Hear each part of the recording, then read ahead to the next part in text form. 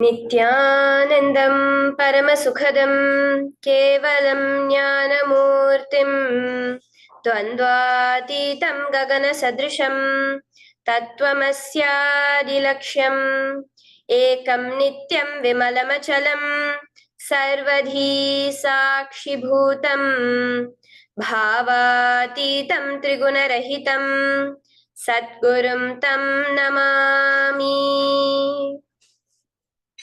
Welcome to Nityananda Yoga, where we transcend the limits of conventional practice and dive deep into the source of our being, drawing from the original source of yoga itself. Today, we're embarking on a journey of a simple 308 asanas, the Dvitiya Vinyasa Krama. But it's not just about contorting the body or mastering complex postures.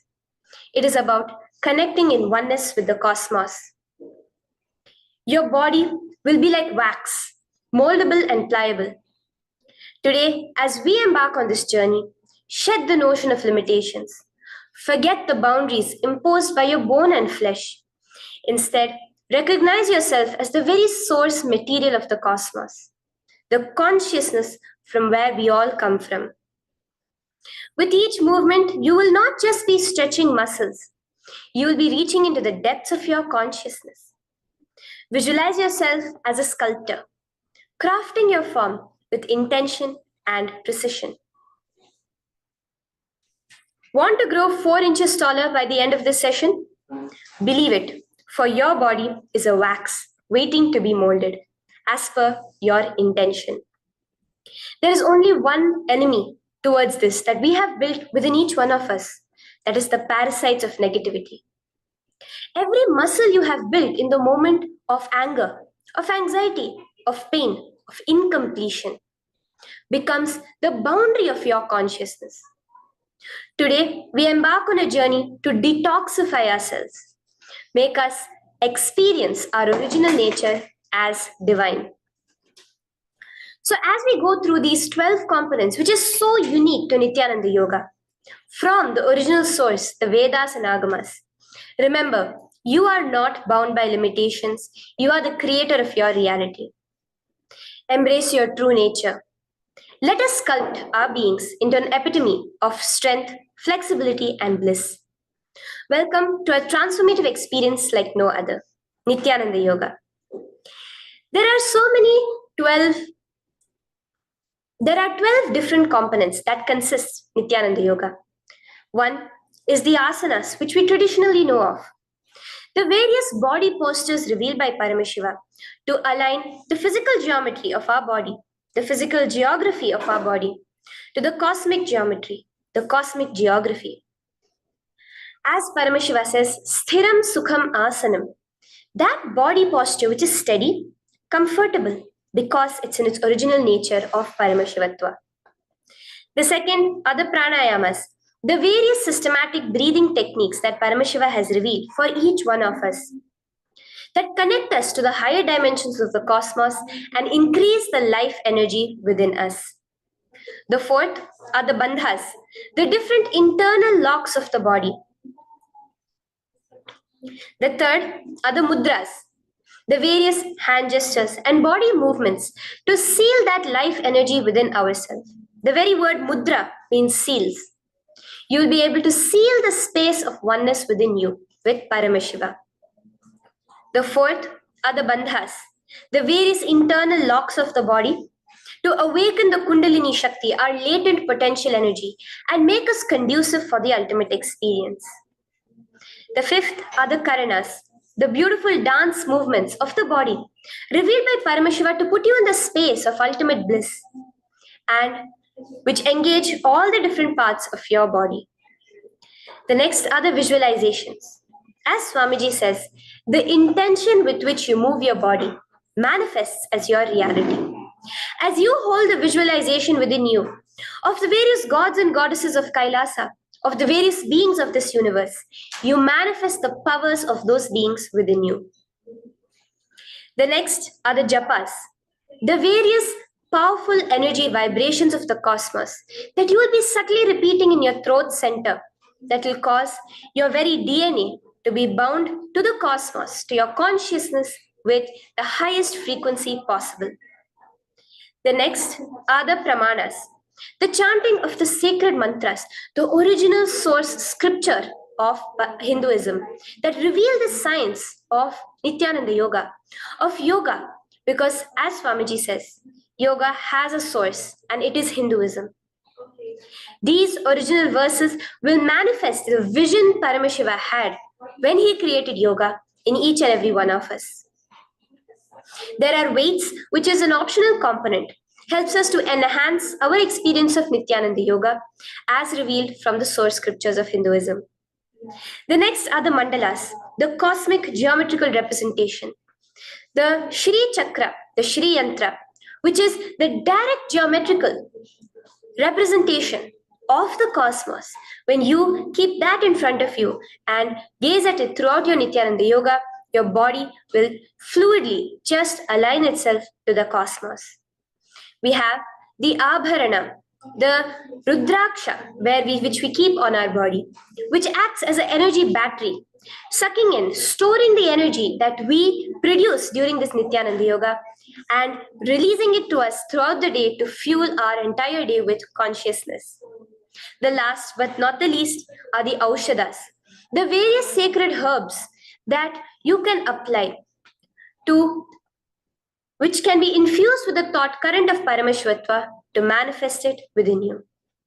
With this understanding, let us get right into the practice of Nityananda Yoga, which starts with invoking the presence of Paramashiva himself, the very being of Paramashiva, to witness our Nityananda Yoga today, with the chanting of the Shiva Mula Mantra.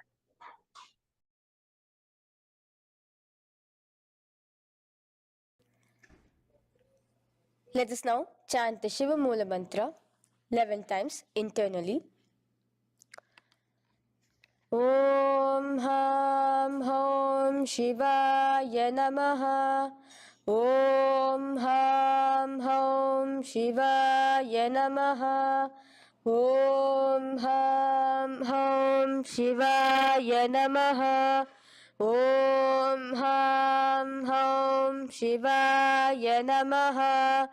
Om Ham Hom Shivaya Namaha. Om Ham Hom Shivaya Namaha. Om Ham Hom Shivaya Namaha. Om Ham Hom Shivaya Namaha. Om Ham Hom Shivaya Namaha. Om Ham Hom Shivaya Namaha. Om Ham Hom Shivaya Namaha. The next step of this ritual of yoga, as Swamiji reveals, yoga is a ritual, a methodology to connect yourself with the divine. As every ritual in Hinduism goes, we cleanse the three elements of our body, of the world, and of the ultimate with the Tattvachamanam.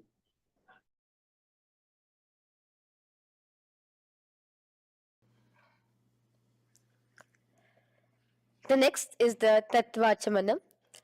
So now I request all the participants to have the Panchapatram and the Uddharani, the traditional cup and the spoon filled with some fresh water.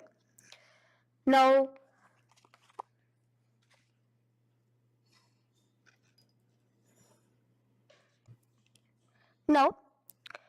keeping your right hand in the shape of a cow's ear, the Gokarna Mudra, pour an Uddharani of water from the Panchapatram and chanting each of the following mantras internally, drink the water that flows through the base of the palm.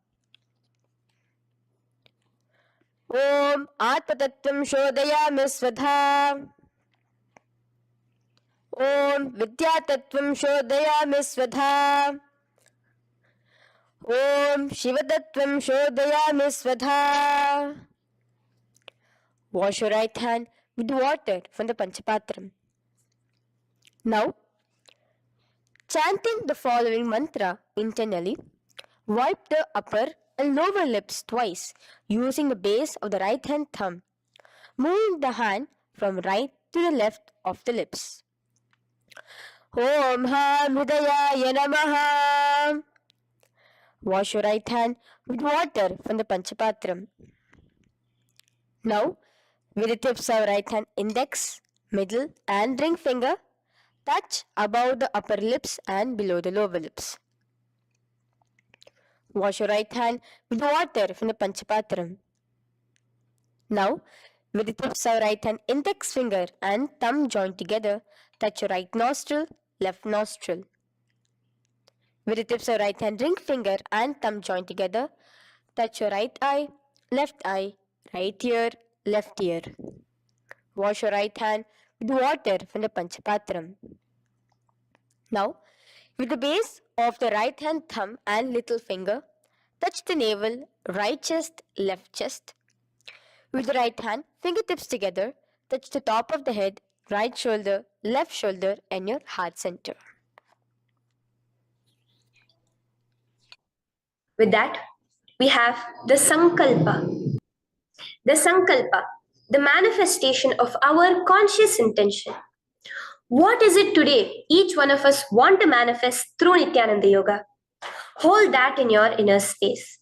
Through this conscious intention, which directly happens with the blessings, with the grace of the Supreme Pontiff of Hinduism, Bhagavan Shri Nityananda Paramashivoham, you will just see your intention manifesting as reality.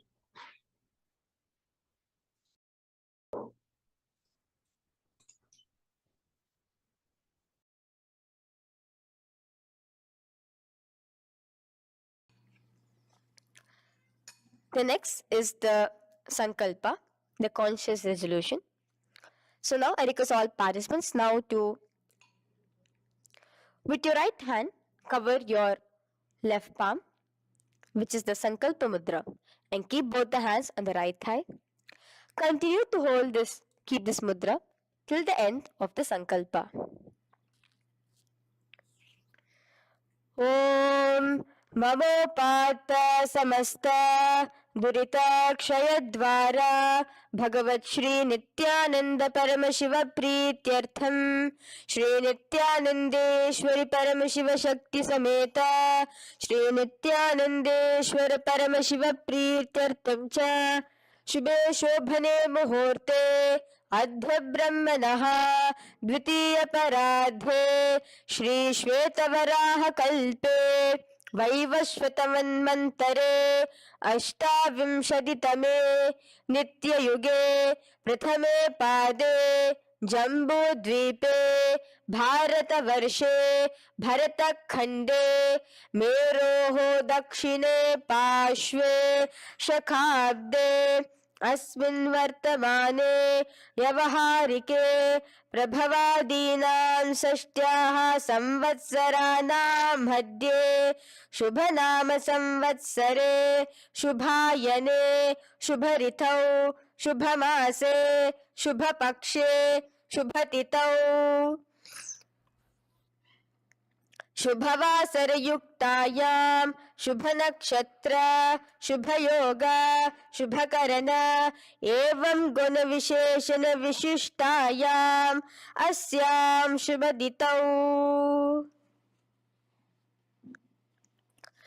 Shri कैलासोन्नत द्वादशांत Shyamala पीठारूढ़ Shri Meenakshi सुंदरेश्वरा भिन्न स्वरूप परशिव पुत्र रत्न कुमार गुरुमन्य तुल्यावतार श्री पार्वती स्तन्यपान लब्ध दिव्य ज्ञान विश्रुत सकल निगमागम सारभूत द्राविड वेद प्रवक्त्रे श्रीमत् परम शिव करुणा समधिगत मुक्तामय चतुरश्रयान गीयमान छत्र चामर श्री चिन्ह काहलादि समस्त बिरदावल्यलंकृत ज्ञान विज्ञान चक्रवर्ती सर्वजन संग सद्यो निर्वाण दीक्षा व्याप वर्ग वर्ष विश्रान जीमूत परमत कलभ केसरी शैव सिद्धांत स्थापनाचार्य श्री राजाधिराज पांड्य महाराज गुरु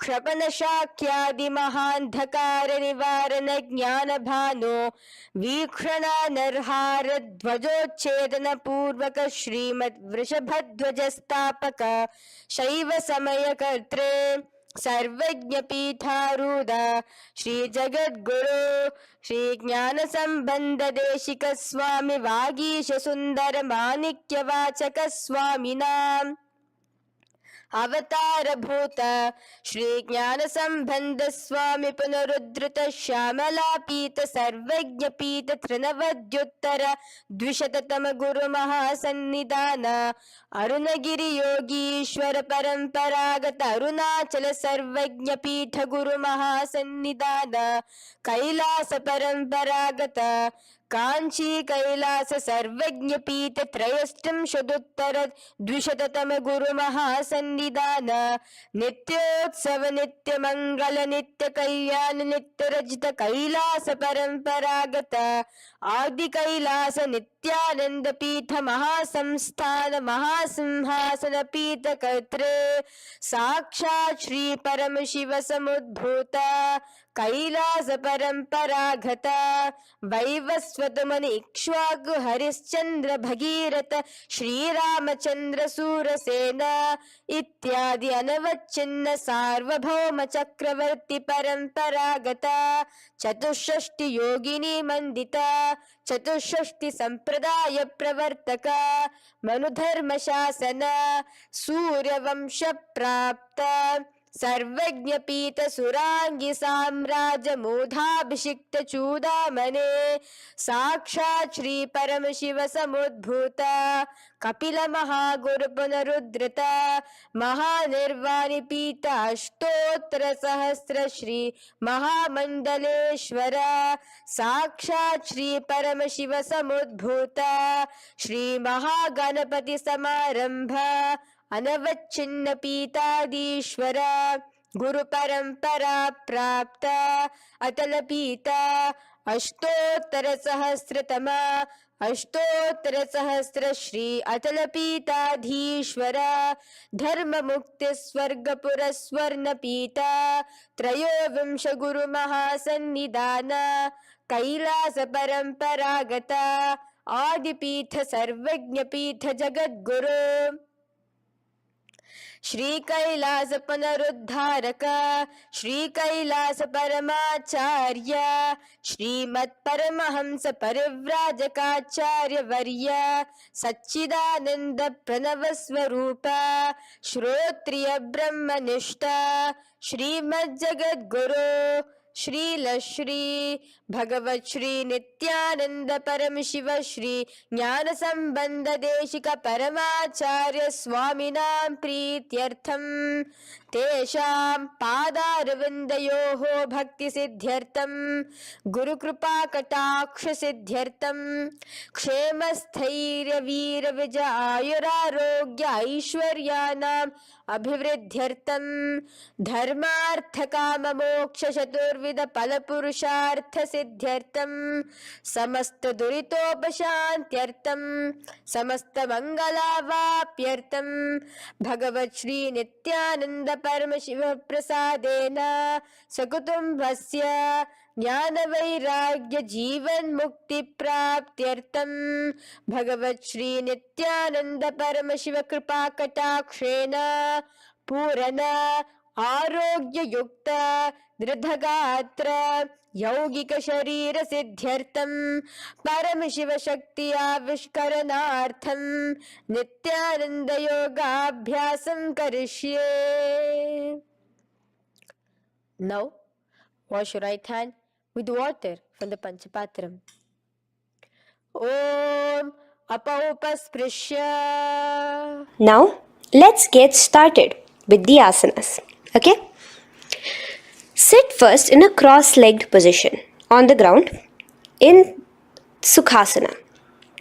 Bring your hands into the Bindu Mudra with your thumbs and index fingers touching each other. Place it on top of your knees. Here we have the Kumbhaka, the Pranayama of Samana Kumbhaka. As you inhale and exhale, visualize flames licking up your spine. Do the bandhas, the locks, the Mahamudra Bandha, all three of the bandhas, where you are doing the Jalandhara Bandha, tucking in your chin to your chest, the Udyana Bandha, sucking in your stomach, and the Mula Bandha, clenching your perineum. For the first set of asanas, we have the japa Soham, which you'll be repeating in your throat center. As you do Sukhasana, visualize Lord Shiva in your inner space. The next asana is Parvatasana. Now, from the seated position, bring both your feet to the opposite thighs. Clasp your hands together in front of your heart center in the Anjali Mudra and raise it above your head. Keep your hands as straight as you can. Continue the Samana Kumbhaka and the Japa of Soham. Remain with all the three bandhas, the chin to your chest in Jalandhara Bandha, the stomach tucked in Udyana Bandha, and the clenched perineum in Mula Bandha. Here, visualize yourself as Mount Kailash. The next asana is Hali Pavasana. Now slowly bring your feet together in front of your body as you stretch it out a little further away. Now bring your hands behind your back and clasp the left hand by your right. Lean forward, placing your forehead on the ground as you continue to engage all the three bandhas. Here, gaze at your nose. Visualize Swamiji, the Supreme Pontiff of Hinduism, in your inner space. Now, in a similar position from Hali Pavasana, just release your hands, slightly get up and bring your hands in front of your body. Place them on the ground, cupping your hands, making a hollow in Nagi Pavasana. Visualize yourself as a snake, gazing at your nose. Continue the japa, the pranayama, and all three bandhas engaged. Now, raise up. This is Kokilasana. Hold your big toes with your index and middle finger in the Prana Mudra. Stretch your legs straight out and upwards. Cross it into Padmasana. Bring it to your opposite thighs. Lean forward and down onto your elbows. Again, tuck your chin into your chest, suck in your stomach, and clench the perineum in the Mahamudra Bandha. Visualize yourself as a bird in Kokilasana. The next is Nityasana. Now, raise up again. Bring one ankle to the top of the opposite knee. Hold the elbows with your hands. Hold the respective elbows with the opposite hands. Again, engage all the three bandhas and rotate your arms in a circular motion. Keep the spine completely straight and gaze towards your nose. Visualize Swamiji, the Supreme Pontiff of Hinduism, in your inner space. Next is Gajasana. Press your hands onto the ground. You can bring your feet a little back as you raise yourself up, your hips up high. Lower your head and then chest, scooping your body forward again and again. Here, engage the Udyana Bandha, where you suck in your stomach along with the Mula Bandha, clenching the perineum. Visualize yourself as an elephant. Gajasana. Now stop the movement slowly. In another dynamic asana, which is Rikshasana, you will start alternatively pressing the heel of one foot onto the ground while lifting the other heel up. Repeat this again and again. The next is Vaishyasana. Now slowly come to a standing position. Stand tall on the tips of just your big toes. Keep your head neck straight line. And bring the middle, index and ring fingers to your heart in the Hridaya Mudra. Continue engaging the Udyana Bandha. Visualize Swamiji in your inner space. Here we have a very interesting movement, which is the Karanas, the dance movements. So the first Karana is Urdhva Janu Karana, which literally means the raised knee. So now stand in the Aramandi position, which is your heels touching together, the toes facing outwards, almost at a 45-degree angle. Bend your knees low And keep both your hands at your chest, elbows parallel to the ground. Twist one knee towards the center of your body. Raise it up, back across the body back to the original position. Simultaneously with the leg movement, follow it with your respective hand, up and across the body. Repeat this alternatively on both sides. Now, in Balalingasana, come back to a standing position straight and interlace your fingers from outside in. This is the Sarva Vashankari Mudra. Hold on to your knee, pulling it up towards your chest. Pull it tight. Continue to keep your spine straight. Engage all the three bandhas, the Jalandhara Bandha, the Udyana Bandha and the Mula Bandha. As you are holding your knee, visualize yourself holding, caressing a baby. Balalingasana. The next asana is Pada Pidanasana. Now the same foot which is raised, clasp it with your hands and pull it behind towards your body, holding it with both your hands.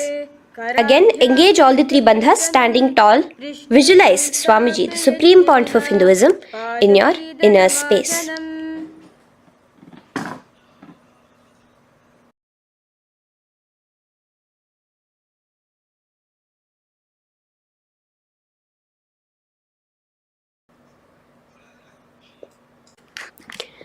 From here, let's enter into Natarajasana.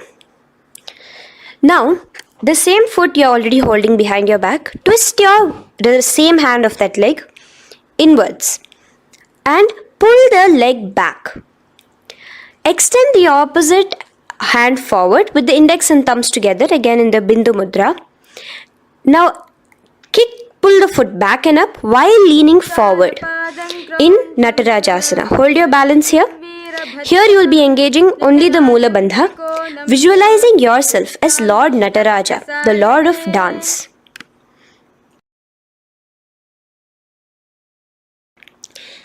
Now again let's repeat Balalingasana on the other side with the other leg.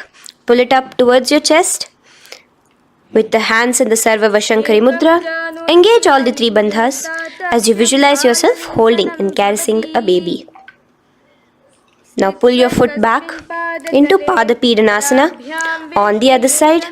Remain with all the three bandhas engaged. Visualize Swamiji in your inner space. And lean forward. Now, hands stretched in the Bindu Mudra into Natarajasana. Balance there as you visualize yourself as Lord Nataraja. Now, come back to a standing position. Release your leg. Gain your balance. As we enter into the Ardharechita Karana. Now again bring yourself to the Aramandi position, heels together, toes pointed outwards and knees bent. Now from this position, bring your right foot onto the tips of the toes behind the left heel. The heel should be up. Bring your left hand towards your chest, parallel to the ground again, and extend the right arm out and wide like a pendulum. Bring it back towards your chest. Now while your arm is swinging, remember to move your fingers one by one inwards towards the palm and then outwards. Now place the right hand over the nose. Uncross your ankles. Let's do this on the other side also. Cross the left ankle behind and stretch the left hand out like a pendulum.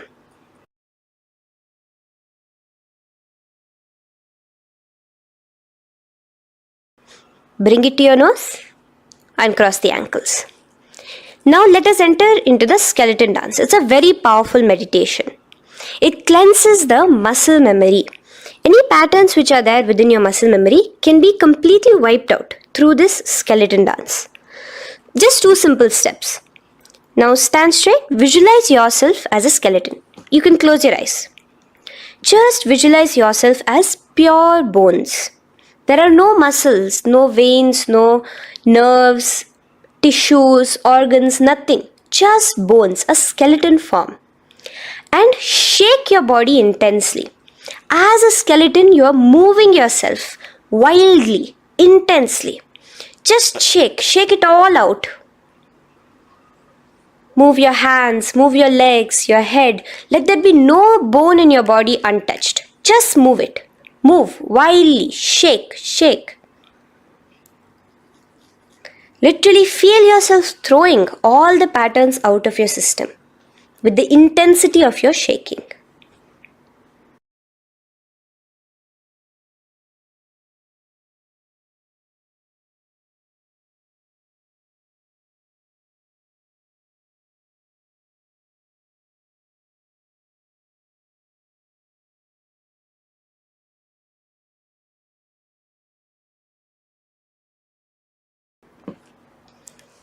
Now slowly calm down. Take a few steps, gain your breath back. That's a powerful meditation we did. Let us do the next Karana. Again, come back to a standing position. Do the Aramandi. Your toes outwards, knees bent with your feet together. Now here, raise your hands above your head. Keep your palms completely straight and cross the wrists with the palms facing forward and the back of the hands outward. Now from the crossed wrists, uncross the wrists, spreading your arms out wide while you turn your hip towards the side. Turn by the waist sideways. Bring your hands back over the head and turn on the other side. Repeat this on the other side. Do it again. Let's twist out. Come back to the middle and twist out again. This is the Kati China Karana. Now stand tall. Raise your hands above your head. Bring yourself to the top of the tip of your toes. Let your hands face each other parallel to the ears. You're tall, pushing yourself, stretching yourself. Again, engage all the three bandhas. Tucking in your chin to the chest, sucking in your stomach and clenching your perineum. Visualize yourself as a palm tree. We have the japa changing over here where you'll be repeating Shivoham in your throat center. Tadasana. Now, as we enter into Uttanasana, relax and lean forward, bringing your hands on by the ground next to your feet. Keep your palms flat on the ground. Try your best. Engage all the three bandhas. Remain with all the three bandhas engaged as you visualize Swamiji, the Supreme Pontiff of Hinduism himself, in your inner space. Now jump your feet back into Tarakshvasana, coming to a plank position. Keep your hands shoulder width apart. Be steady there. Tuck in your chin to your chest in the Jalandhara Bandha as well as engaging the Mula Bandha. Now rotate your head while in the Jalandhara Bandha from shoulder to shoulder, side to side. This is Tarakshvasana. Visualize Swamiji, the Supreme Pontiff of Hinduism, in your inner space. Yes. Now lay flat onto the ground in Bhujangasana. Lower your entire body down. Now point your toes backwards. Keep your hands by the side of your chest and push yourself off the ground. Remember to use the strength of your lower back to hold yourself up. Open your mouth wide. Inhale through the hollow of your throat and exhale through your nose. This is the Bhujangani Mudra. In Bhujangasana, you will visualize yourself as a cobra. Now come back into a plank position. So you can tuck in your toes and come back into a plank position. In Shavasana, alternate bringing one knee towards your chest, back and forth. So you'll bring one knee front, push it back and bring the other knee. Repeat this again and again. Do the Sahaja Kumbhaka. Simple breathing in, breathing out. Engage the Mula Bandha, clenching your perineum. Visualize Swamiji, the Supreme Pontiff of Hinduism. Okay. Now place your legs back into the plank position as we enter into Rathasana. Again, bring one foot between your hands and alternate jumping one foot back and bringing the other foot forward simultaneously. Again and again. Continue the Sahaja Kumbhaka and the Mula Bandha engaged as you visualize yourself as a chariot, a Ratha, in Rathasana. Now, into Veerabhadrasana. remain one leg in between your hands. So as you jump, one leg comes between your hands, stop in that position, one leg stretched back, and raise yourself up into a standing position. So the front foot will be pointing forwards and bent at a 90-degree angle. The knee will be bent at a 90-degree angle. The other leg, which is extended back, the foot will be pointed sideways at a 45-degree angle. Now raise your palms, hands up, parallel beside your ears. Do the Uddiyana Bandha along with the Mula Bandha, pulling in your stomach in. Gaze towards your third eye as you visualize yourself as Lord Veerabhadra. Now relax down, switch your legs around, and let us do Veerabhadrasana on the other side. Stretch your hands up, gaze towards your third eye, suck in your stomach in the Uddiyana Bandha, and visualize yourself as Lord Veerabhadra. Okay, bring your feet together now. Let us move into Vrikshasana. Now stand tall, gain your balance here slowly. Bring one foot towards the inner thigh. Bring your palms together, raise them up above your head in the Anjali Mudra. Keep your elbows as straight as you can. Again, continue the Uddiyana Bandha, sucking in your stomach.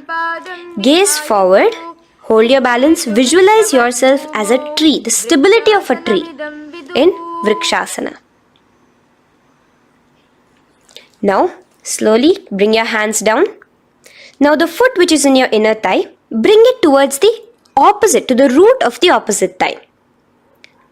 Bring your hands in the Namaskar Mudra in front of your heart center together and visualize yourself here as Lord Garuda, just engaging the Mula Bandha alone here. This is Garudasana. Now let us repeat Vrikshasana on the other side. Slowly put your foot down, bring the other foot to the inner thigh, raise your hands above your head, suck in your stomach in the Uddiyana Bandha and visualize yourself as a tree. Let's repeat Garudasana on the other side. Slowly bring the foot to the opposite thigh and lower your hands to be in front of your heart center. Release the Uddiyana Bandha, just engaging the Mula Bandha, clenching your perineum. Visualize yourself as Lord Garuda, the eagle vehicle of Lord Mahavishnu. Okay, bring both your feet to the ground now and spread them far apart from each other. Now keep one leg toes pointing forward and the other set of toes pointing sideways. Straighten your arms out parallel towards the ground. Bring your front arm down towards the front foot, beside your foot, while the other arm extends towards the sky. Visualize yourself as a triangle in Trikonasana. Now raise up and let's repeat Trikonasana on the other side. Switch the position of your legs around and go forward. The other arm raised towards the sky. Visualize yourself as a triangle. Now come back to a standing position. Bring your feet together. We are having another Karana, the Nikuttaka Karana. Bring yourself to the Aramandi position. Feet together, knees out wide. Here now bring your hands towards your chest, but keep both your palms parallel towards each other. Bring your right foot onto the toes with the heels up.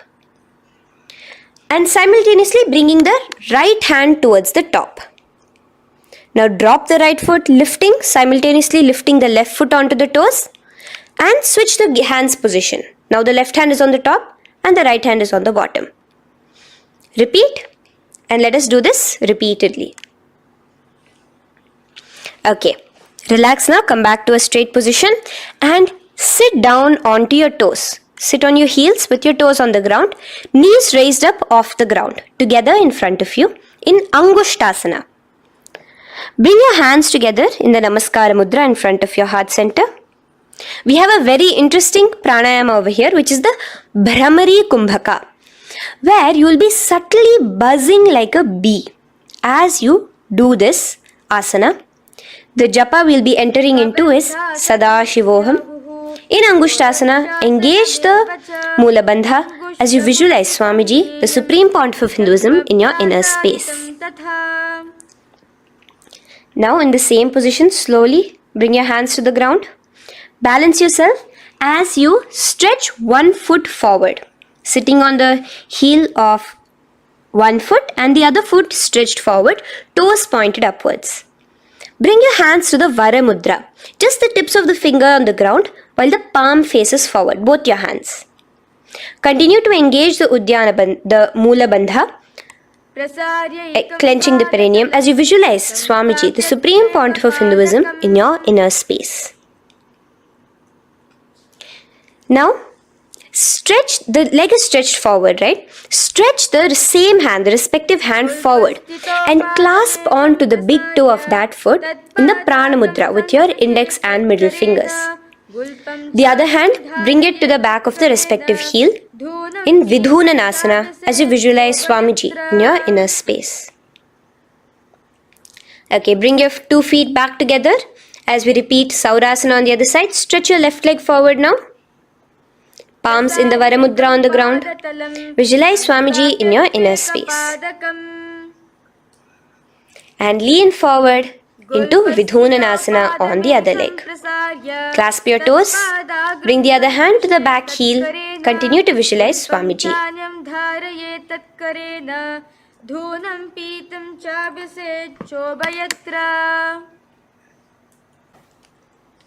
Now bring your 2 feet back together as you continue to sit on the heels, getting a nice toe workout here.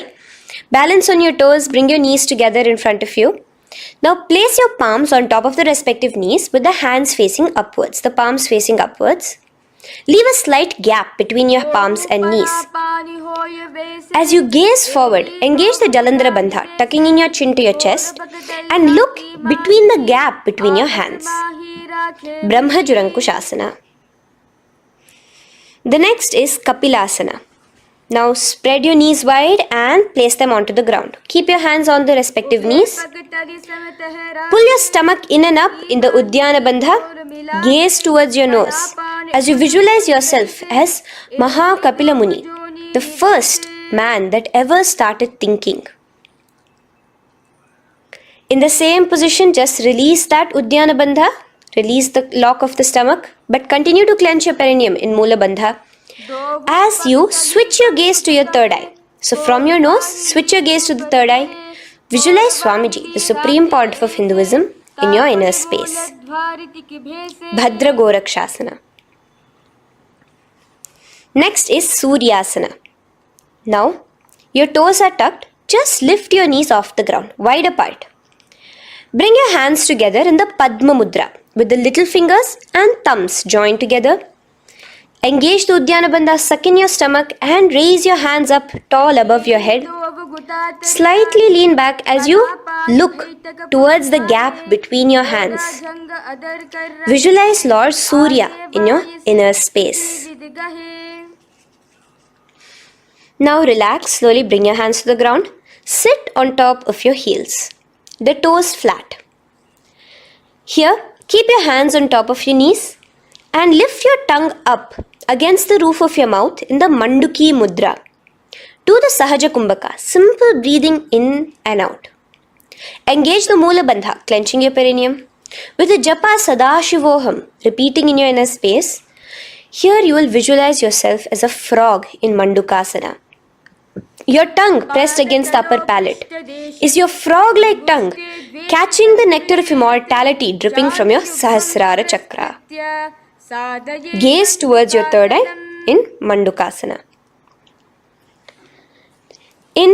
Now from here itself, moving into Uttana Mandukasana. Just bring your hands to the opposite shoulders, remaining in the same seated position. Continue with the Uddiyana Bandha engaged, gazing at your third eye. The Manduki Mudra, tongue pressed against the top of your palate, visualizing yourself as a frog in Uttana Mandukasana. Slowly bring your hands out from behind your back. Now slightly raise up and cross your ankles behind you. Sit on top of your crossed ankles.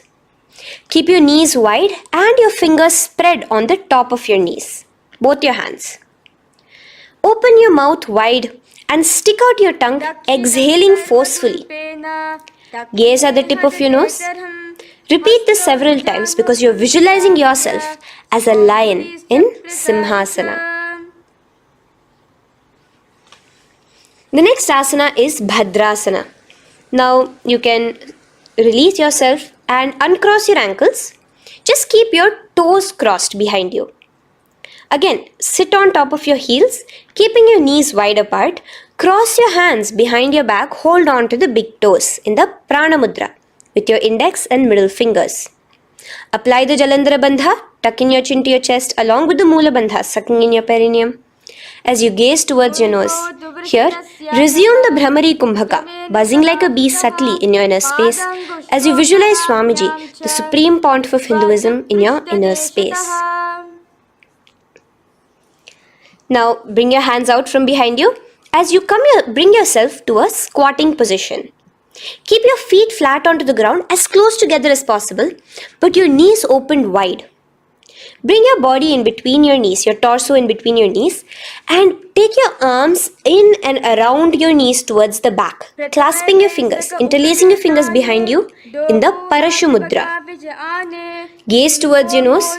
Visualize yourself as a crow in Kakabhusandhyasana. The next asana is Kani Pavasana.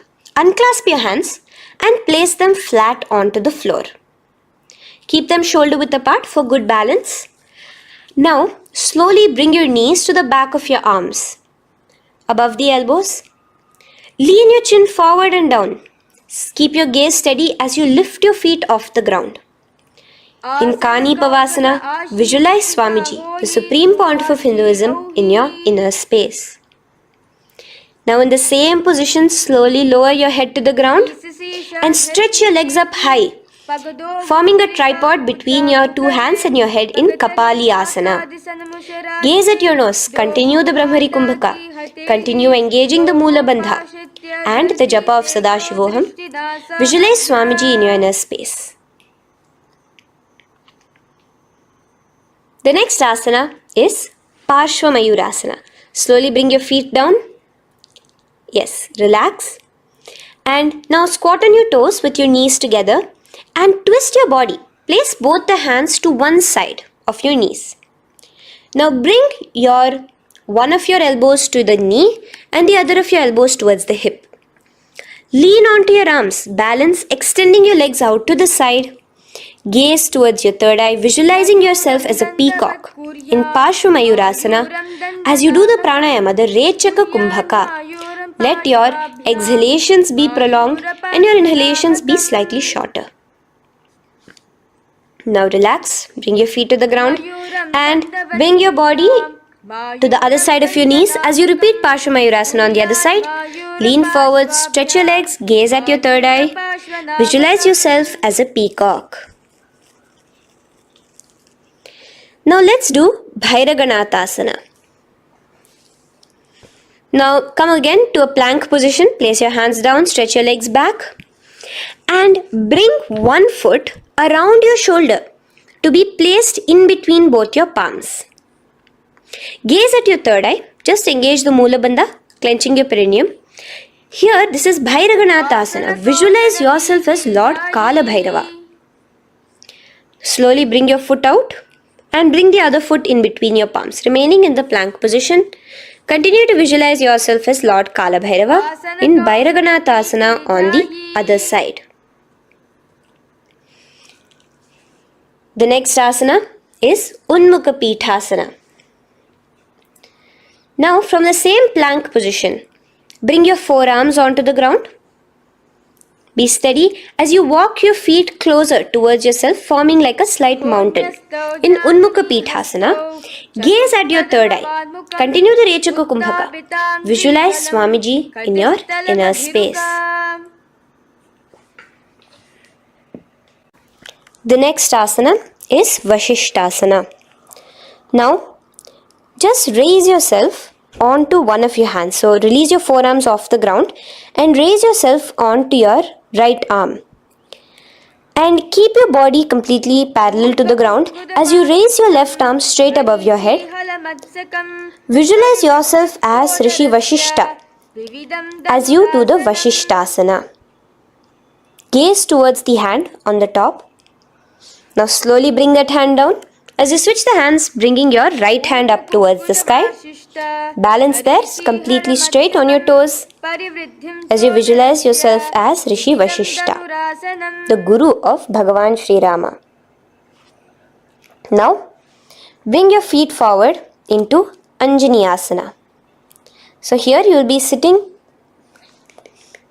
on your hips with your legs pointed forward and sit on top of your hands. So keep your palms facing upwards and sit on both your palms as you tuck your elbows into your body. Do the Rechaka Kumbhaka, continue the Rechaka Kumbhaka. Engage the Jalandhara Bandha, tucking in your chin to your chest, gaze at your nose, visualize yourself as Lord Hanuman in Anjani Asana. Now, slowly release your hands from under your body as you lean forward into Paschimottanasana. Clasp your respective toes with your index and middle finger. Lean forward and down, bring your elbows to the ground, your forehead towards your knees.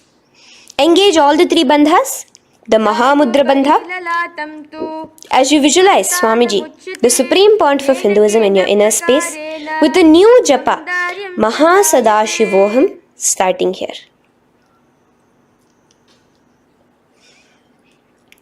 The next is Ugrasana. Now, you can raise up and clasp your hands behind your neck in the Parashamudra. Interlace both your fingers. Lean forward and down, bringing your forehead to your knees and your elbows onto the ground. Again, engage all the three bandhas in the Mahamudra Bandha as you visualize Devi Kali in your inner space in Ugrasana. The next is Marichi Asana. So raise up and keep one leg pointed forward while you bring the other leg towards the groin, the knee pointed upwards. Place the foot flat on the ground. Now lean forward, bring both your hands, wrap your arms around the raised knee, clasping your hands behind the back together. Bring your chest to the thigh with your head towards the knee. Here engage just the Mula Bandha, sucking in your perineum, as you visualize yourself as Rishi Marichi in Marichi Asana. The next asana is Mahamudrasana. Now slowly raise up and the raised knee, let it rest by your side with your leg towards the inner thigh of the opposite leg. Now again reach down, hold your foot, bring your elbows to the ground, your forehead to your knees. Engage all the three bandhas in the Mahamudra Bandha. Gaze at your nose, visualize Swamiji himself in your inner space. Raise up. Let's repeat Marichi Asana on the other side. Bring the other foot straight while the other foot comes into the groin. Knee up. Lean forward, clasping your hands behind your back. Visualize yourself as Sage Marichi. Now from here, raise up, engage all the three bandhas as you let your knee fall to the side. Lean forward, clasping the foot. Gaze at your nose. Visualize Swamiji in your inner space in Mahamudrasana on the other side. Now, bring yourself to a seated position. Sit and bring the soles of your feet together. Bend your knees and keep your heels as close towards you as possible. While try to touch your knees to the ground. Clasp your feet together with both your hands. Maintain a straight spine. Gaze towards your nose in Bhadrasana 2. Visualize Swamiji, the Supreme Pontiff of Hinduism, in your inner space. The next asana is Gwali Pavasana. Now, keeping your feet together, just bring your hands towards the respective knees. Just lightly place them there. Tuck your chin to your chest in the Jalandhara Bandha, continuing to engage the Mula Bandha, clenching your perineum. As you gaze at your nose, visualize Swamiji, the Supreme Pontiff of Hinduism, in your inner space. Now, push your soles slightly further away from you. The joined feet, push it further away from your body. And lean forward, keeping both your hands, the fingers inside of the feet. Hold the soles of your feet. Lean forward and down. Bring your forehead to the ground. Gaze at your nose. Visualize the Yoni Mandala in your inner space. In Joni Asana. The next is Midiki Pavasana. Raise up. Stretch your arms out wide beside your body as you lean forward, your arms going over your knees. Bring your forehead to your feet. Continue to gaze at your nose. Visualize Swamiji, the Supreme Pontiff of Hinduism, in your inner space. Now, in Siddha Samadhi Asana, raise yourself up. Now, put your hands, your forearms, underneath the calves of the respective legs. Let your palms face up towards the sky as you bring your head down to your feet. Gaze at your nose as you visualize Lord Surya in your inner space in Siddha Samadhi Asana.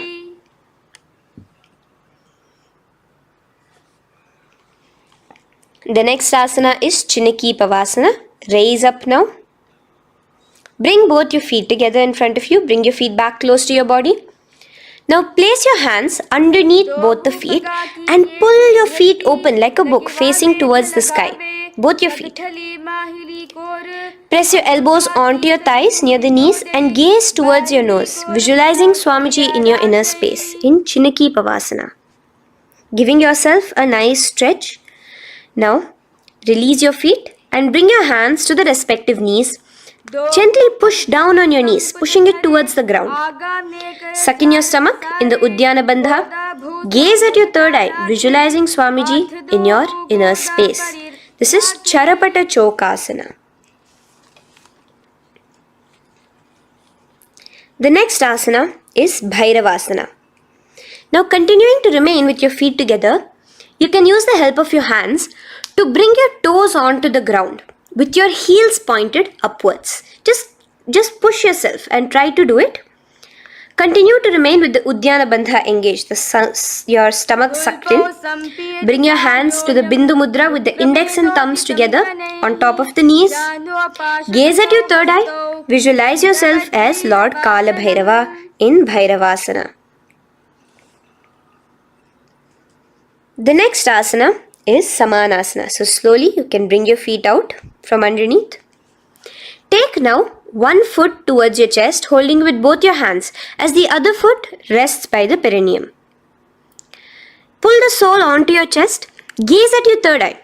Visualize yourself holding the breath in the Mooladhara Chakra, the Chaturdala, the 4-petal lotus of your body.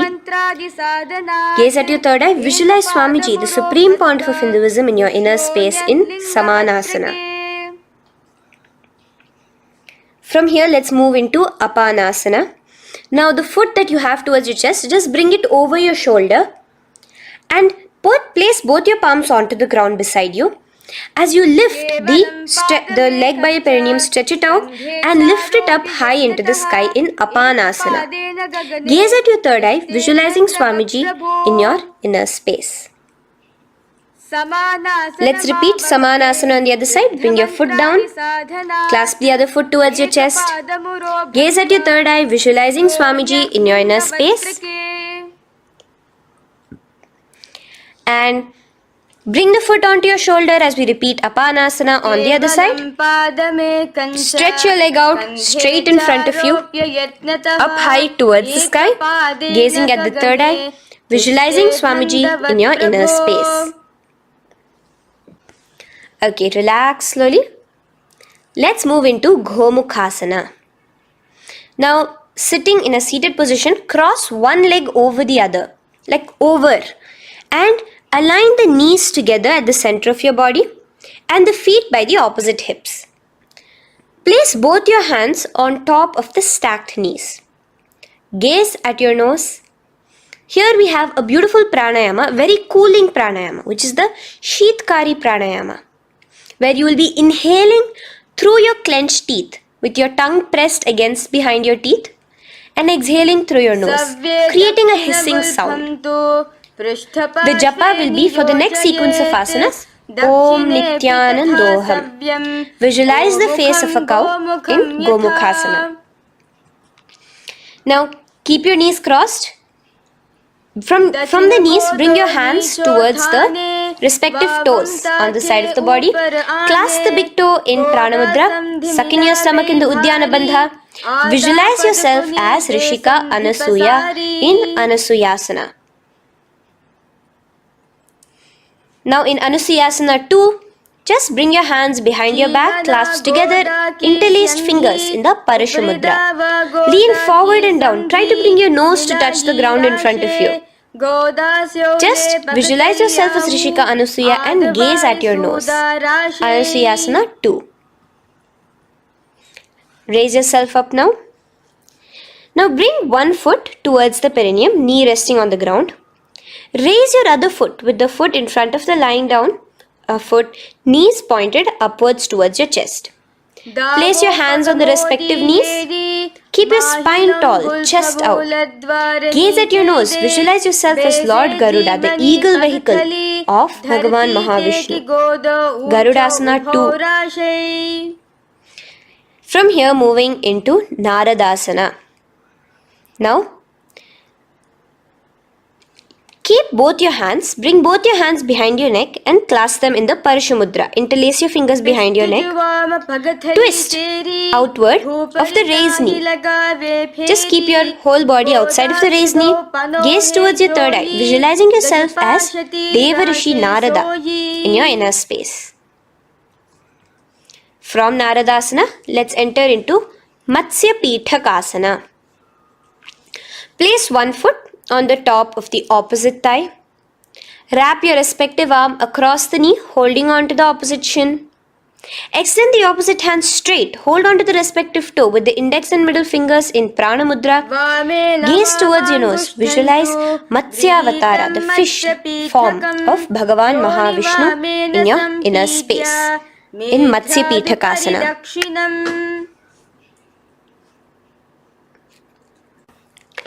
From there, let's repeat the Gomukhasana and the rest of the asanas on the other side too. So slowly you can cross your knees over to the other side in Gomukhasana. Keep your hands on the top of your knees. Gaze at your nose as you visualize the face of a cow in Gomukhasana. Continuing into Anasuyasana on the other side, bring your hands to your toes. Suck in your stomach in the Uddiyana Bandha. Gaze at your nose, visualize yourself as Rishika Anasuya. And lean forward, bringing your hands behind your back in Anasuyasana 2. Interlace your fingers in the Parashamudra. Continue to gaze at your nose, visualizing yourself as Rishika Anasuya. As you relax the Uddiyana Bandha, just clenching the Mula Bandha alone. Raise up, bring your feet together in front of you as we enter into Garudasana 2. Place your hands on the respective knees. Stay straight. Visualize yourself as Lord Garuda as you gaze towards your nose. And twist your body out of the raised knee, hands clasped in the Parashamudra behind your neck. Gaze at the third eye, visualizing yourself as Devarishi Narada. And bring the foot to the opposite thigh as we enter into Matsya Pithakasana on the other side. Clasp your toe in Prana Mudra. Gaze at your nose, visualizing Matsya Avatara, the fish avatar of Lord Vishnu in your inner space. Now let's enter into Matsyendrasana.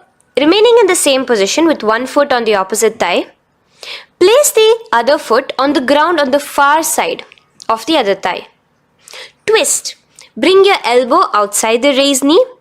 Keep the raised arm by your neck.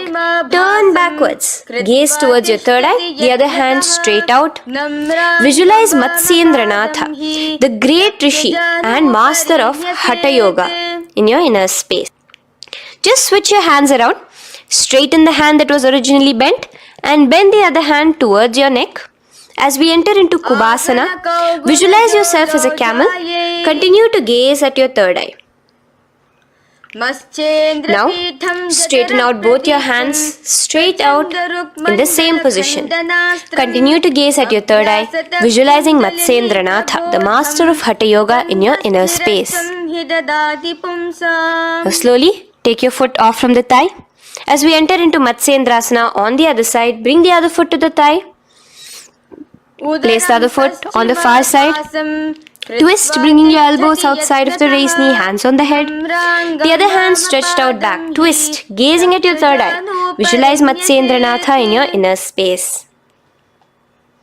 Switch the hands around as we enter into Kubhasana. On the other side, remember to visualize yourself as a camel. Now stretch both your hands out in Matsyendrasana 2 on the other side. Visualize Matsyendranatha in your inner space. Now, with one leg on the thigh, bring the other foot too to the opposite thigh in Padmasana. Place your palms on the respective knees. Engage all the three bandhas in the Mahamudra Bandha, tucking your chin to your chest, sucking in your stomach and clenching your perineum. We have a new pranayama here, which is the Shitali Kumbhaka, where you will continue to inhale through the teeth without creating the hissing sound, and exhale through your nose. A new japa of Om Nityananda Mahasadashivoham starts here. Gaze at your nose in Padmasana, visualizing yourself as Bhagavan Paramashiva.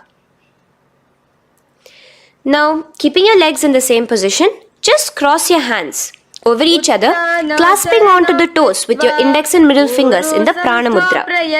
Gaze at your nose, visualize yourself as Devi Parvati, the consort of Lord Paramashiva in Padmasana 2. Now, uncross your hands. Take your hands and insert it into the gap between your thighs and your calves. Put both your hands within and pull it out on the other side. As you balance on your hands, lifting your whole body off the ground, visualize yourself as a rooster in Kukkutasana. Now relax. Take your hands out from inside your feet as we enter into Baddha Keki Asana. Place your hand onto the ground as you raise up on your knees. Place your palms on the ground, fingers pointing towards the legs. Now keep your elbows together, pressed against your navel. Slowly lean forward, balancing, and extend your knees off the ground, visualizing Swamiji in your inner space. In the same position, stretch your legs out behind you.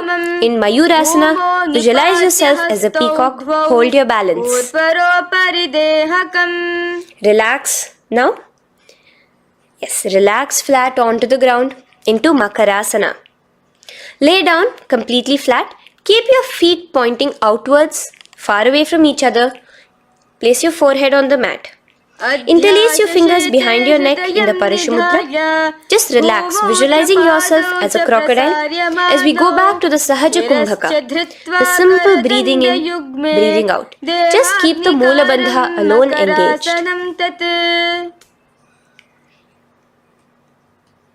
The next asana is Shalabhasana.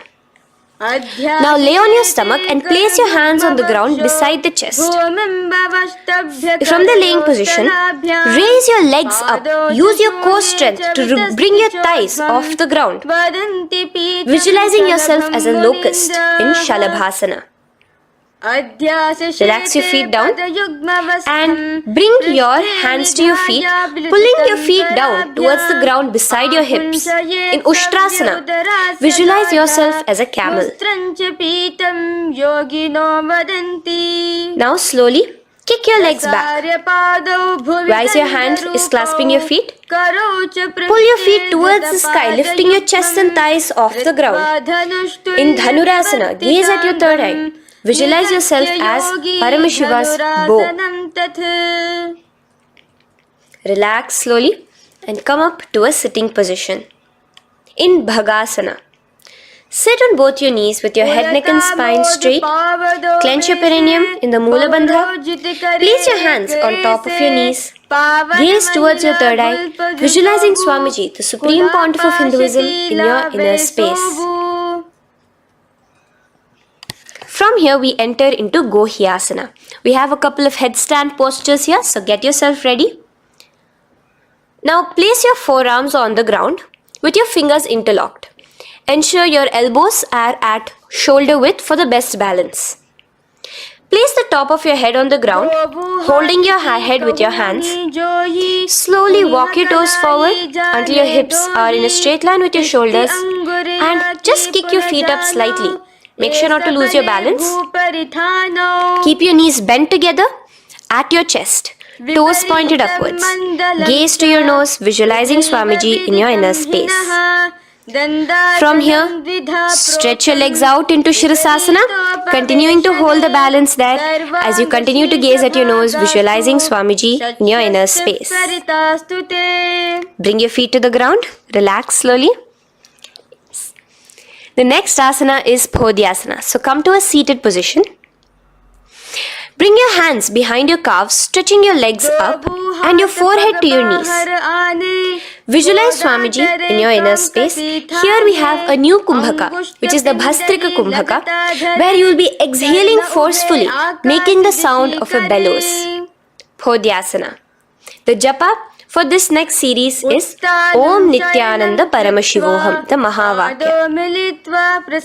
Relax yourself. Continuing to remain balanced with your legs up, just bring your hands to the opposite shoulders. In Parighasana, visualize yourself as a mace as you gaze towards your third eye. Now relax. Keep your elbows and palms onto the ground as your legs are raised. Visualize yourself as a boat in Naukasana. Continuing to gaze towards your third eye, remember to continue the Bhastrika Kumbhaka. Forceful exhalation. Now, continuing to keep your balance, just bring your hands to your feet and scoop your hands underneath the heels, pull it towards the chest. Keep your spine upright, gaze towards your nose. Visualize yourself as Lord Rudra in Rudrasana, the most ferocious form of Paramashiva. Now lay on your back. So you can remove your hands from underneath your feet and lay on your back. With your feet flat on the ground, knees pointed upwards. Now place your palms down. Just let your fingers touch the back of your heel. Do not clasp your feet. Lift your hips up high, pressing the feet onto the ground. Chin tucked to the chest in the Jalandhara Bandha automatically. Gaze at your nose, visualizing Swamiji in Unmukha Pithasana 2. Now lay onto the ground in Shavasana. Just lay completely flat with your palms facing upwards by the side of your body. Just unclutch from any movement happening within you. Visualize your body is dead. The Supreme Pontiff of Hinduism, Swamiji, is just liberating you. Just let your awareness, your energy completely pervade your body in the Shakti Chalan Mudra as you continue to vibrate with the Mahavakya.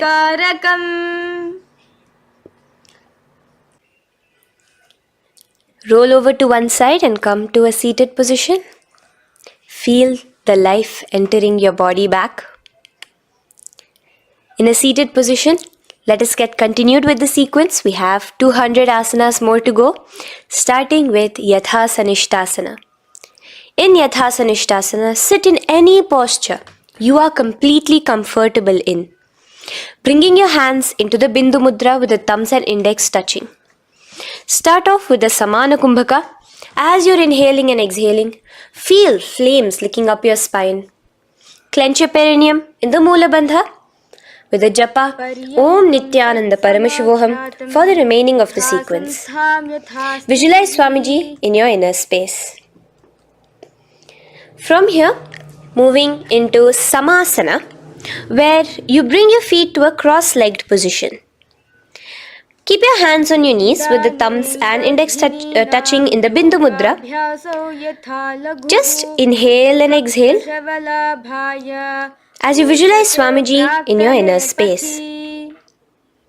The next is Muktasana. Press your left foot against your genital region. Place the right foot on top of your left. Keep your hands facing downwards on top of your knees. Sit straight, gazing towards your nose. Visualize yourself as a sage liberated by Swamiji himself. Now, continue to remain in the same position as we go into Siddhasana, where your gaze will be switching from the nose to your third eye. Continuing to visualize Swamiji in your inner space, ensure the Mula Bandha, the perineum, is locked. in Siddhyasana now. Continuing the same position. Engage all the three bandhas. Sucking in your stomach, bringing your chin to your chest in the Mahamudra Bandha. Switch the gaze to the ground in front of you from your third eye. Visualize Swamiji in your inner space. Now, relax the Uddiyana Bandha and Jalandhara Bandha. Just keep the Mula Bandha, the perineum alone clenched, as we enter Rudrasana 2, where your legs will remain in the same position, just your hands alone, from resting on your knees, will turn around to the Bindu Mudra, the thumbs and index touching. Gaze towards the third eye, visualize yourself as Lord Rudra, the fierce dimension of Paramashiva. The next is Santadhunasana. Keep your hands in the Bindu Mudra, your legs crossed in the same position. As you switch your gaze from your third eye to your nose, visualizing Swamiji, his tranquility, unshakable nature. Now, relax the Bindu Mudra, keep your legs in the same position, and bring your hands to your navel, cupping one palm over the other in the Samputa Mudra. It looks sort of like a lotus bud. Continue to visualize Swamiji in your inner space in Siddhasana 2. The next asana is Bandha Yoni Asana.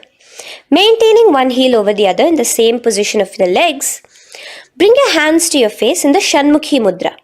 So just listen carefully now. Bring your little fingers beneath the bottom lip of both hands. Your ring fingers above your upper lip. Your middle fingers closing your nose, your nostrils. Your index finger covering your eyes. And your thumbs pressed into your ears. This is Bandha Yoni Asana, visualizing Swamiji in your inner space.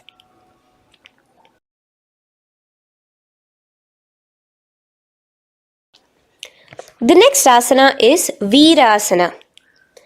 Now, you can remove your hands from your face and bring one foot onto the opposite thigh, and the other foot underneath the thigh.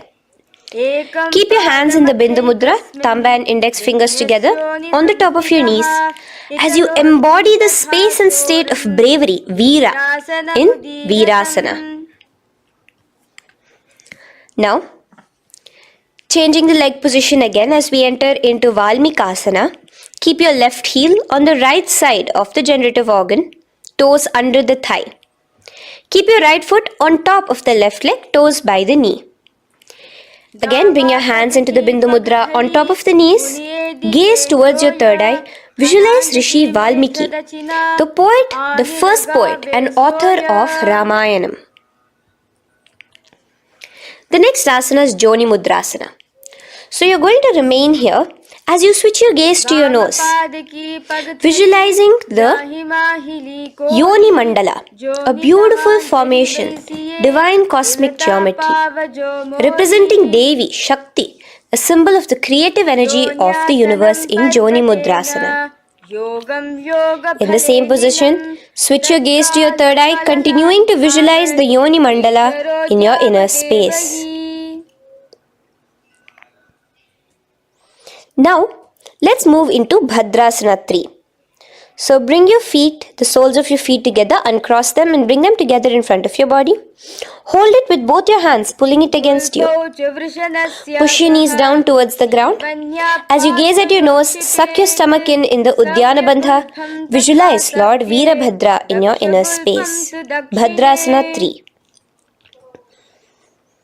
In the same position, we are entering into Aghorasana, where your left hand will rest on top of the left knee, while your right hand comes towards your face. Now, do the Khechari Mudra, where you are bringing your tongue towards the upper palate, gazing towards your third eye. Now, with your right hand, cover your mouth, close the left nostril with your index finger, inhale through the right nostril. Close both the nostrils, hold your breath and exhale through the left nostril in the Abhyantara Kumbhaka. Repeat this on the other side. Visualize yourself as an Aghori, completely dedicated to Paramashiva in Aghorasana. The next asana is Kaneri Pavasana. So you can Distance your feet a little away from your body. As you lean forward, place your elbows onto the soles of your feet and rest your chin on your palms. Gaze at your nose, suck your stomach in Uddiyana Bandha. Here, continuing with the Rechaka Kumbhaka, where your exhalations are prolonged than your inhalations, visualizing yourself as a female elephant drinking water in Kaneri Pavasana. The next asana is Parasana. So now, come to a seated position, raise yourself up and keep your knees raised. Bring your hands underneath your knees, between your calves and thighs, and clasp them together. Interlace your fingers in the Parashamudra in front of your navel. Lift your feet off the mat. Visualize Swamiji, the Supreme Pontiff of Hinduism, in your inner space as you gaze at your nose in Parasana. The next asana we'll be moving into is Gopi Chandasana. Now take your hands out from in between the feet as you let your feet rest on the ground. Take your hands out from underneath your calves. Interlace your fingers around the feet with the soles of the feet together and raise it up towards your chest. Rest your knee on top of your feet. Gaze at your nose. Embody the state and space of a king in Gopi Chandasana. The next asana is Udarasana. So now just quickly release your legs, bring your hands underneath your calves and hold on to your feet again from inside out, both your feet together. Bring your feet up to your chin, resting your chin on top of the interlaced fingers. Bring your feet to your chest, gaze at your nose, visualizing your body, the Supreme Pontiff of Hinduism, free from any defects in Udarasana. Now, in the same position, just lift your legs up towards your head. Let the top of your hands come towards the top of your head, your forehead. And this is Vishishtasana. Visualize yourself excelling in everything in this posture. Now, slowly relax. Keep your hands underneath your shins as you take your hands up to the shoulder, pulling your hand and interlacing your fingers behind your neck. In Bhujasana, visualize yourself as a cobra. The next asana is Kalyanasana. So in the same seated posture, bring your hands around from behind your neck, remove them and put them around your back, interlacing the fingers behind you. Gaze at your nose. Visualize yourself as a beautiful, auspicious goddess in Kalyanasana.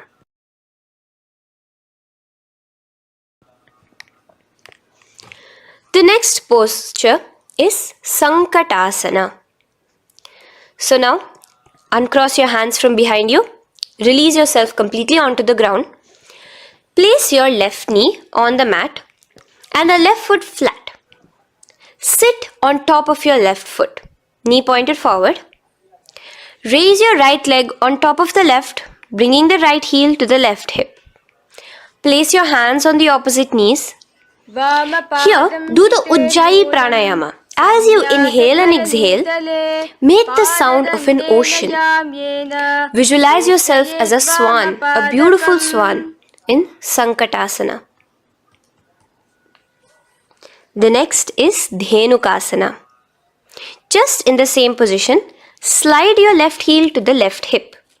Keep your right knee on top of the left. Place both your hands on your right thigh. Visualize a cow in your inner space as you suck your stomach in the Uddiyana Bandha, Dhenukasana. Now slowly uncross your legs as we move into Matsyendrasana. Place the right foot on the left thigh, the left foot on the right knee. Bring your left hand behind your back, hold the right thigh. Twist a little bit. Place your right hand on your left thigh. Twist your body, gaze towards your third eye, visualizing Swamiji in your inner space. The next asana, Matsyendrasana 2, just untwist your body. As you clasp the respective toes of both your feet with your hands, lean forward and down, bringing your forehead to the ground in front of your feet. Visualize Swamiji, the Supreme Pontiff of Hinduism, in your inner space. Raise up now. Keep your legs in the same position. We have the Guru Asana. Interlace your fingers together and place it over the topmost knee. Suck in your stomach in the Uddiyana Bandha, clench your perineum in the Mula Bandha, tuck your chin to your chest in the Jalandhara Bandha. As you engage all three bandhas, visualize Swamiji in your inner space. Let us now repeat Sankatasana on the other side. So, you can release your hands, your legs as you cross the other leg over. Visualizing yourself as a swan, remember to put your hands on the opposite knees. The next asana, Dhenukasana, repeating it on the other side.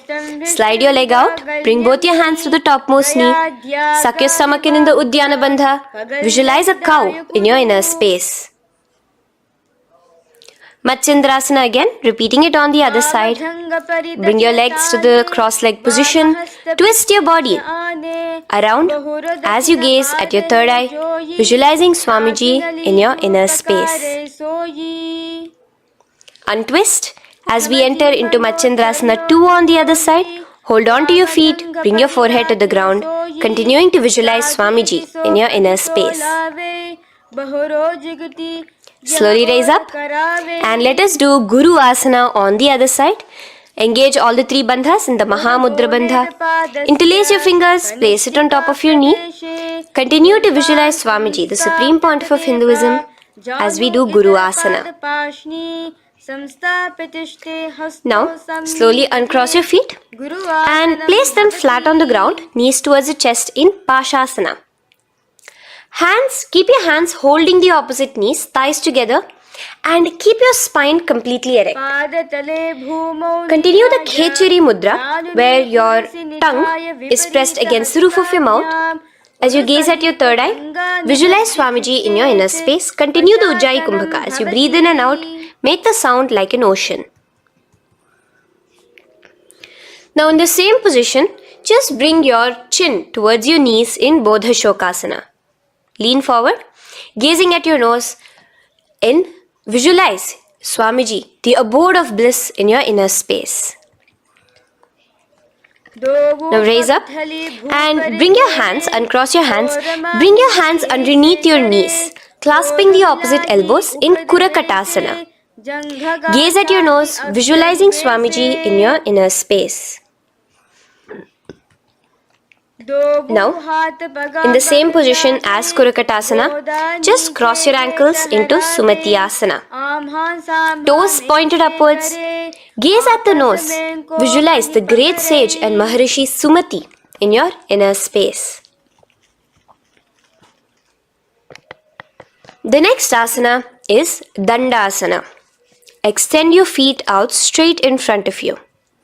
Keep your arms straight above your head. Interlace the fingers from inside out. Let your wrists point outwards. Engage the Mahamudra Bandha, all the three bandhas. As you gaze at your nose in Dandasana, visualize Swamiji in your inner space. The next is Arambhasana. Now keeping your legs straight, release the Jalandhara Bandha and the Uddiyana Bandha, keeping your perineum clenched in Mula Bandha. Lean forward and down. Hold your big toes in the Prana Mudra with your index and middle fingers. Head to your knees. Do here the Nadi Shodhana Pranayama. Inhale through the left nostril, hold and exhale through the right. Visualize Swamiji in your inner space. The next is Bhidokasana. So, slightly raise your body up and bring your hands underneath your knees, extending your knees slightly up. Keep your heels a bit apart from each other and clasp your feet. Bring your shoulders down, wrapping your hands around your legs. Gaze towards your third eye, visualizing Swamiji in your inner space. So from here, let's enter into Jalandhari Pavasana.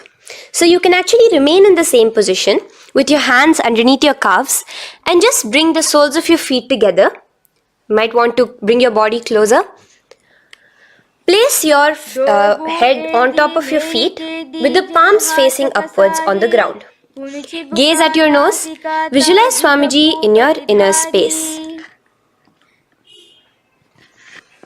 Now slowly bring your hands out from underneath and come to a seated position. Stretch your legs out as we enter into Urdhva Paschimottanasana. Here we have a new Kumbhaka, the Pratyahara Kumbhaka, where you will feel your breath coming from your Mooladhara Chakra up to the Brahmarandra above the Sahasrara. This is the Pratyahara Kumbhaka. In Urdhva Paschimottanasana, extend your legs out, lift one foot behind your neck and lean forward and down towards your foot, visualizing Swamiji in your inner space. Now, slowly, keeping your leg behind your neck, lay onto your back as we enter into Anantasana. Hold the foot from the top of the opposite hand. Visualize yourself as infinite, endless, eternal. Gaze at your nose in Anantasana. Just now, in the same position, roll onto your elbow of the hand holding the foot. Gaze at your nose, feeling in complete control like Swamiji in Ankushasana. Slowly remove the leg from behind your neck. Take a moment to stretch, relax. Lay on your back. Bring your knees towards your chest. Bring your hands around, encircling the thighs and the calves with your arms. Roll to the left and right in Drishasana, visualizing Swamiji in your inner space. The next asana is Urdhva Paschimottanasana. On the other side, let us repeat it. Raise up to a sitting position and bring the other foot behind your neck. Lean forward and down, clasping your foot. Repeating Anantasana on the other side, lay on your back, bring the opposite hand to the foot, gaze at your nose, and continuing to gaze at your nose, roll onto the elbow as we repeat Ankushasana on the other side. Now, you can release your foot and try to remain in the same position without removing the leg from behind your neck as you bring the other leg too to cross behind your neck with both your legs behind your head. Laying on your back, bring both your hands to clasp behind your back. Gaze to your nose, visualizing Swamiji in your inner space in Yoga Nidrasana. As we enter into Atmaramasana, in the same position you can uncross your hands from behind your back. Bring it up, continuing to keep it underneath the legs. Just clasp it behind your neck. So you can bring your legs out from behind your neck. Just let your hands interlace behind your neck, gazing to your nose, visualizing the Atma Rama, Bhagavan Mahavishnu within you as your soul blessing you, as you gaze at your nose in Atma Ramasana. Now, you can release your hands and legs. Continue to lay on your back as we enter into Kochikasana. Bring your knees to your chest with the soles facing upwards. Extend your arms sideways as you gaze towards your third eye, visualizing Swamiji in your inner space. Now, from Kochikasana, keep your arms reached out to the sides at shoulder level.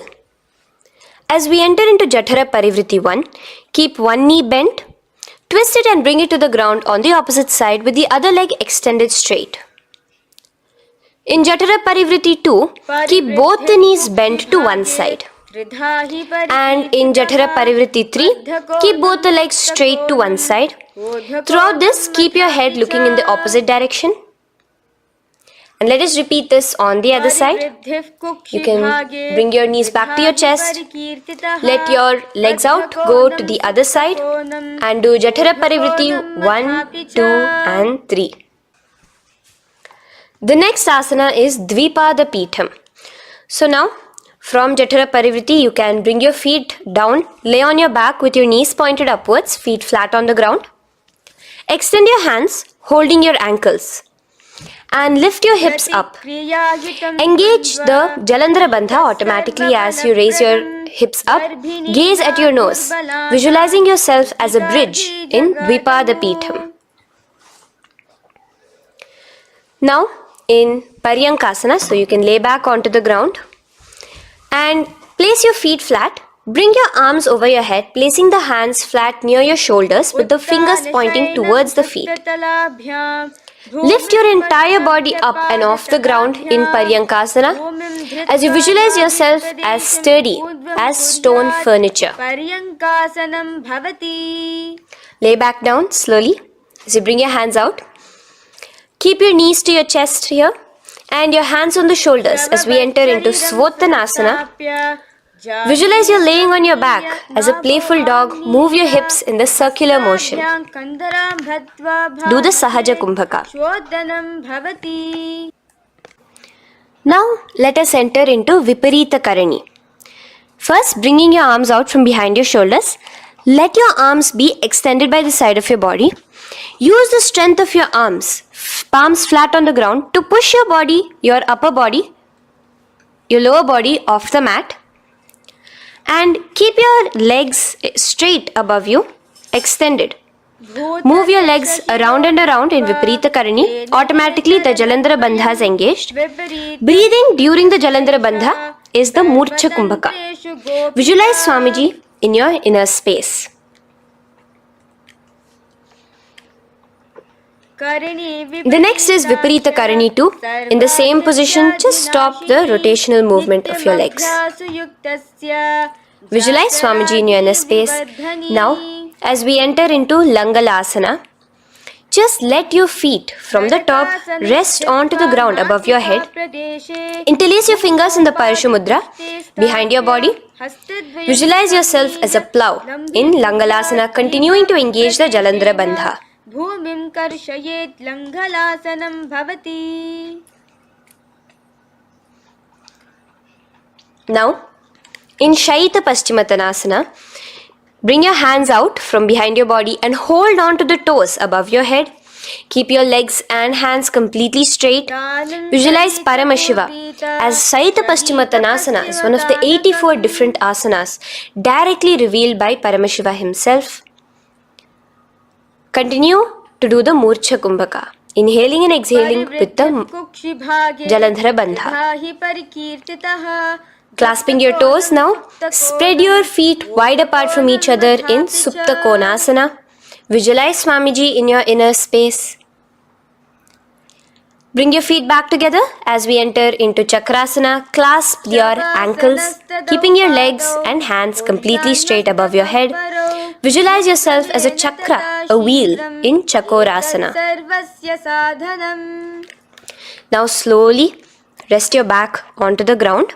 Keep your legs raised up in Supta Prasarita Padangushtasana.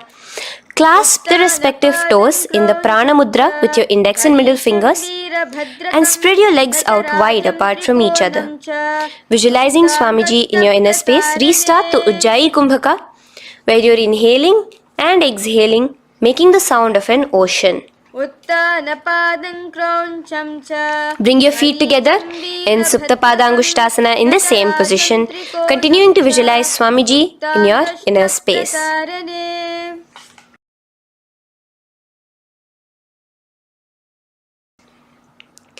Now, bring your feet, release your feet and bring them into Padmasana. As you lay flat on your back in Matsyasana, hold the opposite elbows over your head, gazing at your nose. Visualize Matsya Avatara, the fish form of Bhagavan Mahavishnu. Now in the same position, put one hand over the other, extended straight above your head. As you visualize Lord Rama in your inner space, continue to gaze at your nose. Now, slowly bring your hands to your hips as we enter into Sarvangasana. Lift your hips and legs up into the sky, crossing your legs in Padmasana. Let your hands support you, your elbows on the floor. Do the Jalandhara Bandha as you gaze at your nose in Sarvangasana.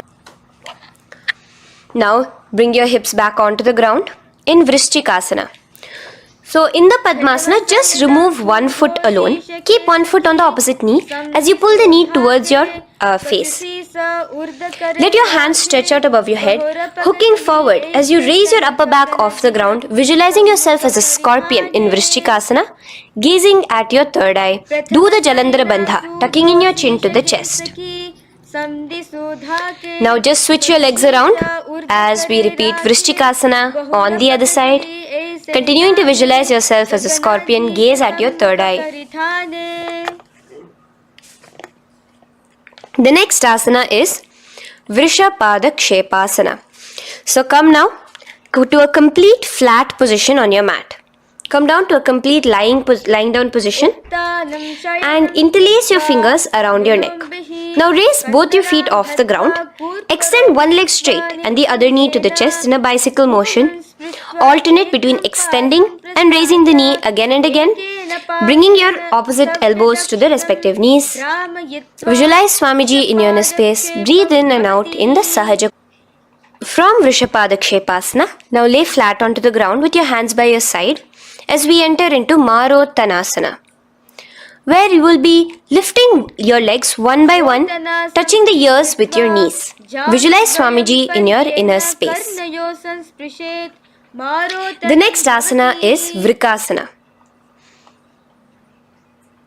Now what you'll be doing is laying on your back.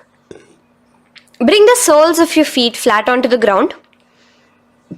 Stand up completely and lay back down. Visualize yourself as a wolf in Vrikasana.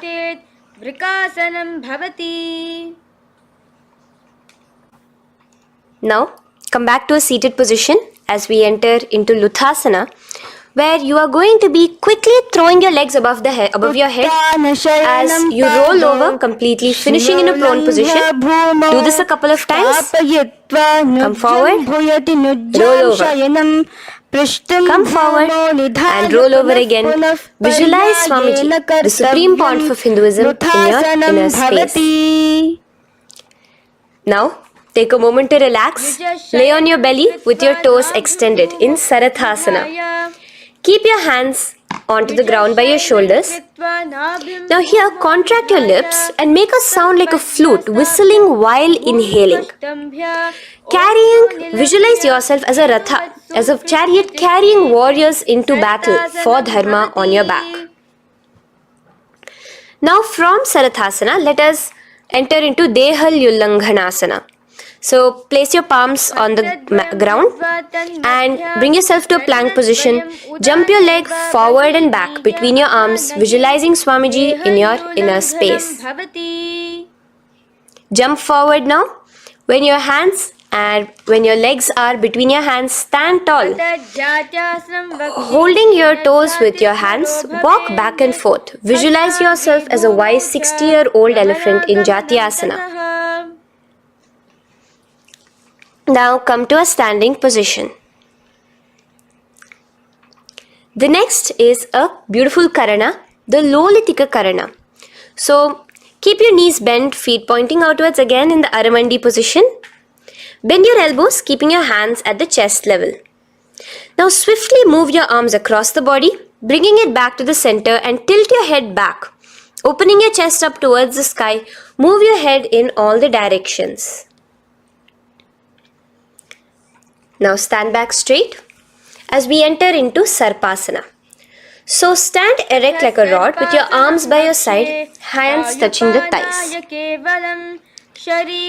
Visualize Devi, Kundalini, raising up and curling upwards around your body in Sarpasana. The next asana is Ushtrasadanasana. Lean forward and down, standing on top of your palms. Begin to move and walk like a camel, visualizing yourself as a camel. In the same position, continuing to walk around, switch your visualization to visualizing yourself as a horse as you start to walk around like a horse in Ashvasana. Now raise up tall as we enter into Kapotanitakasana. Interlace your fingers behind the back. Pulling them down towards your calves, open up your chest. Keep your hands in the Parashamudra. Visualize yourself as a soaring bird diving down in Kapotanitakasana. Now, Stand tall as we enter into another karana here, the Tala Pushpaputam karana.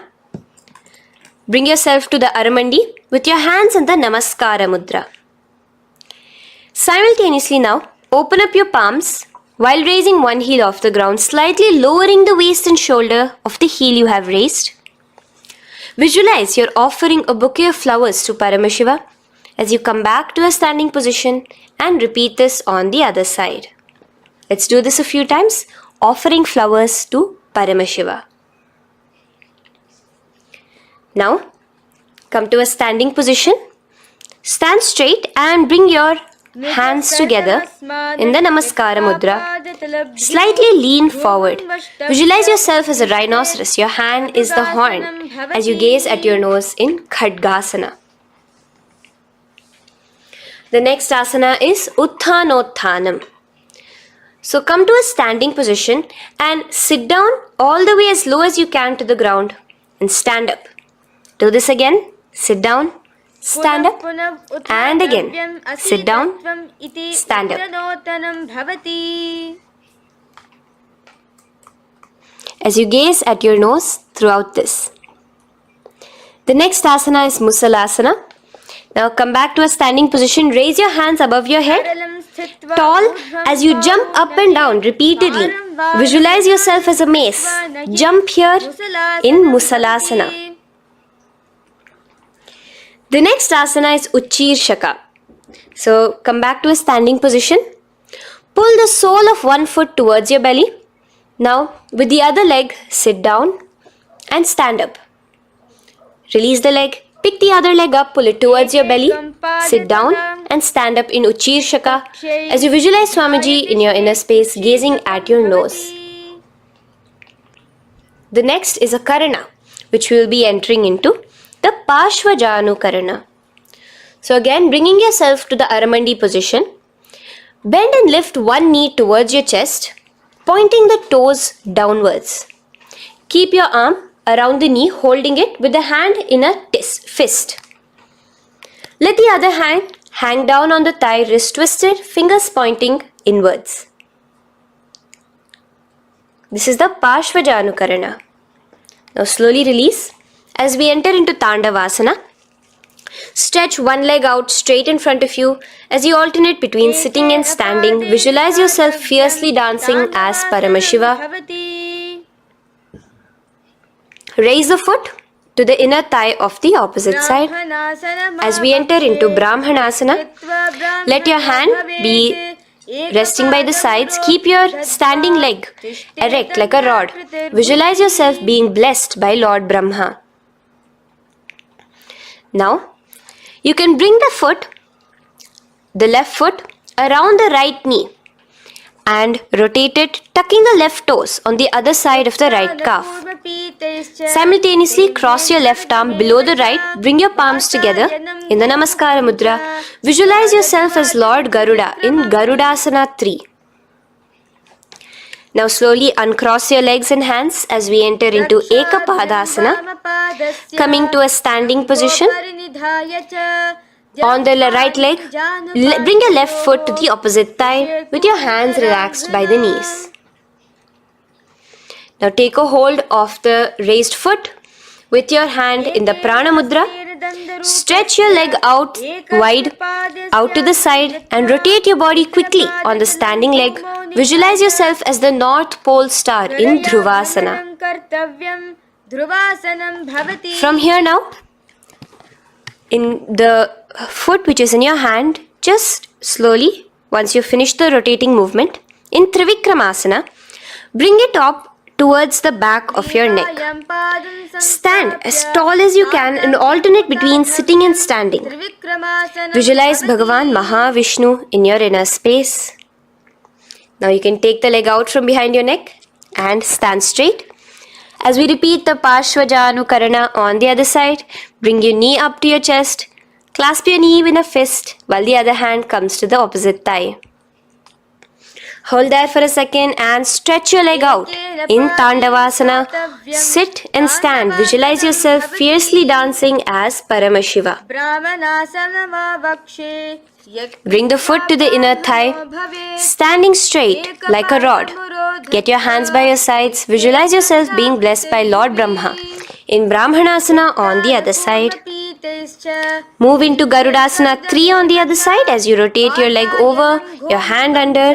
Visualize yourself as Lord Garuda. And uncross yourself as we move into Ekapadasana on the other side. Bring your foot to the inner thigh, to the root of the thigh, and stand straight. Clasp your toes, stretch it out as we go into Dhruvasana on the other side. Visualize yourself as a pole star rotating quickly. Come back to a standing position and bring your foot behind your neck. In Trivikramasana, sit and stand. Visualize Vishnu, Bhagavan Mahavishnu in your inner space. Now, stand tall as we do the Samanakha Karana. Stand with your feet close together, toes slightly pointed outwards. Keep both the hands to the side of the body. Take a moment to breathe in and breathe out and relax. Now, slowly relax and from the standing position, slowly bend forward, bringing both your hands underneath your knees. Now once you have squatted down fully, interlace the fingers together in the Parashamudra. Bring that interlaced fingers in front of your navel. In Ghorakanjali Asana, visualize the great sage Goraknatha, the founder of the Natha Yoga Hindu Sampradaya. As you do the Jiva Chala Kumbhaka, engage the Mula Bandha. The next asana is Kanchyasana. So now just slowly unwind your hands from each other, from your navel, and now bring your hands from the opposite side inwards underneath your calves and wrap your hands around your back. Hold them together in the Parashamudra. Keep your body, your upper body upright, visualizing the Supreme Pontiff of Hinduism in your inner space. The next is Bhairu Asana. So slowly unclench your hands and bring them out from underneath your legs. Keep your feet and knees together and in a squatting position, bring your hands behind your back, clasping them together, remaining in the Parashamudra. As you gaze at your navel center, visualize Bhagavan Kala Bhairava, the Lord of Time, in your inner space. The next asana is Varahasana. Now to gain your balance, you can lightly spread your legs apart and bring your hands to the back of behind you in the Anjali Mudra, palms together. Visualize a boar, one of the 10 incarnations, the Varaha Avatara of Mahavishnu, gazing at your nose. Now slowly relax, bring your hands out from behind you as we move into Pripithasana. With your hands in the Prana Mudra, with your index and middle fingers, clasp the respective big toes and come to a half squatting position where your hips are at your knee level. Visualize Swamiji in your inner space as you do this asana, Pripithasana. Slowly let go of your feet and place your palms flat on the ground in front of you with the fingers wide for balance. We're going to be balancing here in Bakasana. Place your knees on the back of your arms. Focus your eyes on one spot as you raise your feet off the ground, balancing here. Visualize yourself as a crow. The next asana is Shushtanga Kapali Asana. So now come to a kneeling position. So from there itself, you can directly put your head onto the ground, or else come to a kneeling position and place your head onto the ground. Palms spread for support. Raise your body onto your head, bringing your legs into the Padmasana. Gaze at your nose. Visualize Swamiji himself in your inner space. Come down now, uncrossing your legs as you come down. Sit onto your knees, keeping the toes flat. Now, let your heels come outside of the hips Keep your hands on your knees. In Guptasana, sit straight. Keep your gaze on your nose. Visualize you're sitting in the sacred secret seat with Paramashiva and your Guru, Swamiji himself. Now we are going to be kicking up into a handstand. So get ready. Place your palms on the ground, fingers wide for support. Do take support of a wall if you need it. And lift your body up straight above your hands. Visualize you are a tree in Vrikshasana 2 with deep roots into the ground. Breathe in and breathe out slowly. In the same position as we move into Shiva Asana, switch your gaze to the third eye. Hold it there for a few seconds and relax. Bring your feet back to the ground. Now lay flat onto the ground in a plank position and slowly lower your body towards the ground and push yourself up again. In Matsyasana 2, go down and come up, visualizing yourself as a fish. The next asana is Sarpasana 2. So here you're going to lay prone, completely flat now. You can lower yourself to the ground. Bring your hands to the hips. Extend your legs together and point your toes backwards. Lift your chest up and move left to right. You're moving like a snake while visualizing yourself as a snake in Sarpasana 2. Relax slowly, bringing your chest back to the ground. Now, keep your feet together, pointing backwards. As you bring your elbows onto the ground, rest your upper body on your elbows. Bring your hands together in the Padma Mudra with your little fingers and thumbs together and rest your chin on your hands. Niralambanasana, where feeling yourself completely supported, knowing that Swamiji is there in your life. Now, slowly relax, place your palms on the ground beside your chest and push yourself up, your hands straight up completely. As you bend your knees, bringing your feet to touch the top of your head. Lean your neck back, touching your head with your tip of your toes. See yourself, visualize yourself as an umbrella, protecting your Guru from the sun's rays in Chhatrasana. Slowly relax, you can bring your feet down. As we move into Vajrasana, just push your body back and sit on top of your knees with the heels flat on the ground. Now stretch your arms in front of you with the palms facing downwards. Place your forehead on the mat. Visualize you are the weapon of Indra, the Vajra, symbolizing indestructibility as you gaze at your nose. As we enter into Meshasana, raise yourself into the same Gajasana position on your hands and legs with your hips pointed upwards. And alternate striking the ground with the opposite hands. Experience yourself, visualize yourself as a powerful ram as you alternate striking the ground in Meshasana. Now stop striking the ground, bring your palms down again.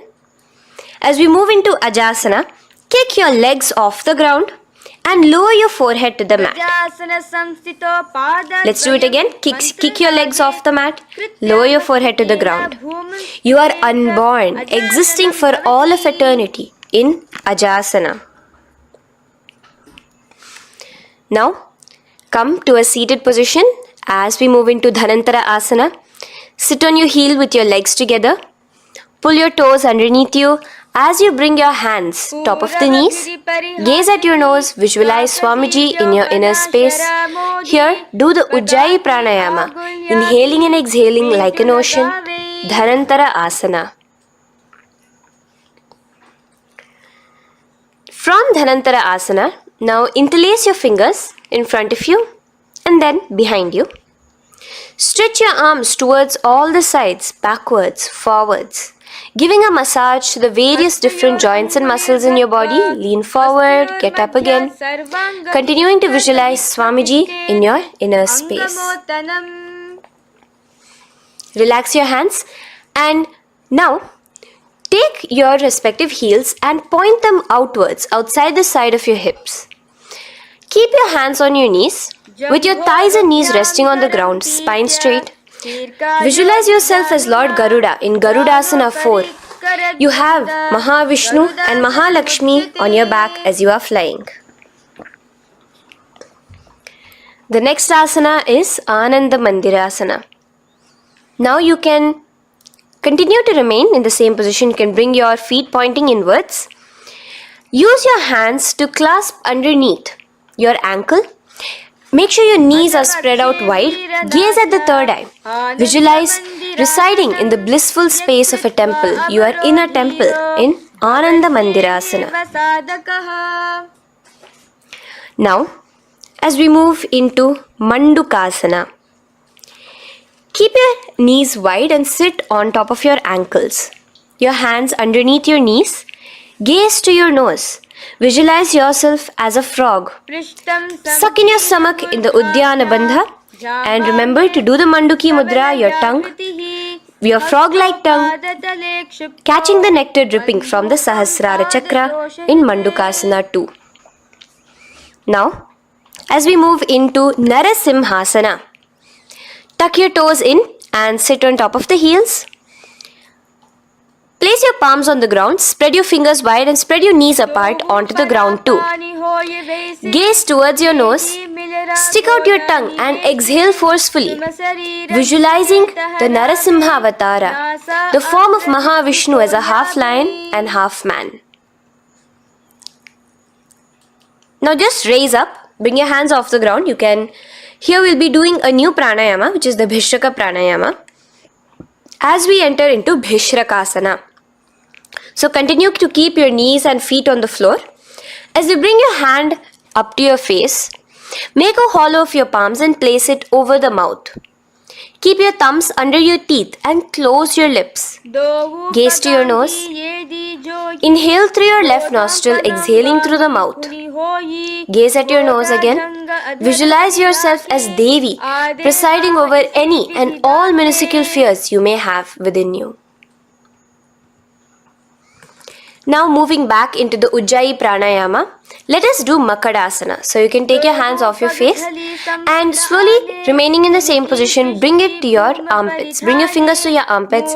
Imitate as if a monkey is scratching. As you gaze to your third eye, visualize yourself as a playful monkey in Makadasana. From Makadasana, let's move into Vajra Sangharasana. So you can slowly lift your knees off the ground, just balancing on your toes, sitting on the heels. Bring your hands behind your back and clasp the opposite elbows. Gaze to your nose, embody a diamond. Visualize yourself as a diamond-like strength for yourself and your Sangha. The next asana is Khanjanasana. So now you can uncross your hands. Rest on top of the heels with your knees on the ground. Keep the toes down, ankles crossed behind. Place your palms on the mat to your side. Suck your stomach in the Uddiyana Bandha as you gaze at your nose in Khanjanasana. Now, you can uncross your ankles and just sit with your toes flat. Keep your knees wide on the floor. Rest your hands on the knees. Just relax the Uddiyana Bandha, just sucking in your perineum in the Mula Bandha. Gaze at your nose, visualize yourself as a turtle with a stable body and mind to live for hundreds of years. And without changing anything in your physical posture, just visualize yourself uniting with Swamiji himself in Yogasana. Now, raise up onto your knees, cross your ankles behind your back until the feet are coming towards the opposite knees. Now, bring your hands behind you and hold on to the calves with the fingers inside, the thumbs outside. Gaze at the third eye as you visualize yourself in a space of oneness with Paramashiva himself as Swamiji. Now you can uncross your ankles, come back to standing on your knees as we enter into Ushtrasana 2. So now, in a kneeling position, bend backward, hold your ankles with your hands. Keep your arms straight. As you push your hips forward and tilt your head backwards, visualize yourself as a camel in Ushtrasana 2. Slowly, in the same position, lower yourself onto your back. in Jatyasana 2. As you are lowering yourself, experience yourself as a blooming lotus. Bring your head, the back of your head onto the mat. Gaze to your nose. Now, let's move into Viratasana. So, try your best to do this without the support of your hands, but you can use your hand support if needed as you raise up from Jatyasana and back down. Raise up and go back down as you gaze at your nose. Raise up and go back down. Visualize Swamiji in your inner space. Now from Viratasana, raise your hips up higher, bringing your forearms onto the mat behind you in a short back bend posture. Hold the back of your heels in Kapotasana. Visualize yourself as a beautiful dove, a Kapota, in your inner. As we move on from Kapotasana into Varasana. So stand upright on your knees with the toes tucked. Hold your arms with the opposite hands. Gaze at your nose. This is the boon fulfilling posture. Visualize your boon becoming a reality directly from Paramashiva himself in Varasana. Now, keeping your knees together, toes tucked, just lean forward, bringing your head onto the mat, holding your head with your hands. Visualize yourself as a boar, as the Varaha avatar of Bhagavan Mahavishnu in Varaha Asana 2. Now, just kick your legs off the ground as we enter into Mundasana. Raise yourself up into a headstand posture, visualizing yourself as a lopped tree. Gaze at your nose. Breathe in and out in the Sahaja Kumbhaka. Slowly come down now. Relax. Come to a kneeling posture. Sit on your heels. Bring your head down beside your knees, your elbows adjacent to the knees, your hands holding your head. Exhale through your mouth as you gaze at your nose, visualizing Swamiji in your inner space in Andhasana. Now from here, push yourself off the mat as you come lying prone on your belly. Let your arms be extended straight out and together lift your thighs, arms and chest off the ground, stretching your body, balancing there. Visualize yourself as a locust in Viparita Shalabhasana.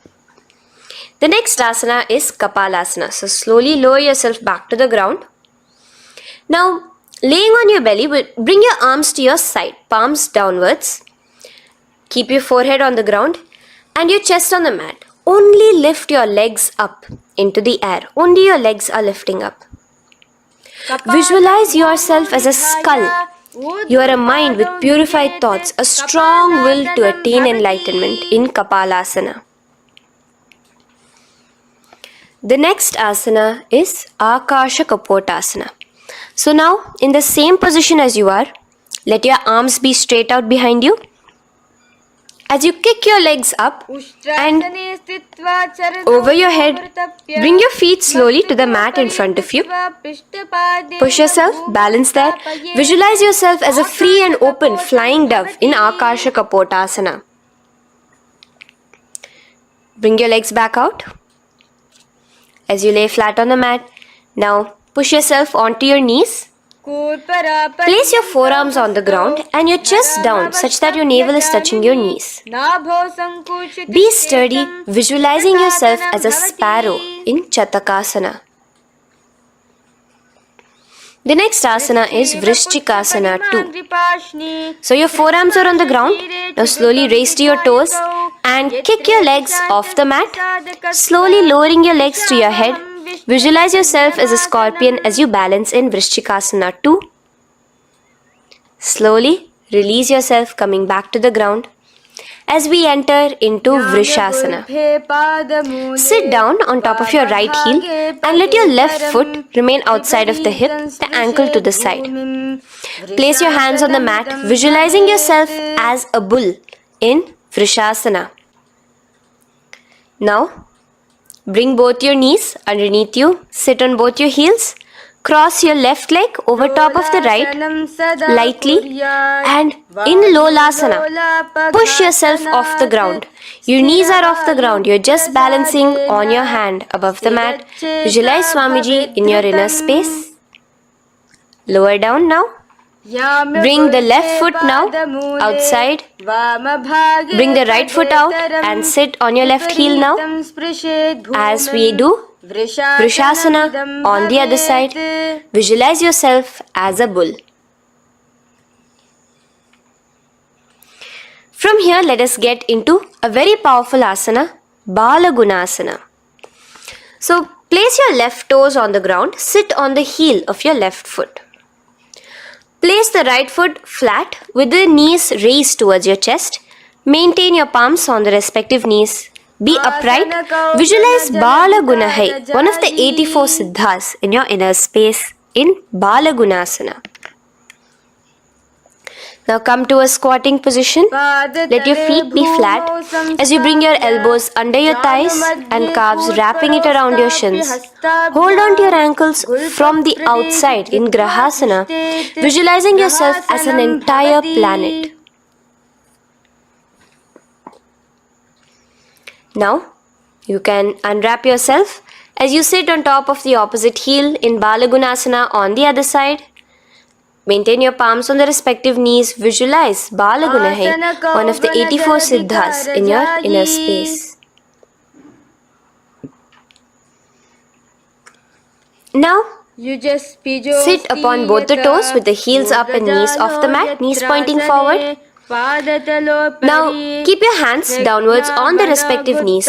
Keep your spine upright as you visualize Swamiji in your inner space in Utkatasana. The next asana is Vajra Sangharasana. Just spread your knees out wide in Utkatasana. Spread your knees out wide. Clasp the elbows behind your back. Visualize Swamiji in your inner space in Vajra Sangharasana 2. The next asana is Anilasana. Now, sit with your feet hip width apart. Bring your hands under the soles of your feet from inside. Your palms facing downwards. Step onto your hands. Keep your arms straight, elbows together at the navel. Gaze to your nose. Visualize yourself able to consume and live off of air alone in Anilasana. The next is Padukasana. So from Anilasana, you can release your hands.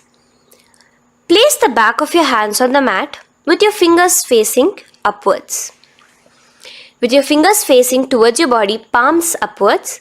Step your feet on top of your hands and wrap your hands around your feet like a shoe. Walk around. Visualize you're wearing padukas, walking across the length and breadth of the world in Padukasana. Now bring your palms onto the ground. Stop moving around as we move into Kukutodana. Kick your feet up into the air and let them fall back down. Let's go up again and come down. Kick up and go down. Visualize yourself as a rooster in Kukutodana. The next is Viparita Nrityasana. So as you're kicking yourself up, you can go up into a complete handstand posture, which is Viparita Nrityasana. Do take support if needed. And move around on your two hands as if you are dancing in Viparita Nrityasana. Slowly come back down to a standing position. Lean forward and let your feet be slightly apart from each other. Bring one palm down on the mat with the arms straight. Bring the opposite hand to your head and be stable in Kunjarasana. Now just put that hand down as you bring the other hand to your head, repeating Kunjarasana on the other side. Be stable here. Now you can squat back down onto the ground. Keep your feet flat. Hold your respective ankles and lift your feet off the ground in Kadamba Asana. Visualize yourself as a Kadamba tree, a pious tree that promotes a long life. The next asana is Pavanamuktasana. Now sit back down onto the ground. Bring your knees towards your chest. Let your hands wrap around your knees, hold it close to your body. Visualize all the excess vata, air, just balancing and releasing in your system in Pavanamuktasana. Now, let us move into Chakorasana. So first stretch your legs out in front of you. Bring one leg behind your head. Now place both hands on the ground and lift your body off the ground while lifting the other leg too, up straight. Visualize yourself as a powerful source of energy. Gaze at your third eye in Chakorasana. Slowly relax back down. Now hold your left toes with the left hand, index and middle fingers. Pull the foot to the left ear. We are entering into Dhanurasana 2. Extend your right leg out, keeping straight. Hold the big toe with your right hand. Visualize yourself as a bow in Dhanurasana 2. The next is Ashtavakrasana. So lift your left leg over top of the left shoulder. After releasing your hands, bring the right foot across and hook it on top of the left foot. Lean forward and down, keep your palms onto the ground. Extend your legs out to the left, lift your head up and chest. You're completely balancing only on your hands as you visualize yourself as a flying crane in Ashtavakrasana. Now slowly relax down. From here, bring your right foot to the left thigh and your left foot flat onto the ground. Knees raised up. Have your left shoulder underneath the respective leg and place your hands flat on the ground. Gaze towards your third eye. Visualize you are immortal, able to exist solely from prana alone in Pranasana.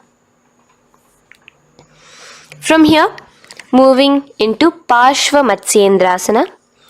Place your right foot at the root of the left thigh.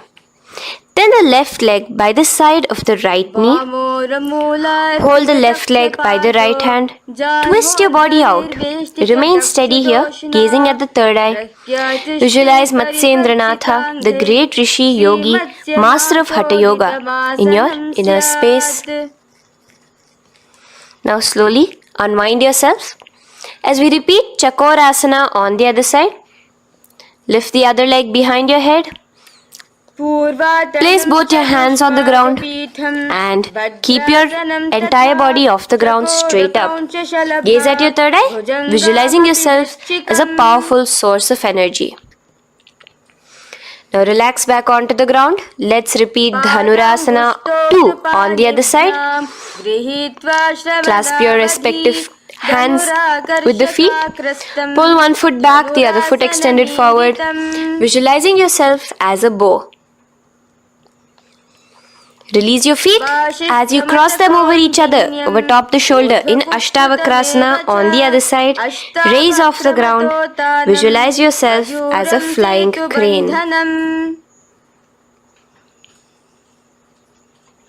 The next asana, we'll be repeating Pranasana on the other side. Bring the right foot to the left thigh. Bring your hands onto the ground with the knee raised.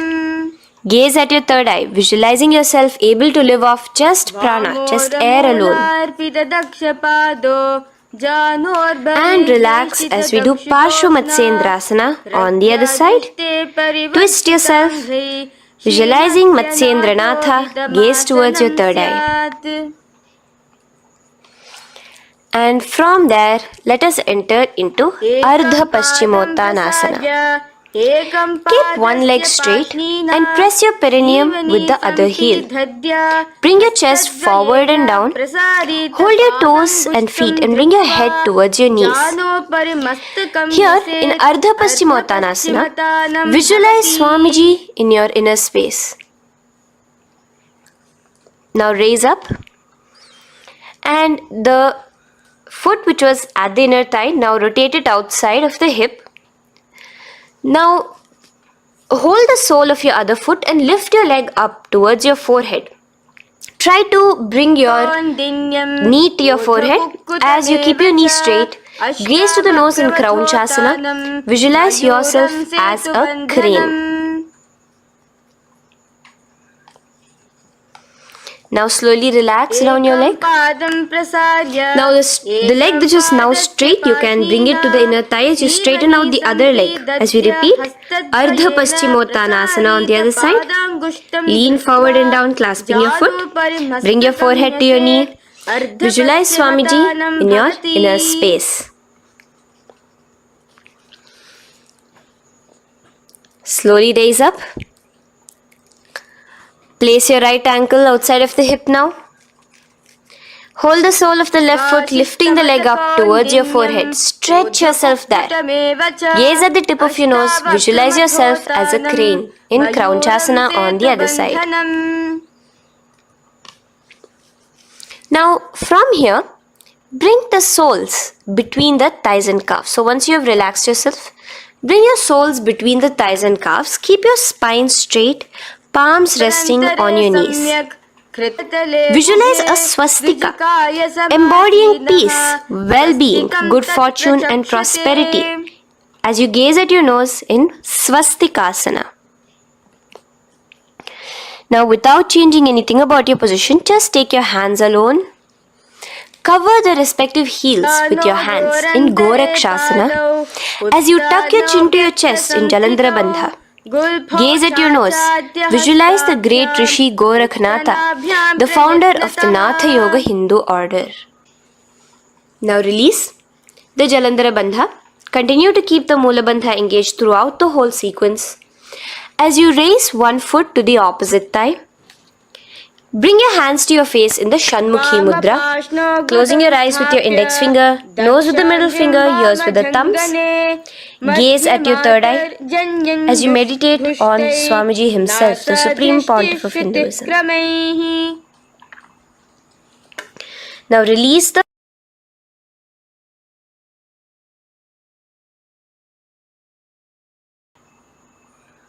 Shanmukhi Mudra.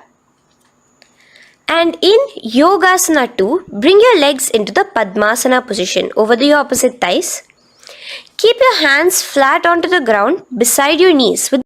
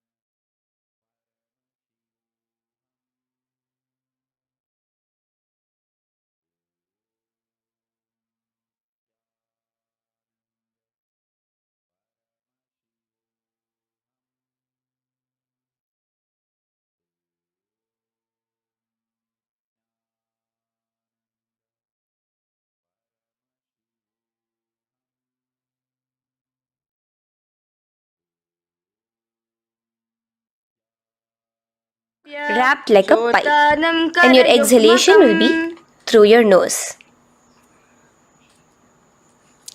From Yogasana 2. Now, keeping your palms beside your body, just switch them around to be flat on the ground and push your entire body off the ground, balancing. Visualize yourself as a rooster in Urdhva Kukkutasana. Now, relax down. Come back to a seated position on the floor. Keeping your legs in Padmasana, insert your hands through your knees and place them on the mat. Remember, do not lift your body up, just stay seated down there. In Siddha Harituliyasana, gaze to your nose, visualize Swamiji himself in your inner space. From there, let's enter into Hamsasana, where you will actually be pushing yourself off the ground.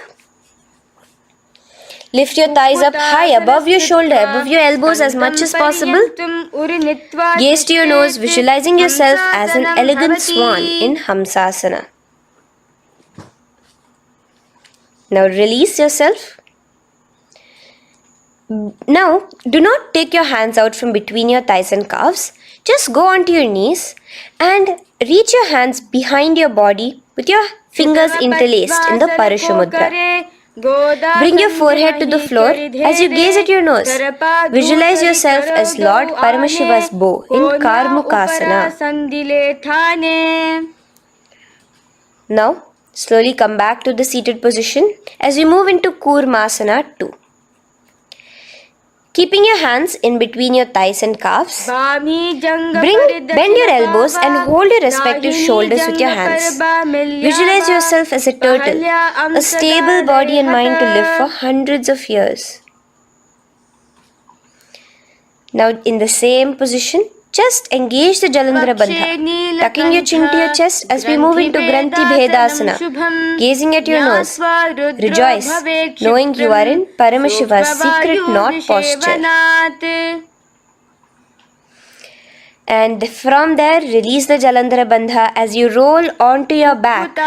Keep your hands on the shoulders, laying flat on your back. As you visualize yourself as a turtle on its back, playful, gaze at your nose in Uttana Kurmasana. Now rock yourself back to a seated position as we do Pangu Kukkutasana. Now it's the same as your hands between your thighs and the calves, except you will be placing one hand flat on the mat. Hold the wrist with the other hand. Lift your body up and holding only on one hand. Visualize yourself as a rooster in Pangu Kukkutasana. Now release back to the ground. Hold. Let's do Pangu Kukkutasana on the other side. Place the other palm flat and bring the other hand holding the wrist. Push yourself off the ground. Visualize yourself as a rooster.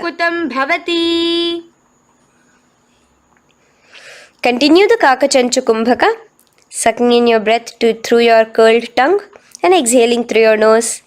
As you slowly extricate your hands from between your thighs and calves, let's do Girdharasana here.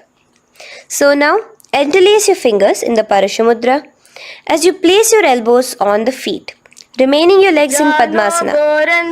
Lean forward and down, resting your chin on your knuckles. Place your thumbs to your throat in Girdharasana. Visualize Swamiji in your inner space. From there now, sit straight into Padmasana 3. So with your legs in Padmasana, bring one hand over the other near your navel center. Engage all the three bandhas, suck in your stomach, clench your perineum, tuck your chin to your chest and gaze at your nose in Padmasana 3. Slowly now, as we move into Padmasana 4, bring your hands to the respective knees. Release the Jalandhara Bandha and release the Uddiyana Bandha, just engaging the Mula Bandha alone. Visualize Paramashiva in your inner space as you gaze at your nose in Padmasana 4. Now we'll be entering into Karmukasana 2. So in the Padmasana position, Hook your right hand index and middle finger in the Prana Mudra around the toe. Pull it back while your left hand rests on the knee. Now, as you visualize yourself as Paramashiva's bow, just release your right foot, bring your left hand to the left toe, right toe, and let your right hand be on the right knee. Now from here, let's do Karmukasana 3. So you can release your toes, cross your hands behind your back, continue to keep your legs in Padmasana, and with your respective hands, cross behind your back. Hold on to the toes in the Prana Mudra. Engage all the 3 bandhas. Suck in your stomach. Clench your perineum. Tuck your chin to your chest. Visualize yourself as Paramashiva's bow in Karmukasana 3. Slowly relax the bandhas. Just keeping the Mula Bandha. Continue to hold on to your toes. Release the Udyana Bandha and the Jalandhara Bandha. Switch your gaze to the third eye. Visualize you are Paramashiva's third eye itself. Anything you come across, you just rejuvenate it, destroy it in Dridhasana. Now, try to keep your hands at the toes. If not, just keep your hands crossed behind you. As you lean onto your back in Padmasana, where you are entering into the Nagrasana position. Lay flat onto the back, visualizing yourself as a snake, gaze at your nose. In Nagrasana, do the Sahaja Kumbhaka, simple breathing, inhaling and exhaling.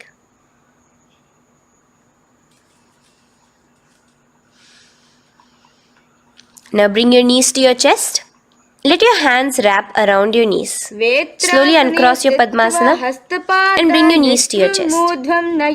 Bring your hands to the Parashamudra, the fingers interlocked on top of your knees. As you pull your chin up to your knees, visualize yourself as a ball in Kandukasana. Now relax. Bring your feet onto the ground, the knees pointed upwards in Urdhva Pavanasana.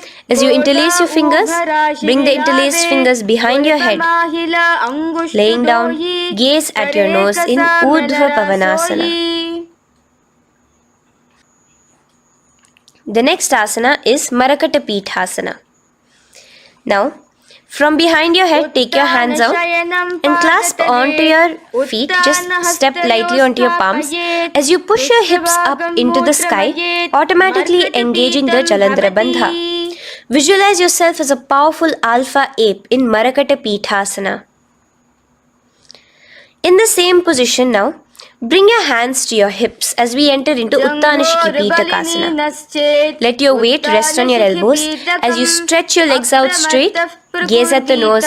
Visualize Swamiji in your inner space.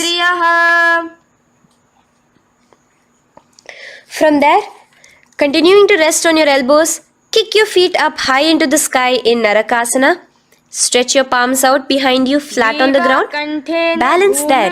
Visualize yourself blissfully traveling through hell unscathed in Narakasana. Bring your hands to your hips now as we move into Tiryanaukasana. Angling your legs down at an angle, visualize yourself as a boat crossing the ocean of samsara in Tiryanaukasana.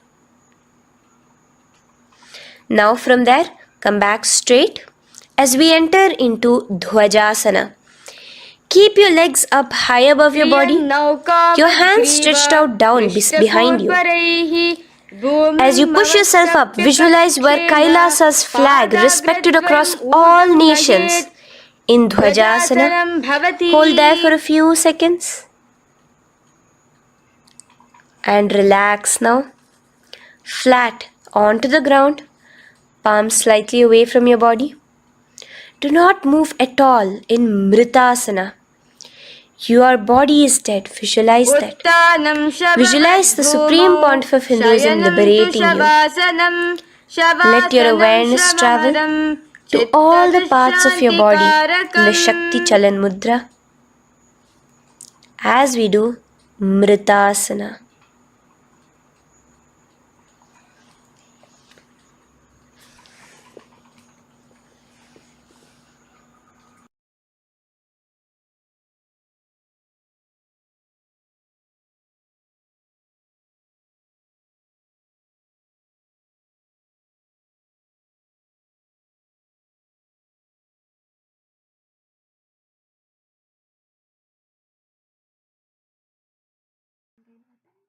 ॐ पूर्णमदः पूर्णमिदं पूर्णात् पूर्णमुदच्यते पूर्णस्य पूर्णमादाय पूर्णमेवावशिष्यते ॐ शान्ति शान्ति शान्तिः हरिः ॐ तत्सत् सर्वं भगवच्छ्री नित्यानन्द परमशिवपादुकार्पणमस्तु ॐ नित्यानन्दम्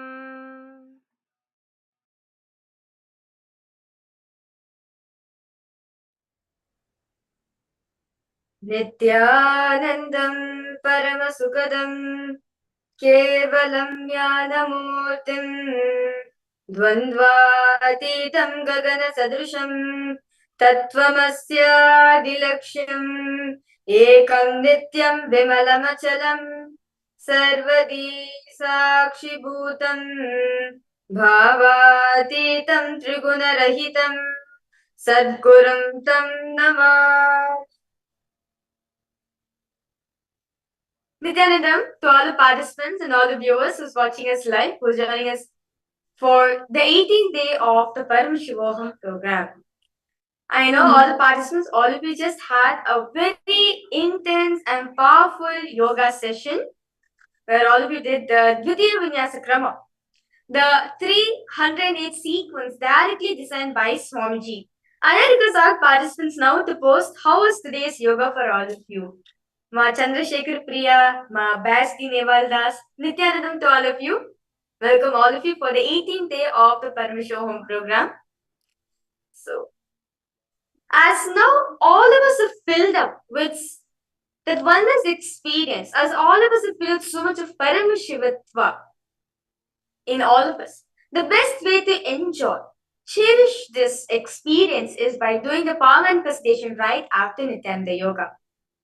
As when you're doing the Nityananda Yoga, your body is soaked with so much of that experience. Your body is soaked in that sweet oneness experience right now. As in Nityananda Yoga, all of you went beyond the body. All of you went beyond the body and mind. That's why all of you are able to do the 308 asanas and all of you are experiencing complete oneness with Swamiji. Now, all our bodies are soaked in that experience. Now, to enjoy, cherish that experience, that sweetness of this. Best ways to do is the power manifestation right after Nityananda Yoga. You'll see when you manifest powers right after Nityananda Yoga, the experience which you have gotten from the yoga will get solidified and manifest as a reality for you. So I request all participants now to drink some water, relax yourself, and go have some water, change your clothes. And while you're settling back for the session, I request all of you to get your eye bands and come, as we'll be manifesting the power of third eye reading for all of you. As we'll be manifesting third eye power. So because all of you now, just relax your whole body. Just enjoy that wellness experience with Swamiji. So, as Swamiji has initiated all of us into the power of third eye reading. That's the first gift which Swamiji has given out to the whole world. So we are going to be manifesting this power right now, right after Nityananda Yoga. So let us now listen to the Shastra Pramana, what Paramashiva says about this power of third eye reading. What exactly this power, from what space you should be manifesting this power. Very beautifully, Paramashiva says in the Vijnana Bhaiva Tantra, Sutra 34, Dharma 11. Paramashiva says very beautifully, Kapalantar manonyasa tishtanmilitalochanaha kramena manaso daidhyat lakshaye lakshamuttamam.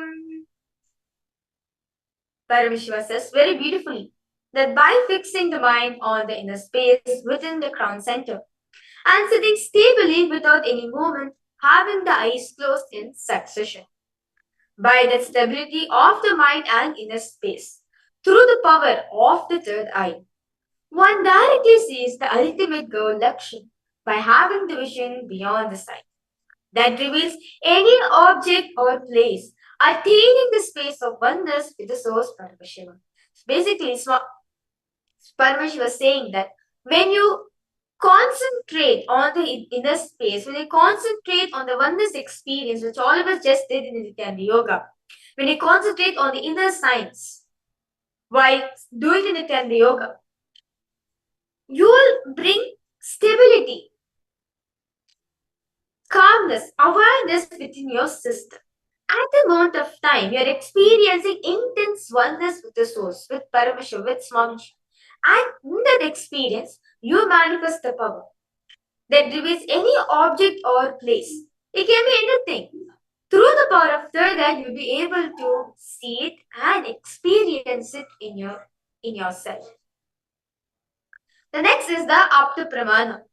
Where this Apta Pramana, the experiences of a Vedic rishis, various different incarnations, their experiences on the science of the reading. With what technique, with what experience did they get from this when they are manifesting the power? Very beautifully, the Apta Pramana of this power is taken from the Bhagavad Gita, chapter 11, verse 8. न तु मां शक्यसे द्रष्टुम् अनेनैव स्वचक्षुषा दिव्यं ददामि ते चक्षुः पश्य मे योगमैश्वरम्. Very beautifully, Bhagavan Shri Krishna says to Arjuna, but you cannot see my cosmic form with these physical eyes of yours. Therefore, I grant you the divine third eye vision. Behold my cosmic opulence. Bhagavan Shri Krishna says to Arjuna, now with these two eyes which you are having, you cannot see half the darshan, half the blessing of my cosmic form, as this cosmic form is beyond the visible range itself.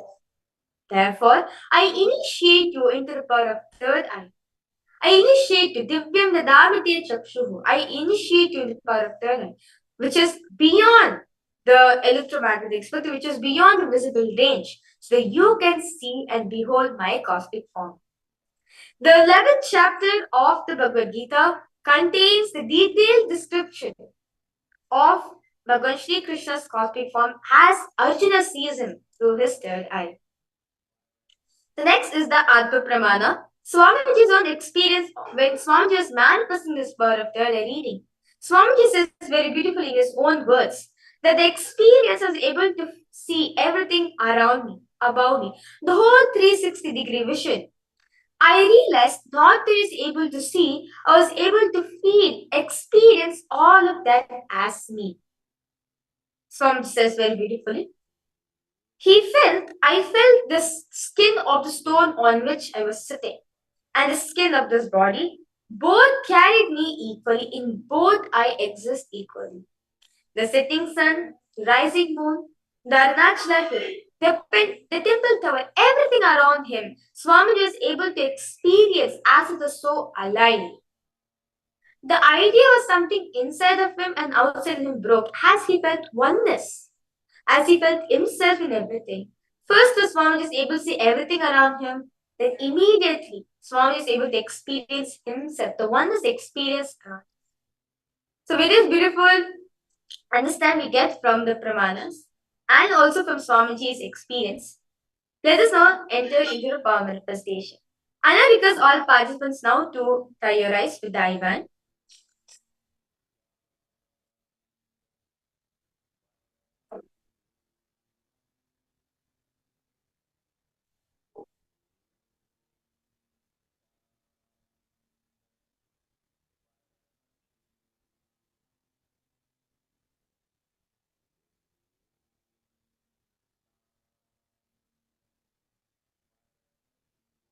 I request all of you to wear your Ivans on or tie your eyes with a cloth.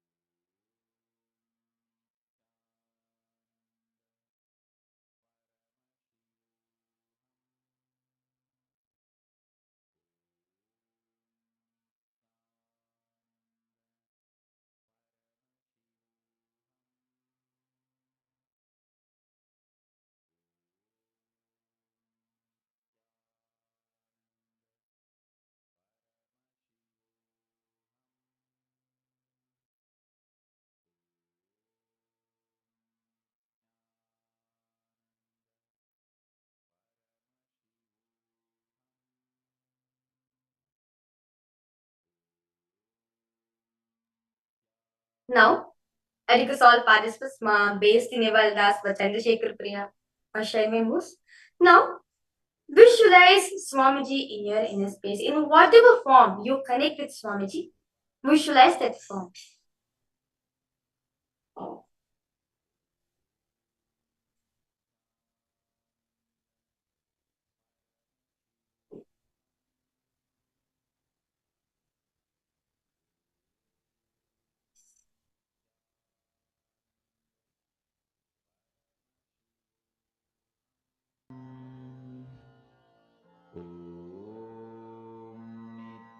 Slowly, intensely start chanting the Mahavakya. Just enjoy that oneness experience you're having with Swamiji. Intensely start chanting the Mahavakya.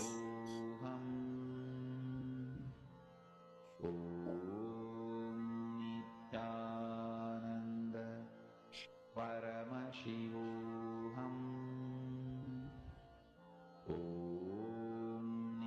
Nityananda Paramashivoham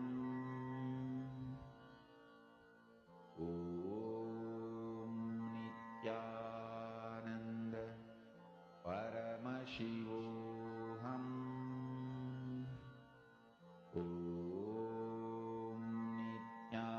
Nityananda Paramashivoham. Now, for all the participants, I request all of you to continue chanting the Mahavakya. Now, I'm going to be projecting an image for all. I request all participants to ask Swamiji, scan and reveal what is the image which is being projected. The image. What's the image about? The colors about it. What is Swamiji showing you? Immediately, I request all of you to post on the chat section. Now just enjoy that oneness experience with Swamiji. Talk to Swamiji. Swamiji, my Acharya is projecting an image right now. Tell me, in detail, what is the image which is being projected? You'll see, slowly Swamiji will be showing you the details. If any self-doubt is if any doubts are coming whether am I seeing correctly or not, do not worry. Drop it at Swamiji's feet. If you're able to see something through your eyes, first, it's only Swamiji is showing. So, just ask Swamiji to show you what exactly is the image which is being projected. Continue chanting the Mahavakya. Just enjoy that experience which you're having with Swamiji right now. It is a personal time which you're having with Swamiji right now. Paramashivoham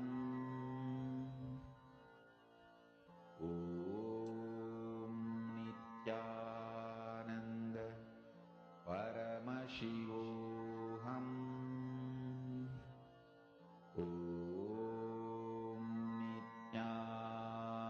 Nityananda Paramashivoham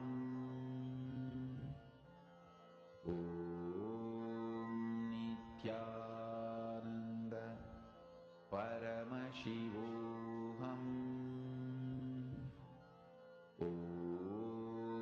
Nityananda Paramashivoham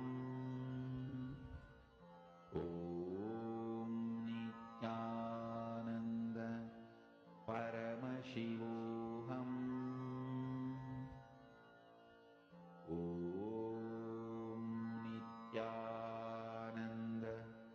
Paramashivoham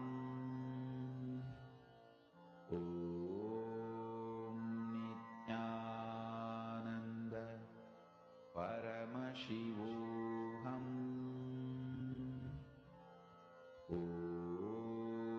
Nityananda Paramashivoham Nityananda Paramashivoham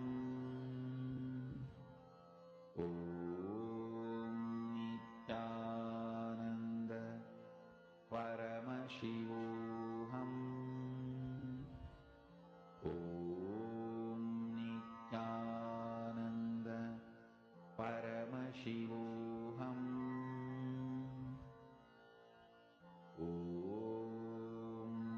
Nityananda Paramashivoham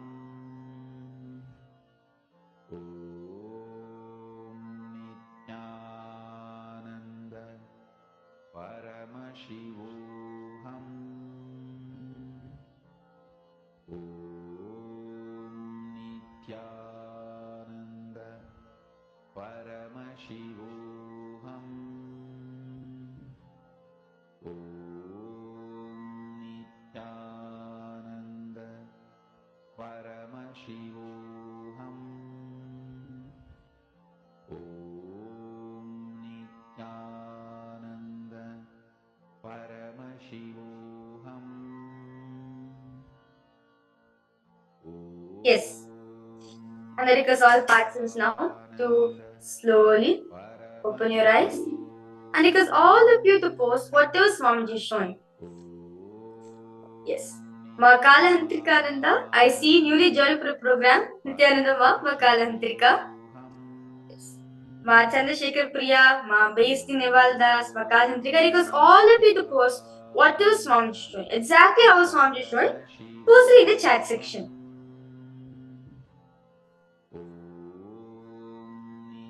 Whether Swamiji showed you colors or the exact image itself, exactly it post in the chat section. Nityananda Paramashivoham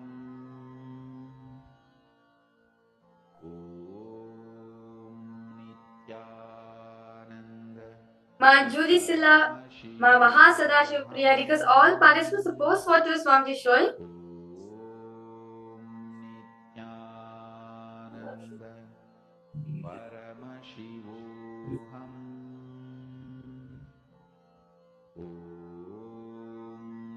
Nityananda Paramashivoham. Okay. Let's now verify all the answers for all the participants. So, the exact image which I was projecting for all of you, it's the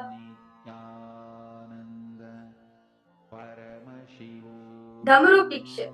So, like this is the Damaru which Paramashiva holds.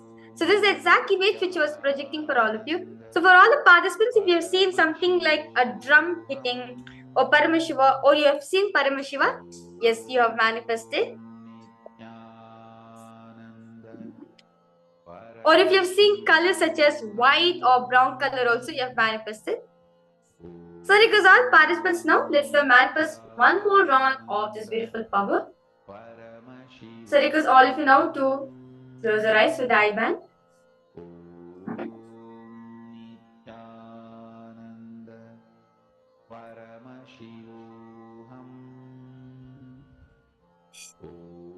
Okay. My Chandrasekhar Priya, first I saw clouds in the blue sky. Then saw two rectangles looking like the screen of a desktop. Do not worry, Mom. My Chandrasekhar, that's nice. Just enjoy that bonus experience one. I'll request you now to close your eyes. As we're now going to be scanning one more image. Because all of you know to start chanting the Mahavakya. Intensely connect with Swamiji. Now, I've projected an image for all of you. And I request all participants to scan the colors of this image or what this image is about. Intensely chant the Mahavakya. Just enjoy that oneness experience you're having with Swamiji. Paramashivoham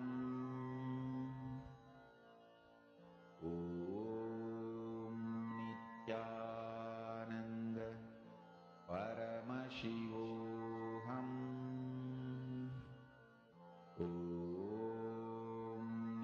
Nityananda Paramashivoham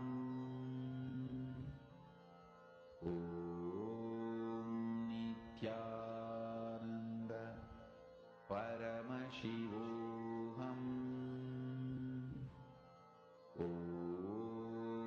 Nityananda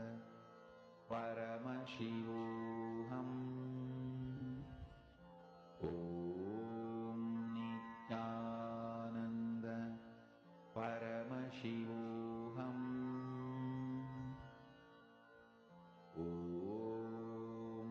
Nityananda Paramashivoham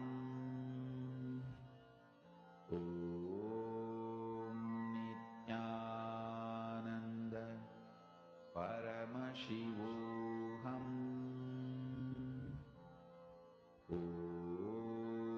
Nityananda Paramashivoham. Yes. Slowly Because all participants now to open your eyes. And because all participants suppose what is Swamiji showing you? Exactly how is Swamiji showing you? Whether Swamiji showing the colors or what the image is about. Exactly how is Swamiji showing here because all of you the post. It's Makala Hantrika, Ma Sharmi Moose, Ma Chandrasekhar Priya, Ma Juri Sila.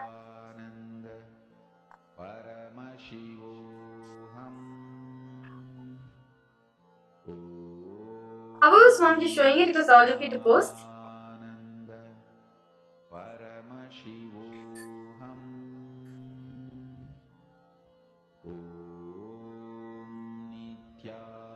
Nityananda Paramashivoham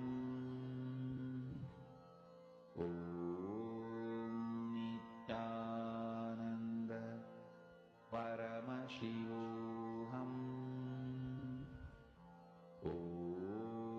Nityananda Paramashivoham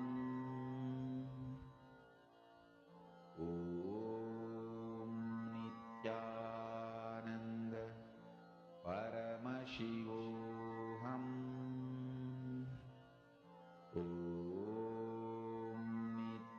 Nityananda Okay.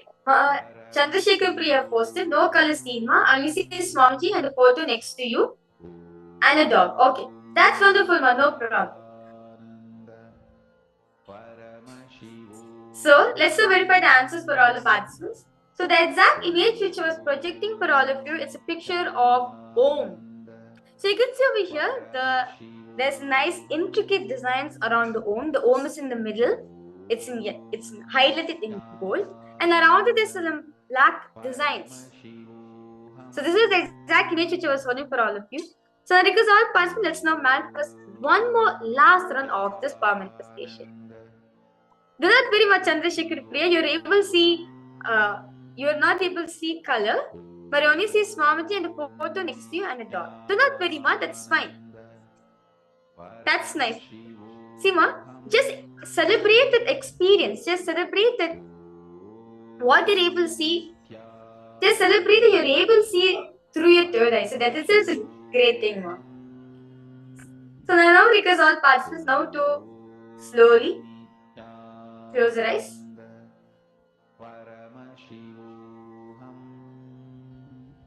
Intensely chant the Mahavakya. Paramashivoham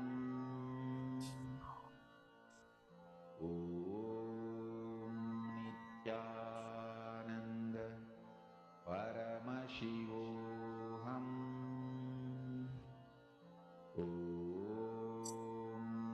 Nityananda Paramashivoham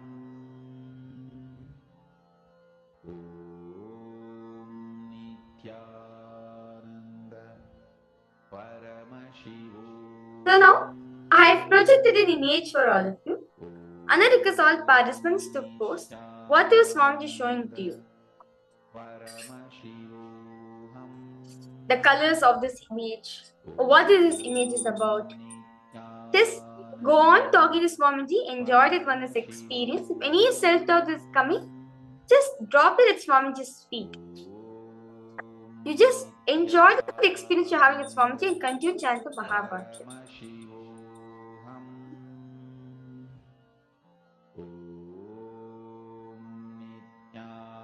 Nityananda Paramashivoham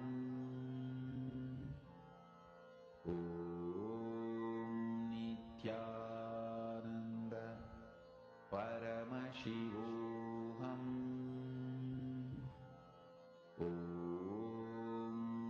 Nityananda Paramashivoham Nityananda Paramashivoham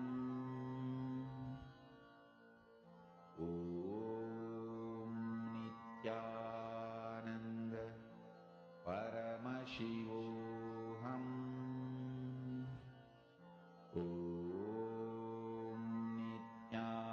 Nityananda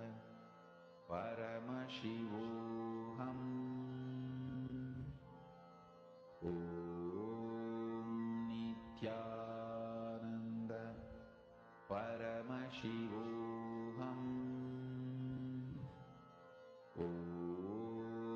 Nityananda Okay. Paramashivoham Yes. So now request all participants now to post what your Swami is showing to you.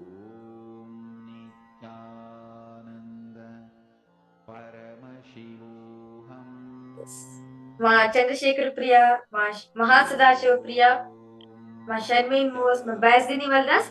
Because all participants post exactly what your Swami is showing you, exactly the post in the chat section. So understand? When you post what your Swami is showing you, at least when you're posting in the chat, you're confirming this Swamiji, this is what I'm able to see. So that the more and more details Swamiji will be able to show to you. So exactly how is Swamiji showing it? Because all participants to post, whether Swamiji show you black color, or whether Swamiji show you an animal, or whether Swamiji show you an image of a deity, or the colors of it, or Swamiji made experience, whatever feeling, whatever your experience, whatever you're able to see, exactly to post it in the chat section. Paramashivoham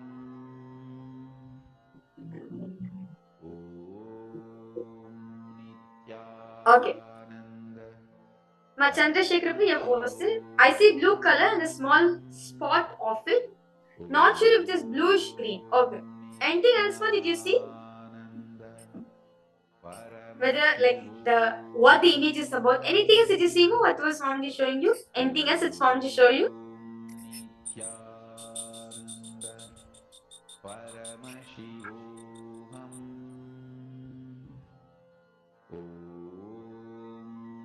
Nityananda.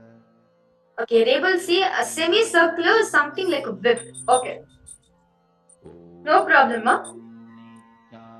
So let's now verify all the answers. Okay, see, ma Chandrasekhar Priya actually participating. That's nice, ma. You'll see, ma, slowly, you'll experience a breakthrough in your life, ma.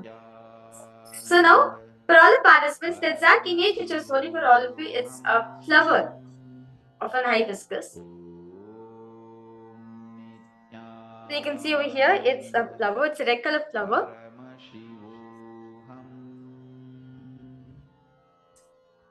Yes. So this was the exact image which was holding for all the participants. So, yes. So do not worry, ma, but Chandrasekhar Priya. Just enjoy the oneness experience. See, Swamiji says very beautiful. When you're manifesting, just enjoy the oneness experience as as you manifesting it to manifest just the side effect of the oneness experience. The more you enjoy, the more you establish that oneness experience, you will see, you start manifesting. Every action you will be manifesting the power. So just enjoy the oneness experience with Swamiji. It's as if your personal feeling connection, your personal time with Swamiji. As now, all the participants, today will be understanding one of the most important and wanted quality in our life, leadership quality. All of us want to become our own boss in our life. We want to experience the life how we want to manifest. We want to become a leader of our own.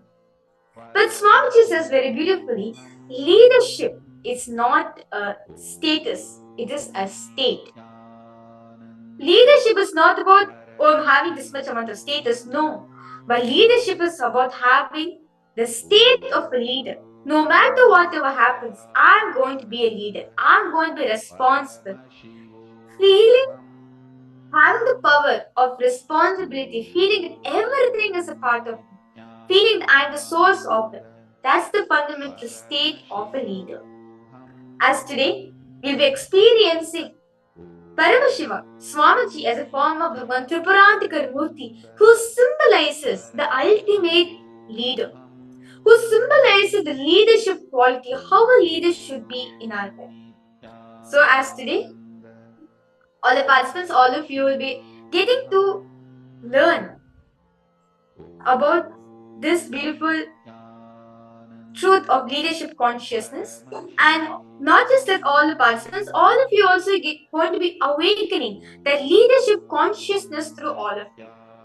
So let us now enter the first session of the day. Today, for all the participants, all of you will be understanding And each of the days, and throughout the whole Paramashivoham program, all the participants, all of you are experiencing one of the 14 dimensions. Today, all of you will be experiencing the Kailasa Loka. What exactly is Kailasa Loka? How can we experience it in our day-to-day life? Let us listen directly this beautiful truth from Swamiji himself on Kailasa Loka.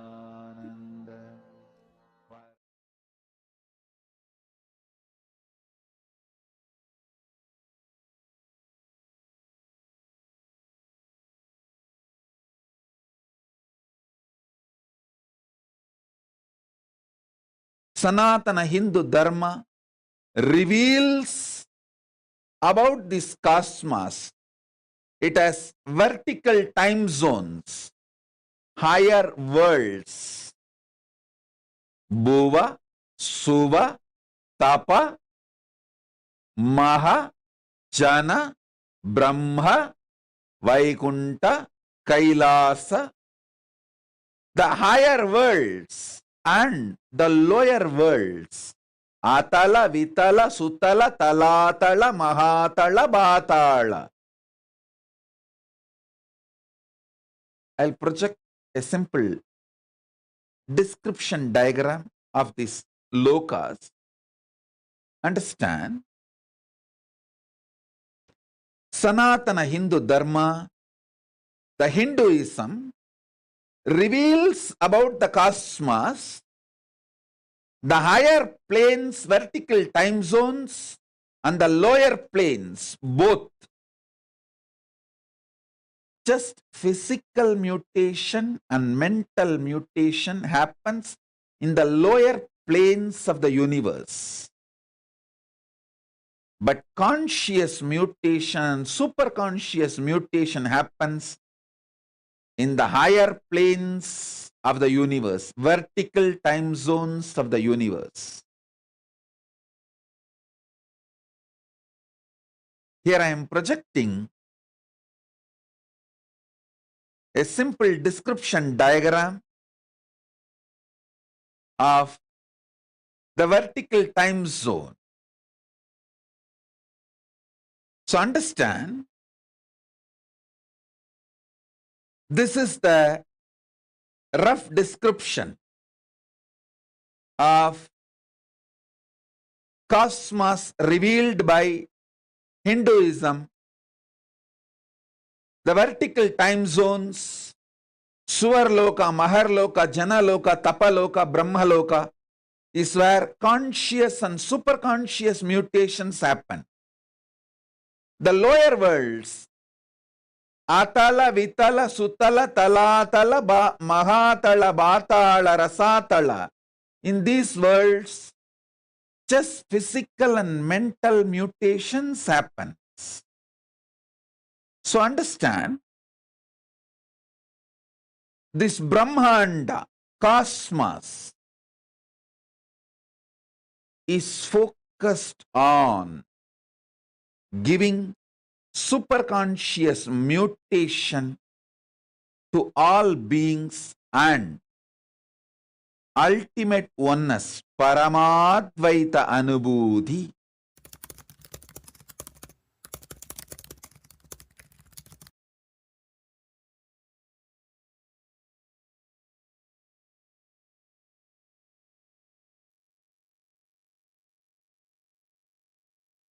Kunta, Kailasa exists in oneness, same time zone, and all the Trinity, Brahma, Vishnu, Rudra, are all in oneness with me, Paramashiva.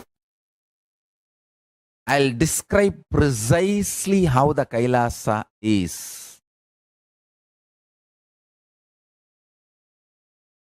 Listen to this description and contemplate on it, connect with it, you will experience it. See, you see many of the photographs taken by NASA and many telescopes from the space station and the science fiction movies and all that. Whole background is dark and the suns, stars, all of it look like a light, flickering light. How you get the pictures, videos of the cosmos. It's like a black, dark background. In darkness, the stars and suns and moons are like a light point. Understand? Kailasa is just the other way. Full of light. Extreme light. All the stars, everything looks like a dark spot. Small, small, small flies. First, visualize how this Bhu Mandala looks. This Bhu Mandala is already portrayed and photographed, videographed by NASA and other space organizations, and it's available to you all. It is just the opposite. Whole thing is extreme.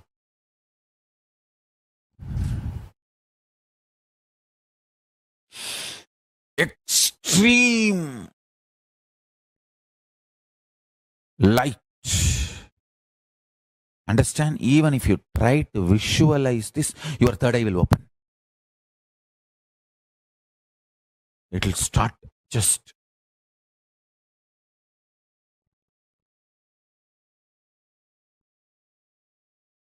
that's all. I tell you, if you just breathe this Kailasa light, I'm going to open that whole Kailasa light to all of you. Now, the whole Kailasa space. Just breathe this space.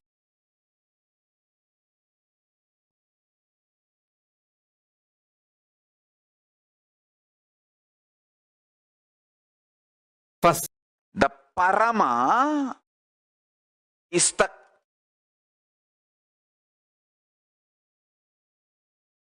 atmosphere of Kailasa, like the valley, atmosphere which we breathe in the planet Earth is this air filled with oxygen, carbon dioxide, so many different gases, different.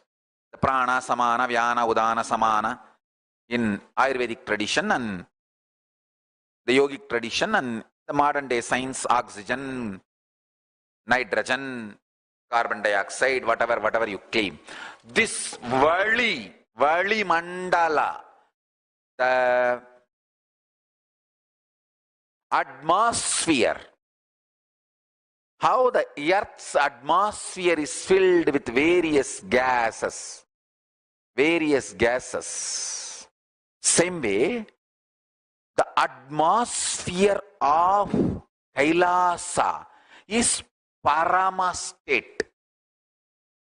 So anyone who exists there is in Parama space. Paramashiva, Parashakti, Paramaganapati, Parabrahmam, Paramburul, Paramasuriya, Paramasubramanya. Anyone who exists in that space is Parama. Without any conflict, superiority, inferiority, complex fight, without any of it, they all just exist organically in a beautiful divine order which binary logical mind can never understand. Only Nyaya Vaiseshika, higher multidimensional logical mind can understand. If you are God, I am also God, is multidimensional logic. Nyaya Vaiseshika. If you are God, how can I be God? If God is God, how can I be God? Is binary logic. Binary logic works only in computers, not in Kailasa. Binary code works in Microsoft, not in Macrosoft. Only Nyaya Vaiseshika works in Macrosoft. Binary works only in Microsoft. Same way, zillions of enlightened beings put together is Kailasa. All the greatest knowledge, possibility, powers, everything put together is Kailasa. Paramashiva really loved, loving, showering himself on all of us. That is why he is still keeping that civilization alive, alive. Again and again, he revives that civilization, even though human beings go and destroy it. By their ignorance, they get swayed and destroy. Then again, he revives. Last time, he revived by coming to Madurai as Sundareshwara and with Meenakshi, Shakti Parvati. He revived the Kaila Sonnata Dvatashanta Shyamala Pita. Now he saw again the need for revival once more has arisen. The need for revival has happened, is again here back to revive the enlightened civilization. I'll give you the time, the whole sutra. Thought current enlightenment means manifesting the state of Paramashiva, unclutched nirvana, nirvigalpa, suddhadvaita swarupa samadhi.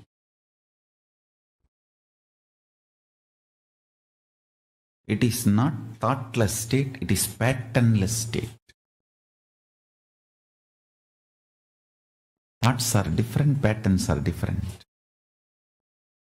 Thoughts may come from patterns, but thoughts themselves are not patterns. The patternless state of nirvikalpa samadhi. Fools are those who fight with thoughts and they fail and they declare that thoughtlessness is not possible. Thoughts are different, patterns are different. The Paramananda Swarupa, Paramaswarupa, Nityananda Swarupa, unclutched state, Nirvikalpa Samadhi. That is the state of Paramashiva. I have spoken elaborately almost from 2000. I think my first recorded voice is available from 2000, I think. I don't want to say voice was not recorded. I remember still at the age of 3, my voice getting recorded, but unfortunately we don't have a copy of it. But whatever our archives could collect from 2000, we have my voice recording.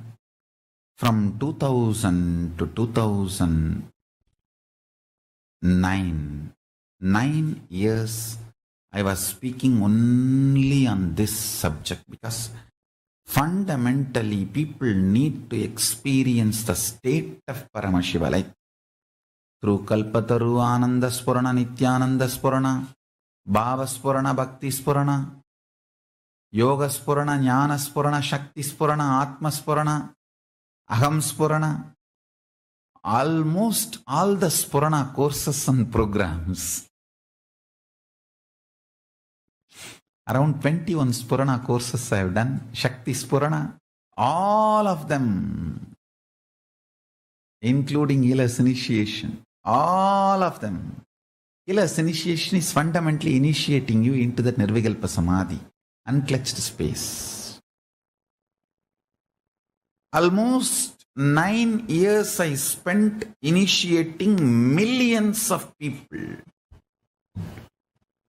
Every nook and corner of the world. That 9 years, the way I traveled all over the world to reach out to people. Organization was started in 2001 in Tiruchengodu, but my public life started in 2000 itself in Tiruvannamalai, doing the Chandi Homa in Tiruvannamalai Rajarajeshwari temple, which is just in front of our ashram. Those days it was in our devotees' hands. From 2000 till 2009, I can say, I was working, creating millions of people to experience the state of Nirvikalpa Samadhi, state of Paramashiva.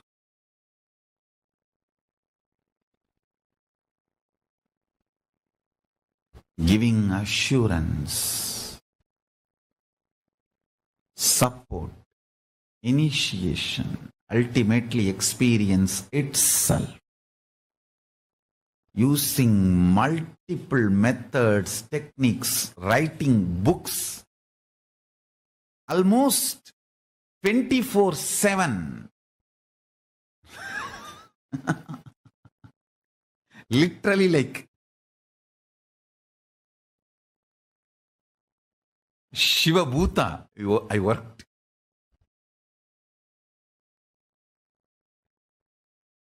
The valor with which I used to work in those days.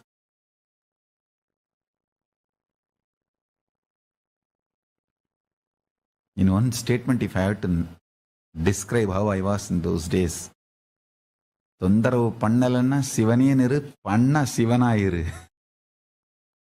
It's like, people don't disturb you, be Shiva. Just remembering. If people disturb you, be Shiva.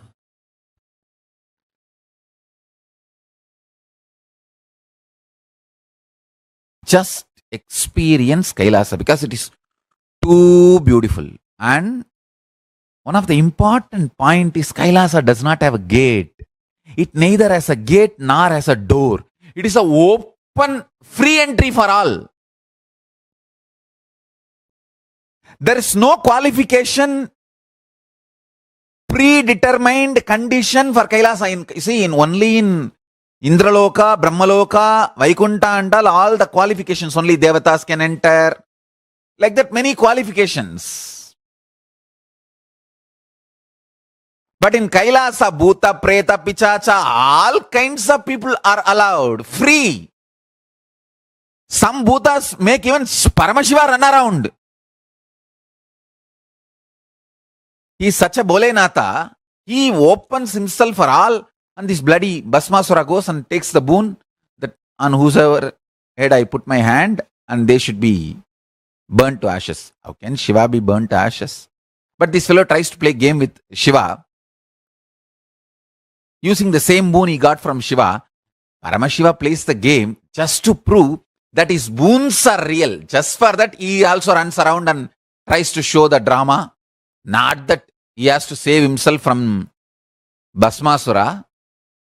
How can fire be burnt? But he has to prove that the boon he gave is really, really real. Bhasmasura should feel job satisfaction that he did tapas and he got the boon. So just for that, to keep that principle alive, he also tries to run around, and then Vishnu comes and burns the Bhasmasura. All of you know that remaining story. Even that kind of fools get free entry. That's all I am trying to convey.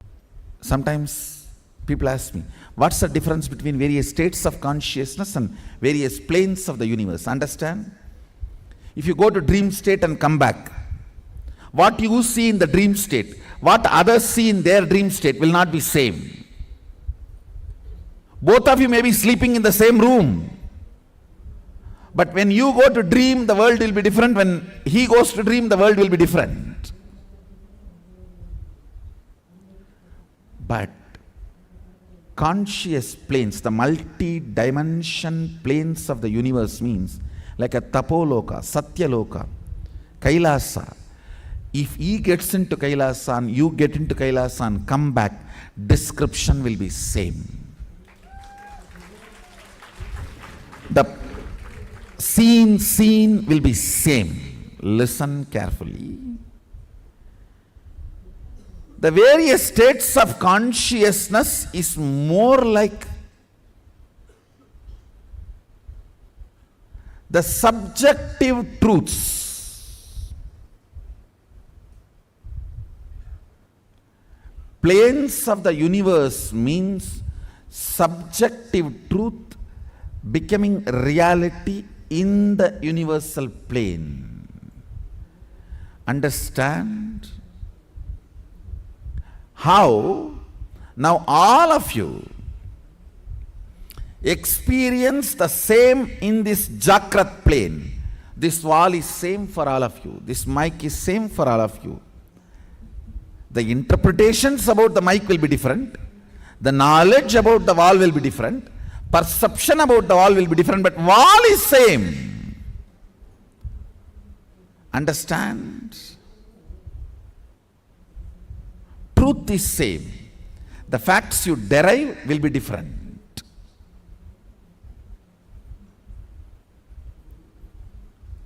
So this is the plane of Bhu. If you enter into the planes of Swa, Tapa, Satya, exploring those planes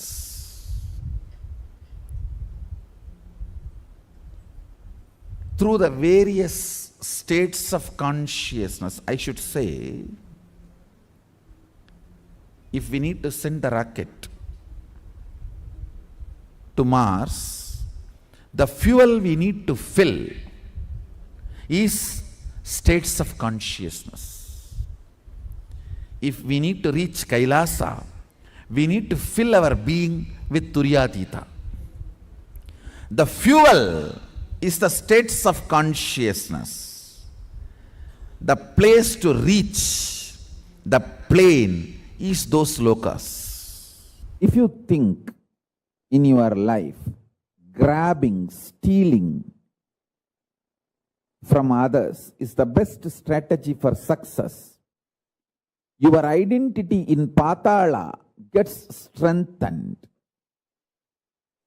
If you think the win-win is the best strategy in any deal, whether relationship or business, in every deal of your life, you also should win, other person also should win.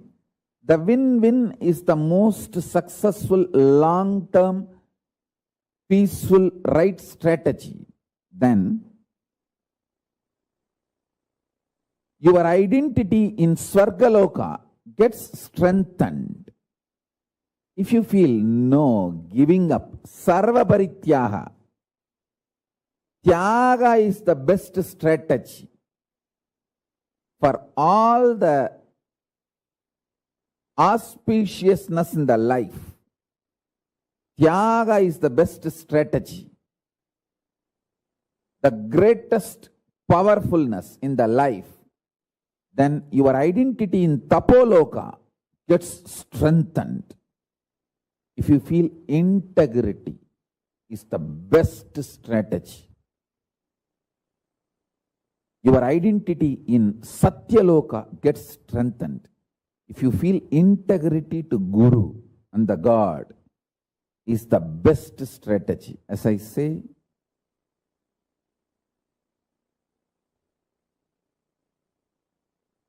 Paramashiva revealed many times, the manifest form of Paramashiva is Guru. Unmanifest existence of Guru is Paramashiva. State of Guru is Paramashiva. Statement of Paramashiva is Guru. Statement of Paramashiva is Guru. State of Guru is Paramashiva. Avyakta of Guru is Paramashiva. Paramashiva's Vyakta is Guru. Manifest component of Paramashiva is Guru. Unmanifest existence of Guru is Paramashiva. Understand? The extraordinary powerful existence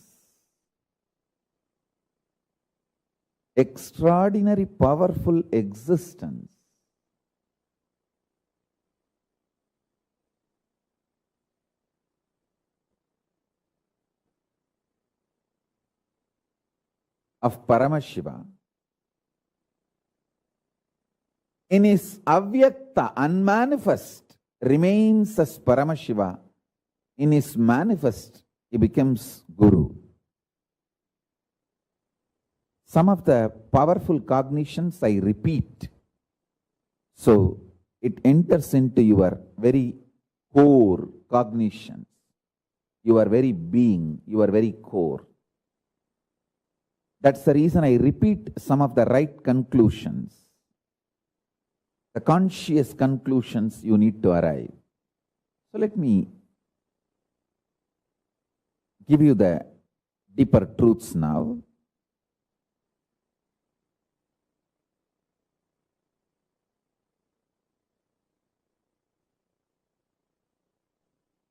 Level by level, understand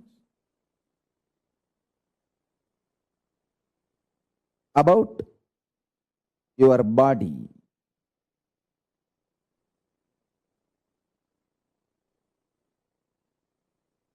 Be very clear. You have 14 bodies you carry. In all these 14 lokas, each loka you have one body through which you enjoy that loka, you experience that loka.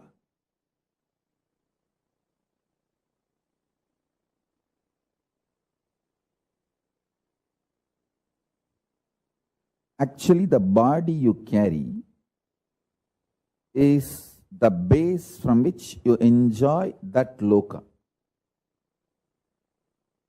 So the body you are carrying now in this bhuloka, where you are sitting and listening to me, this body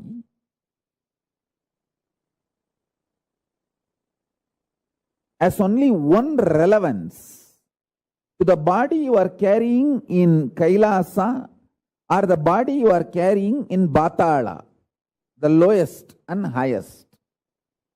The breathing which goes into you and comes out, the prana is same. The prana which goes into your body, in this body you are carrying, goes up to the body you are carrying in Kailasa and goes up to the body you are carrying in Patala. All these 14 bodies are stitched with one sutra, one thread called the prana functioning in you. Understand? These are the most subtle truths. If you start cognizing them, sitting with these powerful conclusions, you will start manifesting powers. Because they are so powerful, they manifest as powers in you. If you understand, the breathing you are doing now adds prana, life energy into you. That prana from Batala goes to Kailasa through your body. Understand? Now I am wearing 1 lakh Rudraksha. Little more than 1 lakh, because this 3 Gauri Shankar Mala which I am wearing is each one of them 108, 108. This 1 lakh Rudraksha, this whole 1 lakh Rudraksha is tied through a thread. Same way, the body you are carrying in all 14 lokas are tied through a thread. One of the greatest blessing I had in my life was I was literally, really in love with Arunagiri Yogishwara, my guru, when I was listening to him. When I was listening, I was really in love with him. There was no calculation, maths. All I know is I am blessed even to get this space with him over.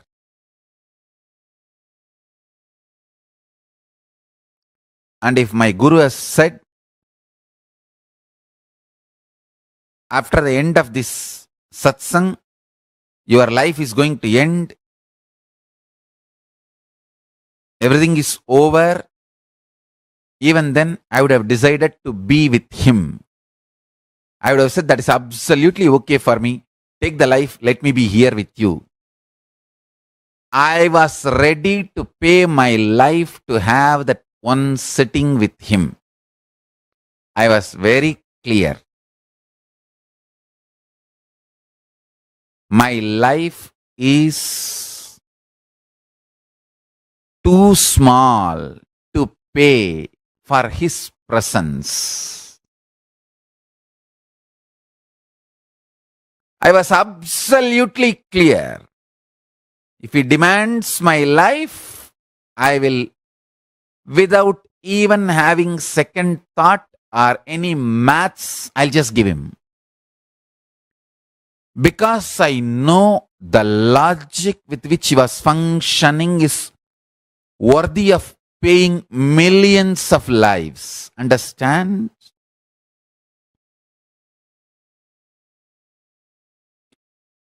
Every penny you acquire, you can enjoy till your this life.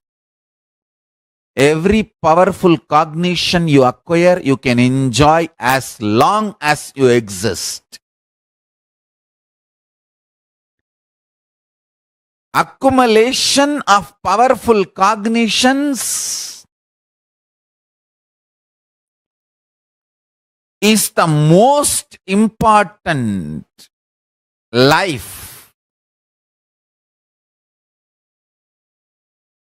purpose.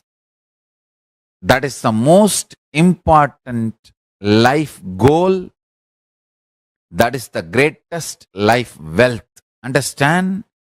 Whenever we are beaten, agitated, flare up, how our energy responds to ourself, world and cosmos and God. If that is based on powerful cognitions, you are living enlightenment. The logic with which my guru was functioning was absolutely delicious. It was absolutely ecstatic. I was ready to pay not one, multiple lives to him to receive that. Understand? My simple declaration of my integrity to my guru, even though he neither demanded anything before the satsang or after the satsang, he just mapped Kailasa into my inner space, lifted me to Kailasa, brought Kailasa to me.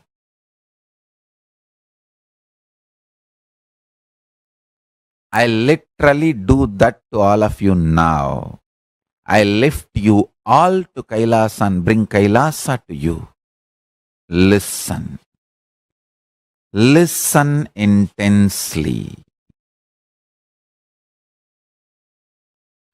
You can have 1,000 reasons why you should be integrated. You can have 1,000 reasons why you should not be integrated.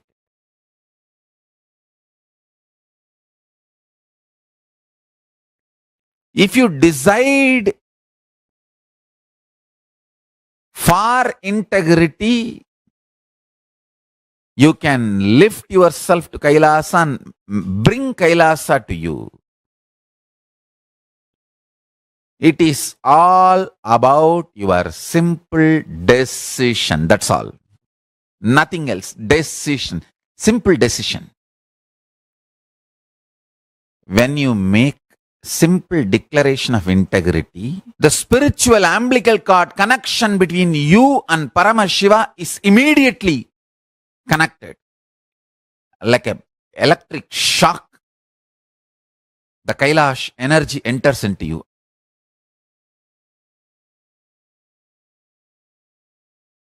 Please understand, like how Mahadeva's Kailasha, he has instructed when people are sincere, give way, give darshan wherever they are. Because Tirunavukkarasa Swamigal is so sincere. Just in Tiruvayyaru, he had the darshan of Kailasa. Ravana may be powerful, devotee, because he is not sincere. He could not carry Kailasha to wherever he wants. Power does not move Kailasa.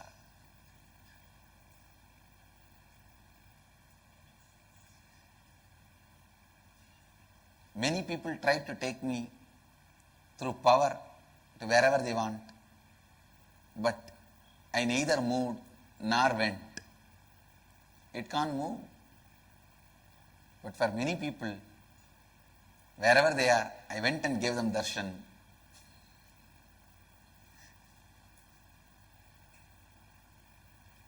Always the Tirunavukkarasas get the darshan, but never Ravanas can move Kailasa. Listen, just like Mahadeva has instructed his Kailasa, wherever sincerity is there, don't trouble them, give darshan. It is just to check the sincerity. That sitting in the Kailash is just a methodology to check the sincerity of the people. So if they are sincere, they don't need to take the struggle, give way and give darshan. I tell you, you can look at me only when I decide to look at you. You can even come to know about me only when I decide to attend to you. You will be able to know about me. Your attention will fall on me only when my attention falls on you. Be very clear.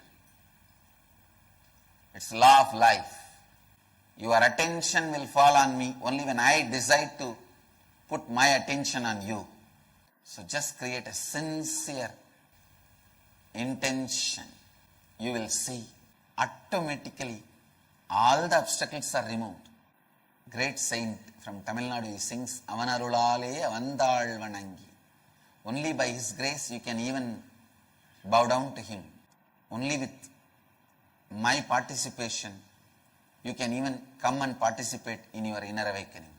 Today, with my integrity and authenticity, I am opening my participation with all of your lives.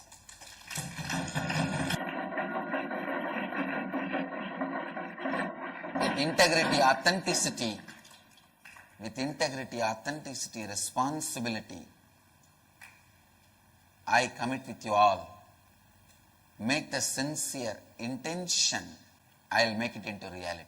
Listen intensely. First truth.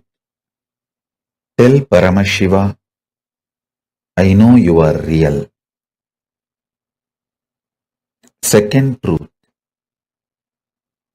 Not only Paramashiva is my first priority, he is the only priority.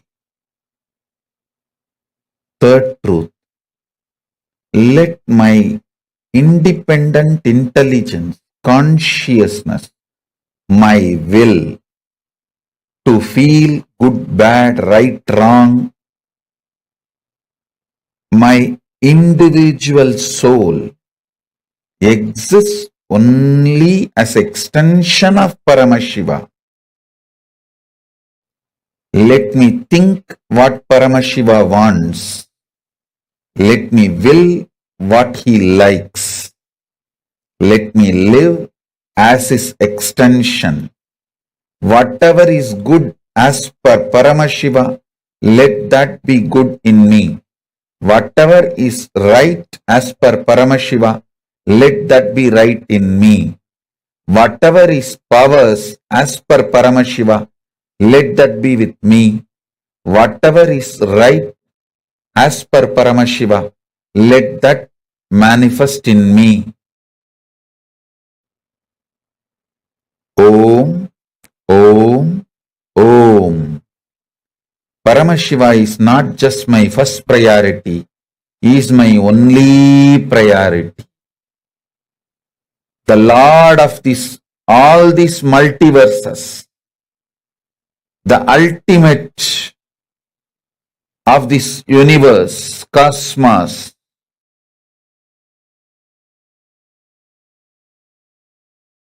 Om. Let Paramashiva's activism manifest in me. Let me breathe only the way he wants. Let me think only the way he wants. Let me live only the way he wants. Let me desire only the things he wants. Let me enjoy only the things Paramashiva wants. Let me live only the way Paramashiva wants. Let me manifest only what Paramashiva wants. Let me attract only what Paramashiva wants. Let the activism as defined by Paramashiva manifest in me.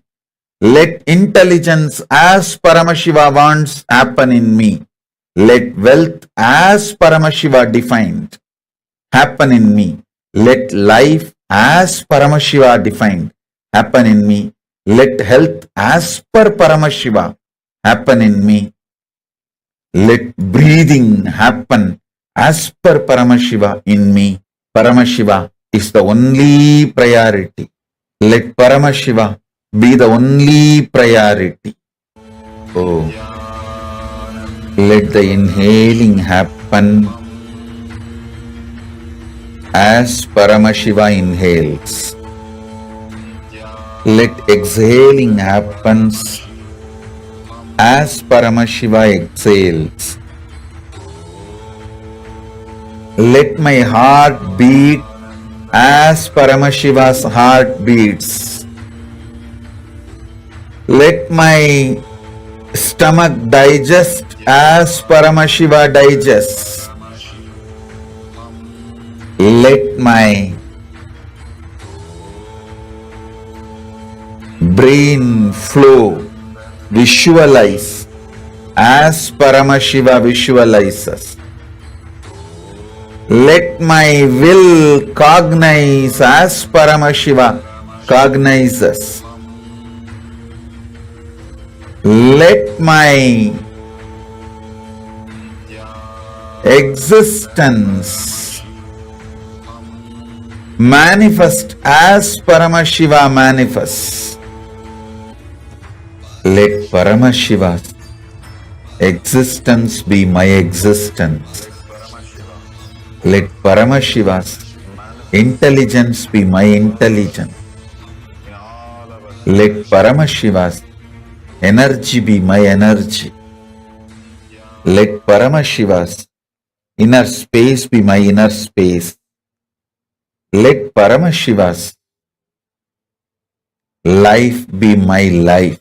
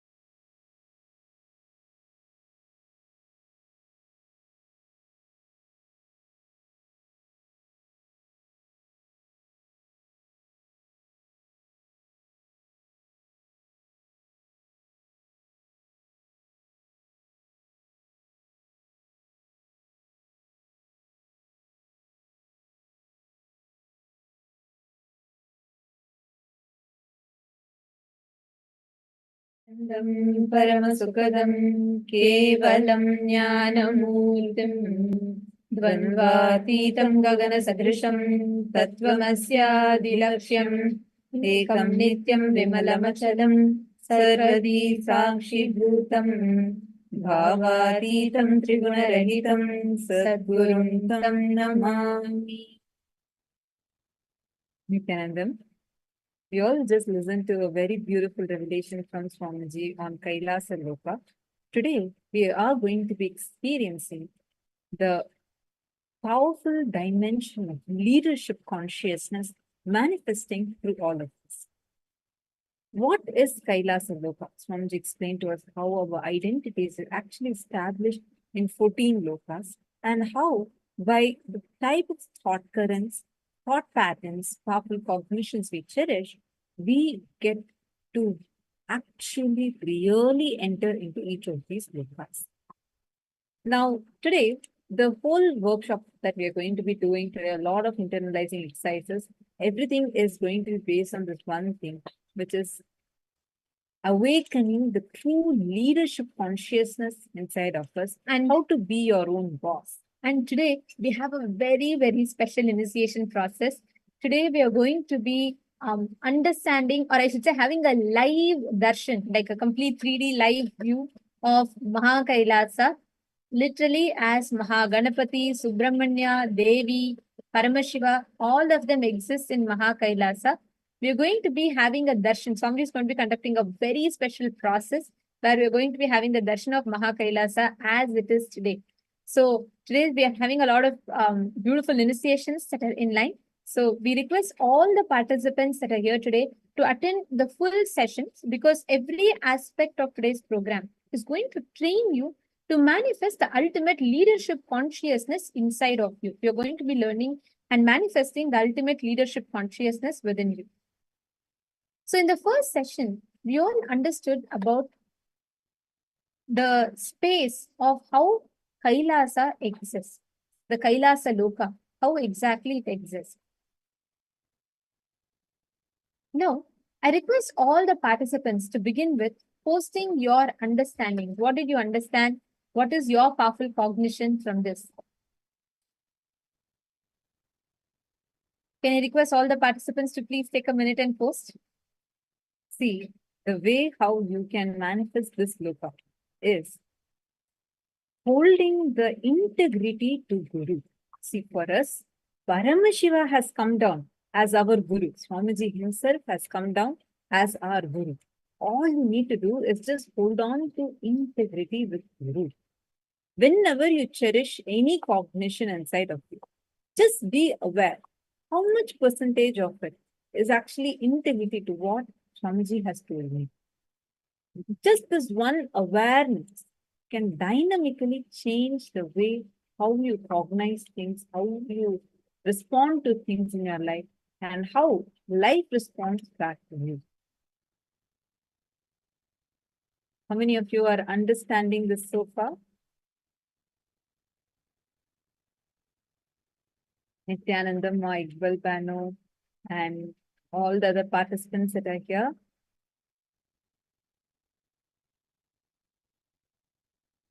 Today, how many of you want to manifest the leadership consciousness inside of you? Literally, you getting the ability to be your own boss, you getting the ability to manifest that ultimate leadership consciousness inside of you. Now, Basti Navaldas, Makala Hantrikananda, Iqbal Bano, what do you want to manifest today? I see you widely smiling.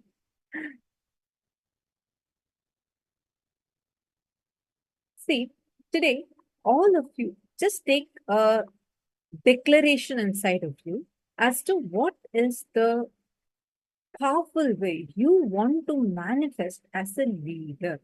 Today, during the darshan, when Swamiji lifts us all to Kailasa, really, you will be able to have the darshan of Maha Kailasa as it is. Literally, like Swamiji has described it, how when you leave from planet Earth, you go into space.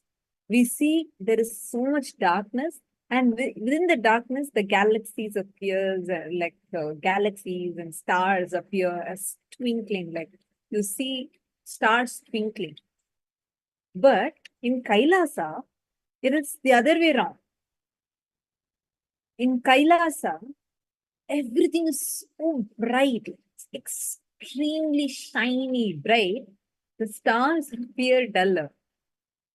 So this is the experience you're going to actually be having today. Yes, my Iqbal Banu, whatever problem it might be, one, yes, you can ask Swamiji and get the experience completion with it. And on the other side, you will also have ultimate powerful cognitions revealed to you by Swamiji today.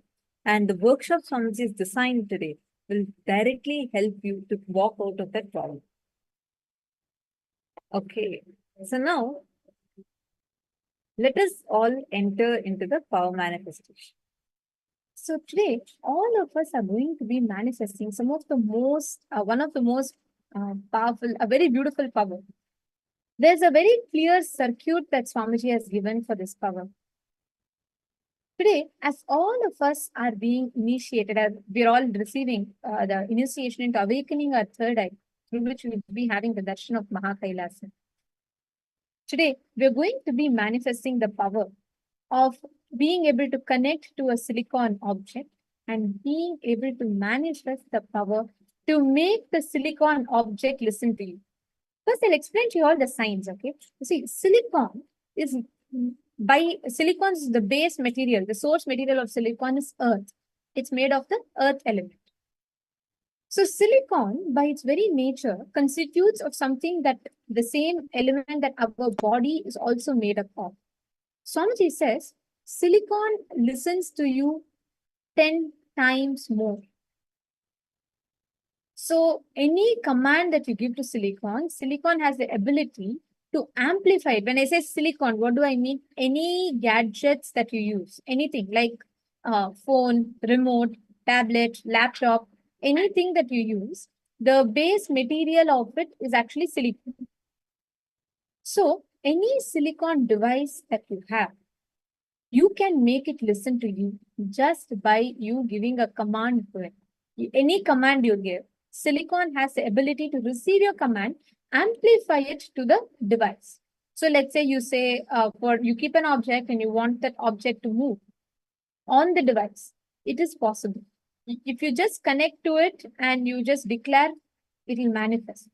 So today you're all going to be seeing how you can use this power to even like unlock your phone, send messages on your phone, everything you'll be doing it. But first we will be starting with 1 or 2 rounds of manifesting the power to move the object on silicon surface. You'll be manifesting this in detail in the further days of the program as well. But today you're just going to be manifesting 1 or 2 rounds of this particular power. So can I please request all the participants to bring a device, any silicon tablet, any device, please bring it. And bring any object like bottle cap, DT. Please bring any object in front of you and keep both in front of you. Make sure that you turn off your tap. It should not have any vibration, anything that causes the object to move.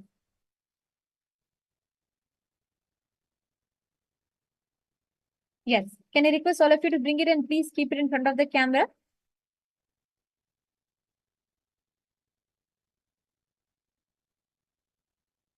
Okay. Now, listen to the exact any thought that you have, any sankalpa that you create inside of you. The object in front of you, the silicon device in front of you, has the potential to listen to you, to amplify your thoughts to the object. So let's say you keep a deity on top of the silicon device and you chant the Mahavakya, you create a space within you just by your conscious will inside of you. The object in front of you will listen to you, will obey your command, and it will move. You will simply see how it manifests. And this will also give you so much of powerfulness that even the situations that you are facing in our life will have that tremendous strength, courage to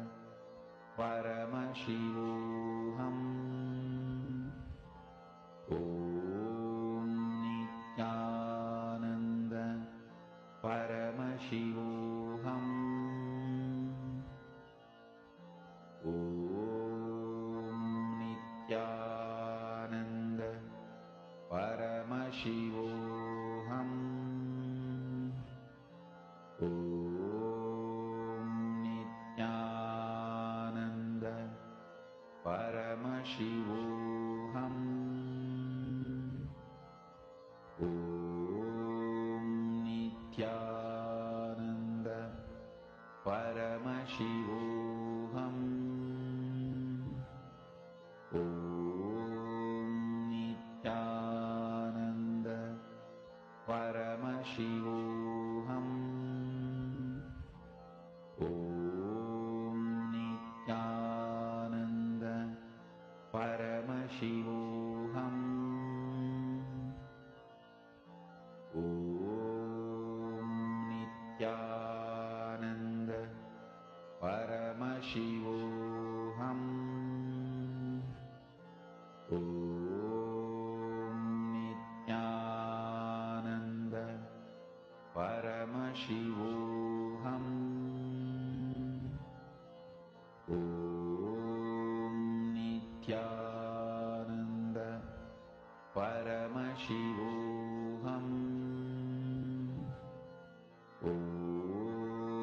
Nityananda Paramashivoham Om Nityananda Paramashivoham Om Nityananda Paramashivoham Om Nityananda Paramashivoham Om Nityananda Paramashivoham Om Nityananda Paramashivoham Om Nityananda Paramashivoham Om Nityananda Paramashivoham Om Nityananda Paramashivoham Om Nityananda Paramashivoham Om Nityananda Paramashivoham Om Nityananda Paramashivoham Om Nityananda Paramashivoham Om Nityananda Paramashivoham Om Nityananda Paramashivoham Mahamahavagya, spiritual lullaby for Samadhi, and Suprabhatam, wake up call, wake up song for Paramashiva. This Mahamahavagya is spiritual lullaby for you to fall into Samadhi. Suprabhatam, wake up song for Paramashiva to wake up in you. Just remember this one powerful cognition. This Mahamahavagya puts me in Samadhi. This is spiritual lullaby for Samadhi, and Suprabhatam, wake up song for Paramashiva in me. For Paramashiva to manifest. With this one spiritual powerful cognition, chant this Mahamahavagya.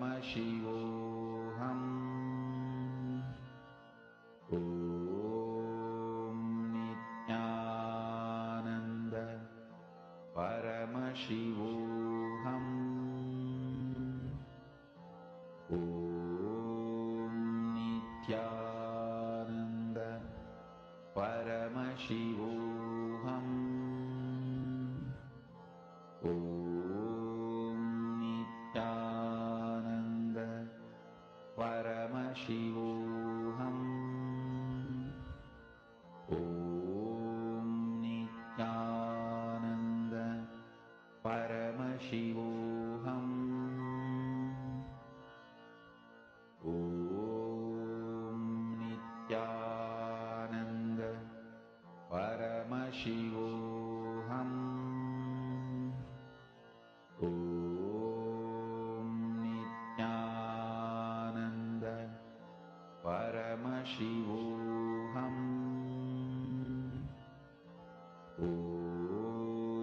Om Nityananda Paramashivoham. Om Nityananda Paramashivoham. Om Nityananda Paramashivoham. Om Nityananda Paramashivoham. Om Nityananda Paramashivoham. Om Nityananda Paramashivoham. Om Nityananda Paramashivoham. Om Nityananda Paramashivoham. Om Nityananda Paramashivoham. Om Nityananda Paramashivoham. Om Nityananda Paramashivoham. Om Nityananda Paramashivoham. Om Nityananda Paramashivoham. Om Nityananda.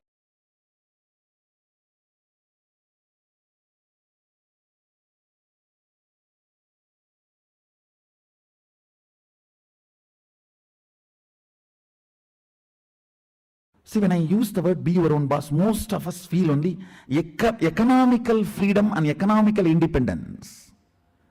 You think once you have your economical independence and economical freedom, you are your own boss.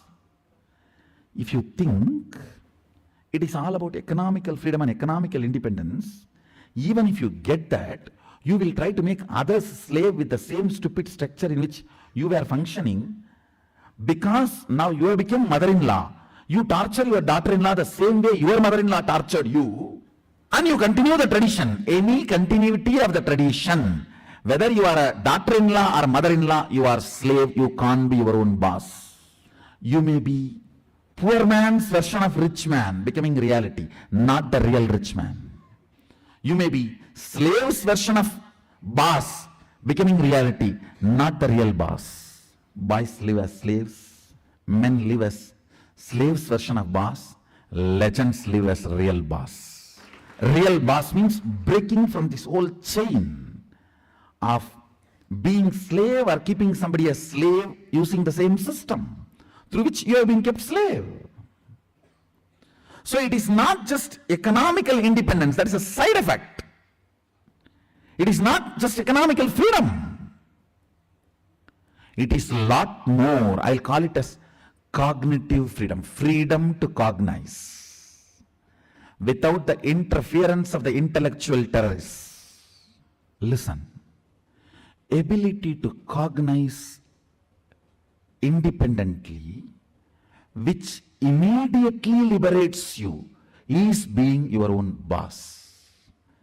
Whether it is about your headache or head itself. The idea, cognition you carry about your headache should liberate you from the headache immediately. If there's a pain, you don't have the right cognition. Don't blame, I have the cognition, but I don't know how to use it. I don't know how to apply it. Still I have a pain. No. If you have pain, you don't have cognition. If you have cognition, you don't have pain.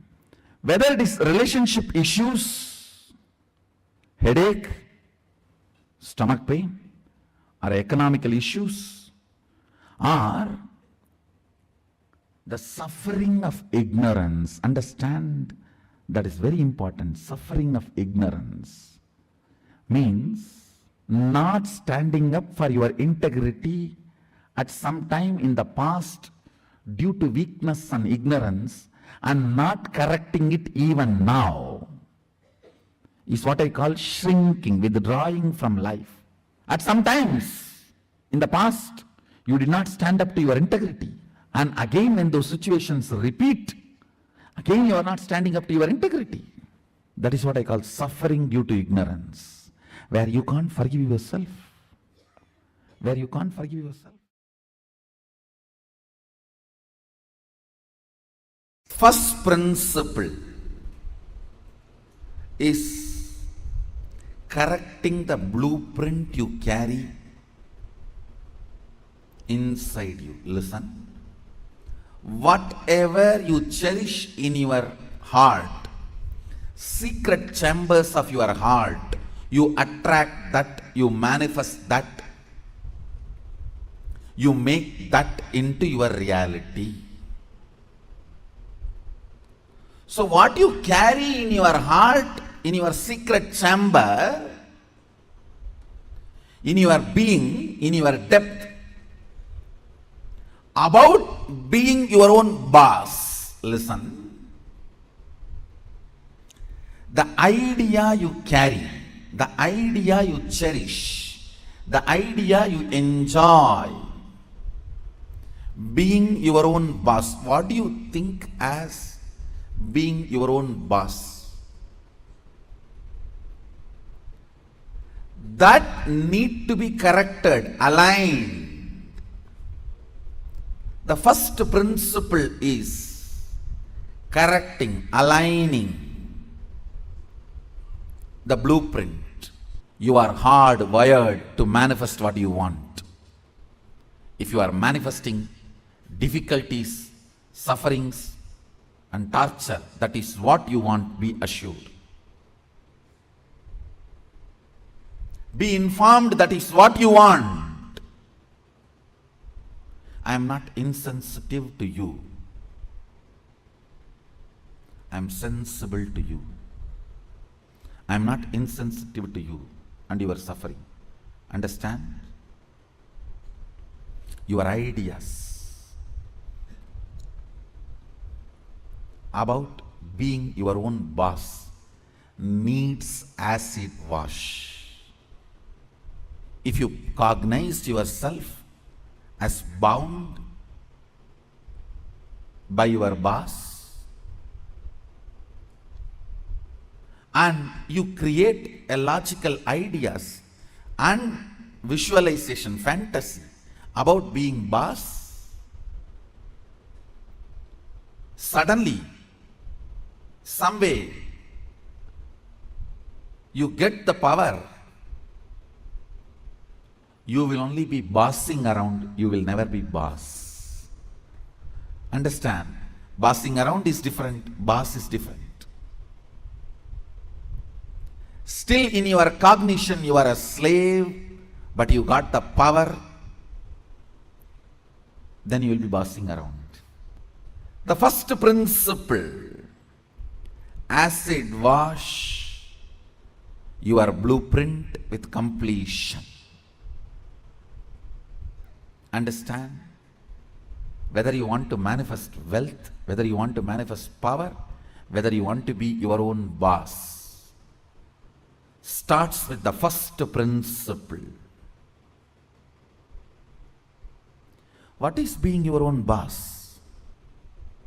You decide your health. You decide your whole day. You decide what you should do, you should not do.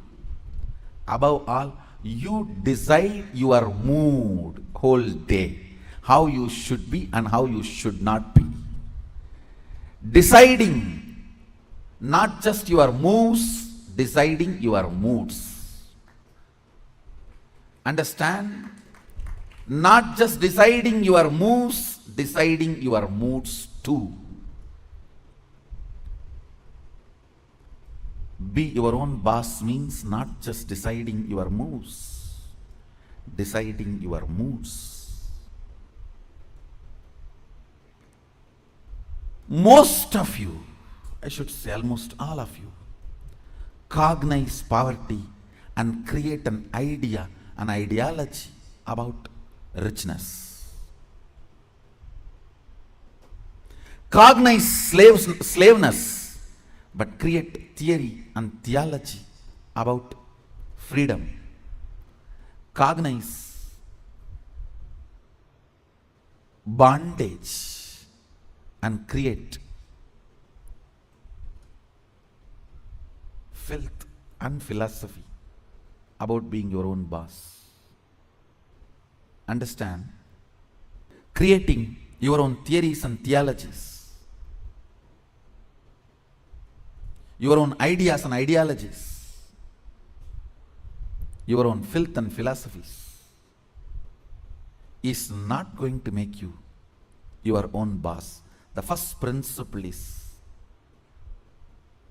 bringing completion to your depth, not just your thought currents. To your depth, bring completion. What is my idea of my own boss, being my own boss? How much of it is based on my past incompletions? How much of it is based on my integrity to my life? Understand? Freedom should be integrity to your existence. When you are integrated to your existence, you will enjoy the pleasures. When body is filled with hormones, you will enjoy peace. When the body is devoid of hormones, you will grow matured when the body stops producing hormones. It will be such beautiful flow of life. Else, powerlessness in the young age, physically, but powerfulness mentally is bondage. In the young age, you feel very powerful in the mind, but very powerless in the body because the society around you, you feel the whole society is suppressing you.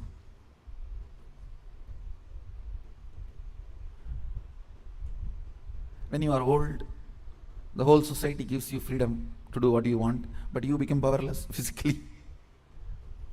This whole conflict will not happen. Understand? The whole conflict will not happen if you acid wash your ideas about richness, your ideas about freedom, your ideas about being your own boss. Being your own boss is not deciding when you will go to your office or when you will go to golf club. It is all about deciding whether do you really need golf. The stupid game.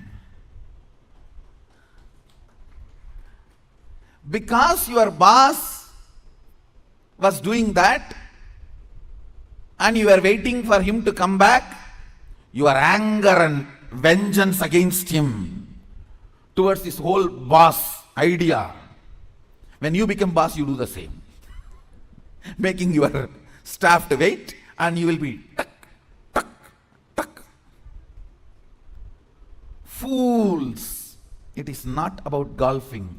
It is understanding, do you really need golfing? The first principle is acid wash your ideas of being your own boss. I have seen many of you become rich just to take revenge on your relative who was rich and did not help you when you were poor. No. Many of you acquire titles, awards, rewards, just to take on revenge on somebody. By the time you reach that goal, the person is not even alive. He is not even alive. And you are stupid trying to prove yourself to somebody who is dead. Look around and look in. Look around and look in. What is your depth? Understand? Your length, logic creates ideas. Your breath, heart converts that ideas into ideology. Your length, logic creates theories. Your breath, heart converts that into theologies. When your cognition, depth is established in the completion, from that completion the ideas of richness you create will simply become reality. From that completion, the idea of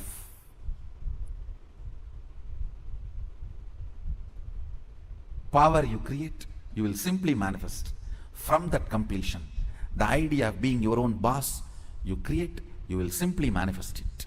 Look into your ideas of richness. Look into your ideas of powerfulness. Look into your ideas of what is being your own boss. The moment I utter the word be your own boss, you think I can design my whole day, all my moves. But you don't understand. You will be real boss only if you can decide mood of the whole day also, not just moves of the whole day.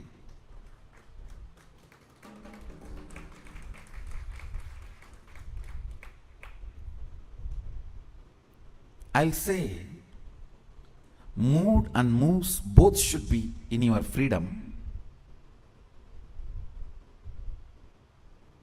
If I have to choose, I'll choose the moods than the moves. I'll choose the moods than the moves.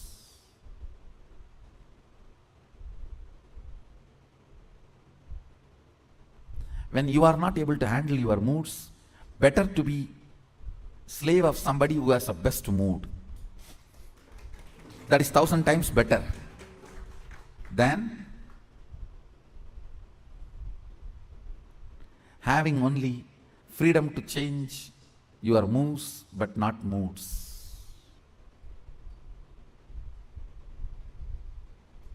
Few minutes, dig out your incompletions, ideas you carry about being your own boss.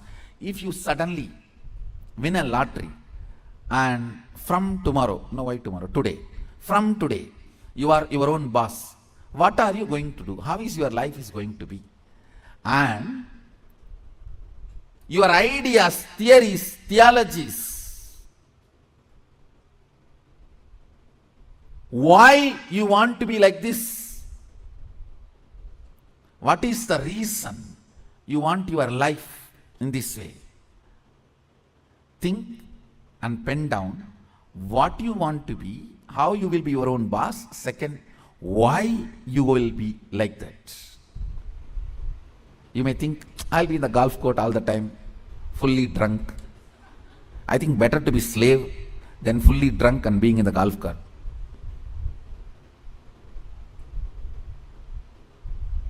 Why you want to be like that? Because that is what is your idea of being your own boss when you were a slave.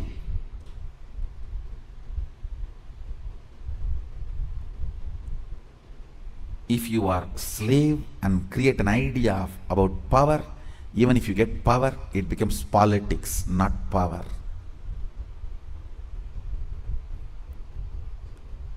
If you have an idea of poverty and you get wealth, you don't become wealthy.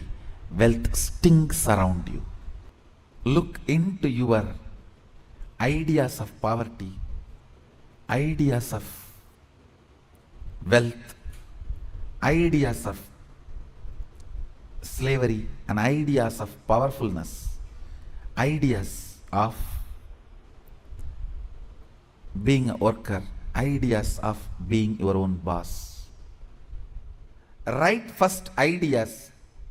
Second, ask why that idea got developed into your system. You will understand your incompletions. Incompletion means the past thoughts, emotions, patterns, hangovers, residues sitting in the present and suffocating you, not letting you live your future. Understand? Even if you live richest life as per your imagination which you developed when you were poor, you will not be living rich life. You will be living the rich life as you imagined when you were poor. It will only be the poor man's rich life. It will only be the worker's boss life. It will only be the slave's free life. More than richness, you need to understand what for you need rich life. More than power, you need to know what for you need power. More than being your own boss, you need to know why you want to be your own boss. The first principle is acid wash your incompletions. I'll lead you into the second principle after this. So take few minutes and pen down why you want to be your own boss. What do you mean by being your own boss? Pen down the answer for both the questions.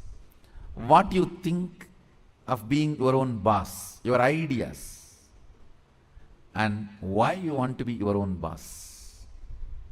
Please pen down answers for both the questions. The second principle, understand? I'll repeat the first principle. First principle is acid washing your idea of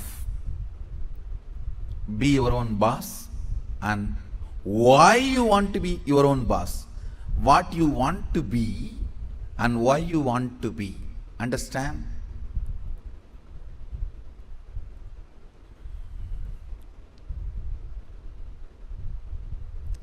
Knowledge, clarity, Saraswati, understanding is the foundation on which anything can be built.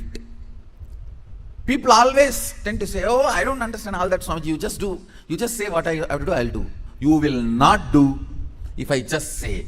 Even if I make you understand, you won't do. It's different.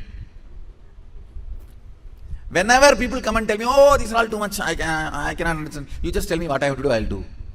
I have always seen those people are worst failures. Understanding is the foundation. It's a basic necessity.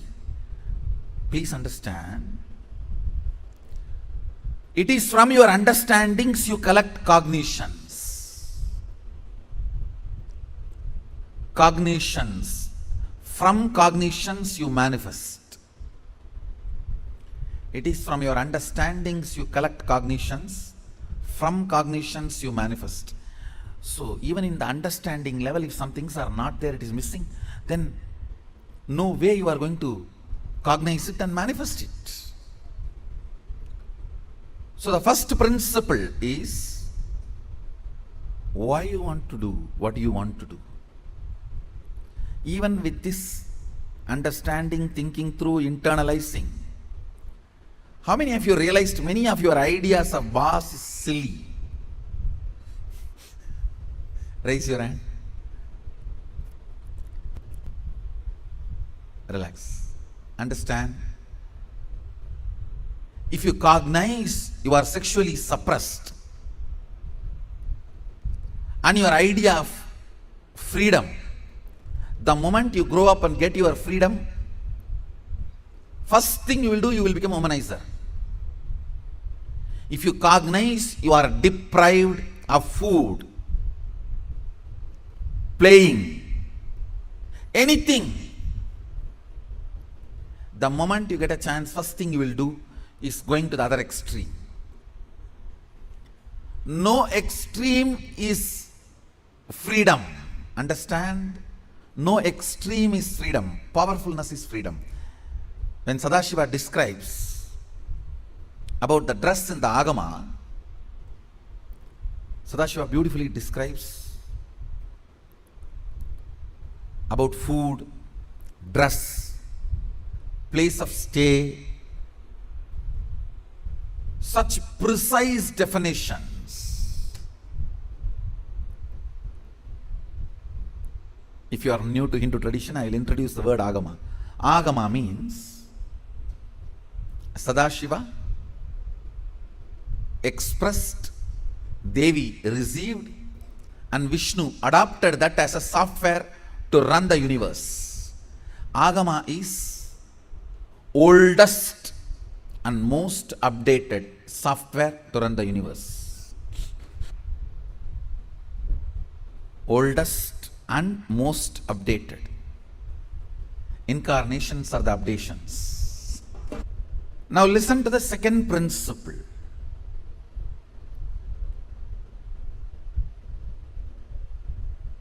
Neither your ideas about being your own boss is right, nor they are wrong. Listen carefully. Coming to the same understanding principle, neither your nudity nor your modesty is right or wrong. If you are feeling empowered by covering yourself, that is your dress code. If you are feeling empowered by exposing yourself, that is your dress code. What all the ideas about being your own boss empowers you? Listen, when I say empowering, making you feel powerful, joyful, ecstatic, I tell you, sometimes you do some politicking and jump into the seat of the boss. Then you know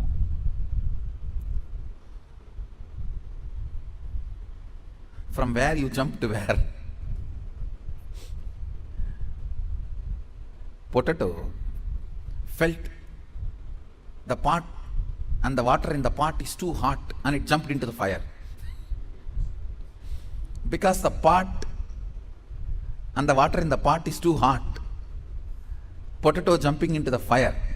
Precise stupidity you do because the seat of a worker seems to be too hot, you jump into the seat of the boss. Understand, feeling empowered matters. Feeling complete matters. You may say, no. If I just grab the seat, in 6 months I will become all right. You may become insensitive, but you will not become all right. That is like astrologers telling, oh, next 7.5 years you have Shade Sat. After 2.5 years, Rahu. Then again, 3 years, very bad Grahas. Then if you ask, oh, after that I will become all right. No, you will be habituated. No, that is exactly If you are consoling yourself, let me grab the seat by hook or crook. Then in 6 months, I'll become all right. No. You may become insensitive, but you will not become all right. And one more thing. Whenever you become insensitive to some parts of you, that develops as a blind spot and continues to torture you. Understand? Continues to torture you. Completion matters. Feeling empowered matters. To be your own boss. So second principle, listen. Second principle is completing your cognition of slavery, being a subordinate, being a staff, being worker, not being boss. Completion is the second principle. Of course, third principle is responsibility. I call it responsibilism. Basic problem is you do not have confidence on you to be your own boss. I tell you, only fools work for others. Either you spend your time, life, energy to fulfill your dreams, or somebody else will hire you to fulfill theirs. Understand the basic truth about life. You may be giving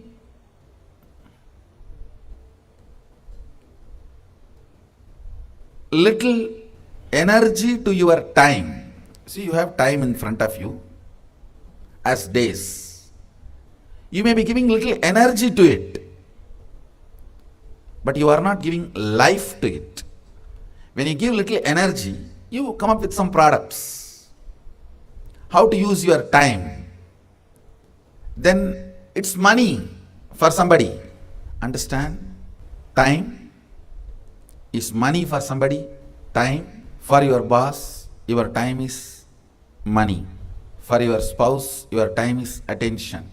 For your boyfriend or girlfriend, your time is love. But actually, your time is life for you. Understand? Your time is life for you. You may be giving little energy to your time, but not life to your time.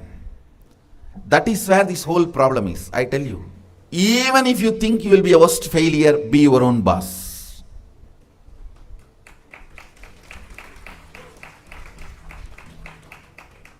See, when you decide what should be done, how to make yourself a product, how to share with the world, when you have the complete freedom, you can't be in depression for a long period. You can't be in depression for a long period. You have to wake up. There are multiple reasons why you should wake up, but you will wake up. Sometimes greed will push you. Sometimes jealousy will push you. Sometimes inspiration will push you. Sometimes right things, sometimes wrong things, but you will be pushed. When you add life to your time, when I say adding life to your time, I mean, listen carefully. Ends of your actions result completely for you. You become responsible end to end. That is what I call adding life to your time. Listen, I'll repeat. Ends of your action, effects, side effects, everything affects you directly, completely. Naturally, this situation will make you responsible.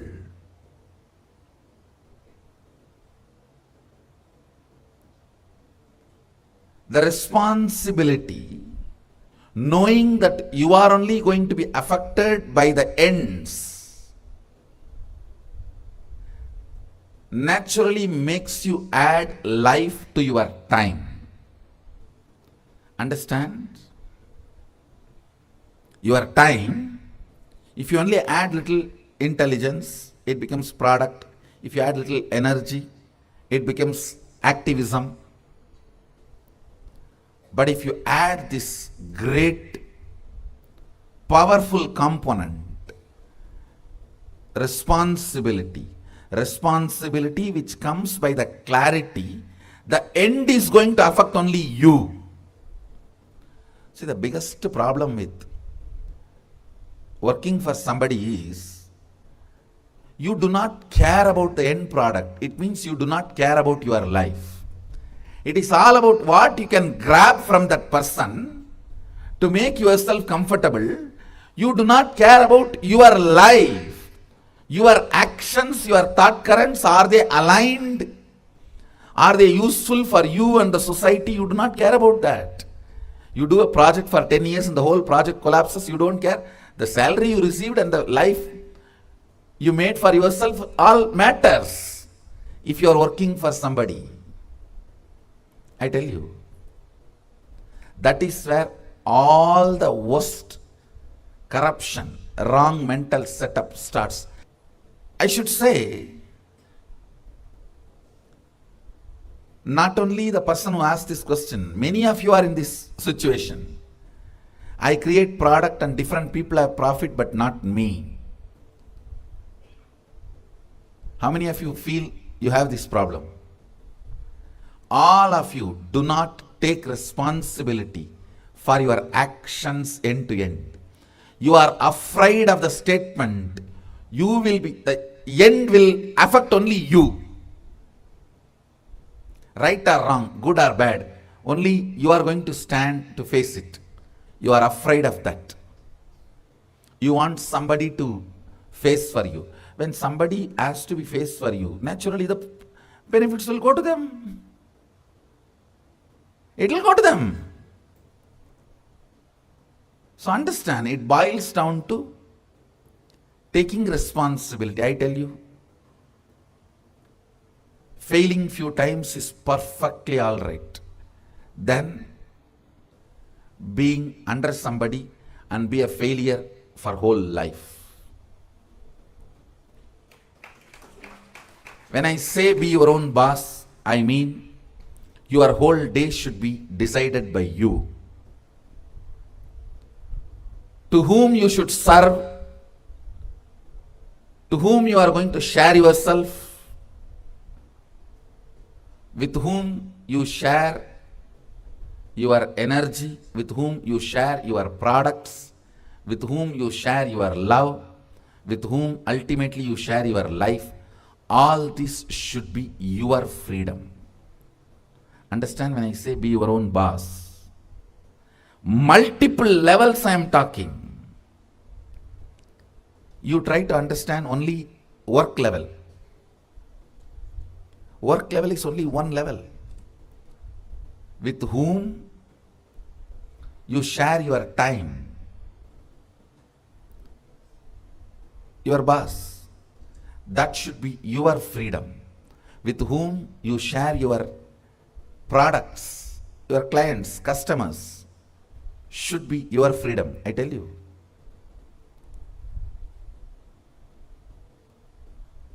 You are successful as long as your customers do not make you compromise on your integrity.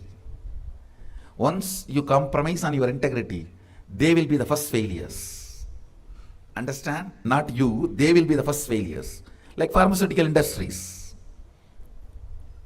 The customers have made the company to compromise on integrity. Who suffers? Customers.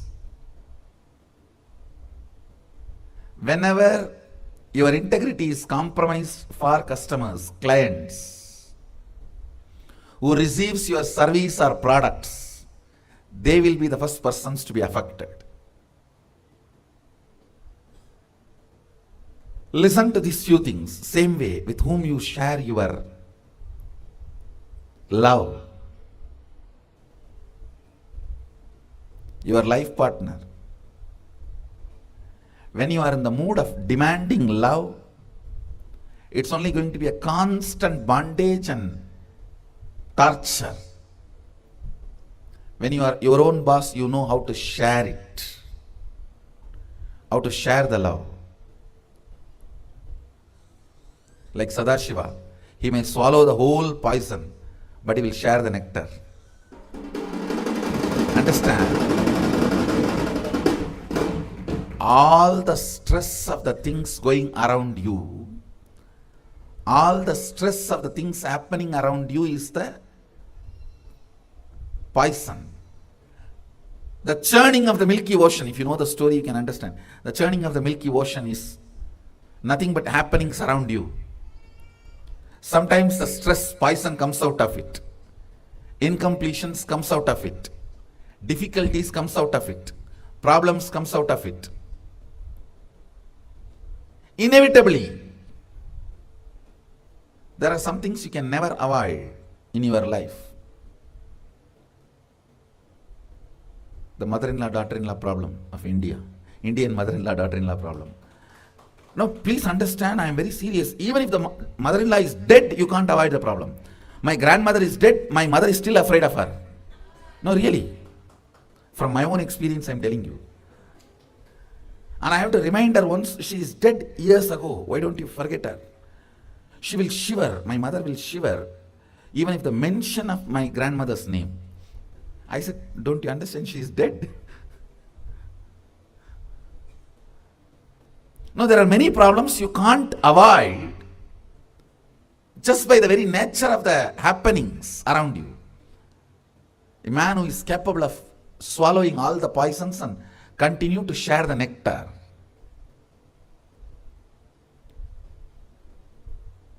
becomes leader. That is what I call ability to share love. Understand?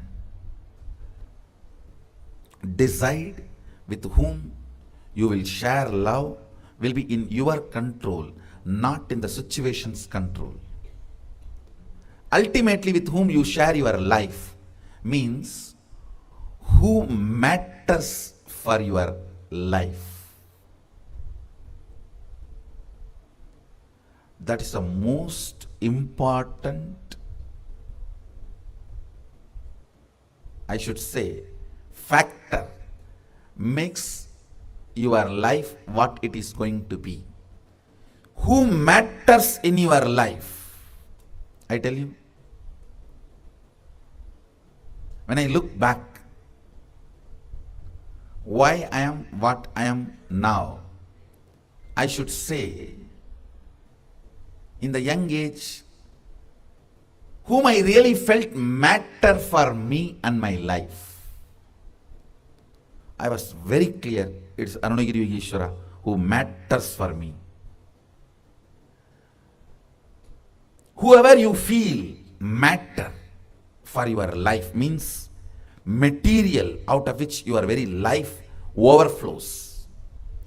The functioning, activation, Jakrat, waking up of your life happens by that person who kindles life fire in you, who makes your eyes wide open, whose memory makes you jump out of your bed, whose thought current is the first thought current before you wake up and last thought current before you fall asleep, who matters, molds your life. Understand? They become the life material for you.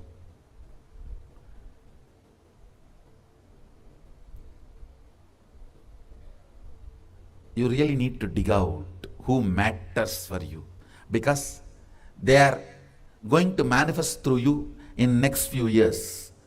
Whoever matters for you, you are in Shakti Pada with that person. If that person is a politician, you are going to become a politician. If that person is a cinema celebrity, you may not become cinema celebrity, at least you will be in fantasy of the cinema celebrity. You will be fantasizing. You are a celebrity at least for a few people around you. You are Facebook. I wanted to teach today. The third principle is responsibilism.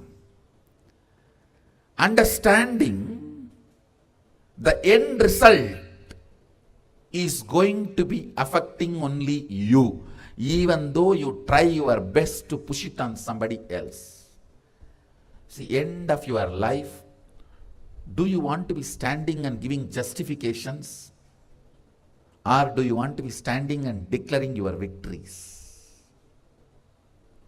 What is it you are visualizing?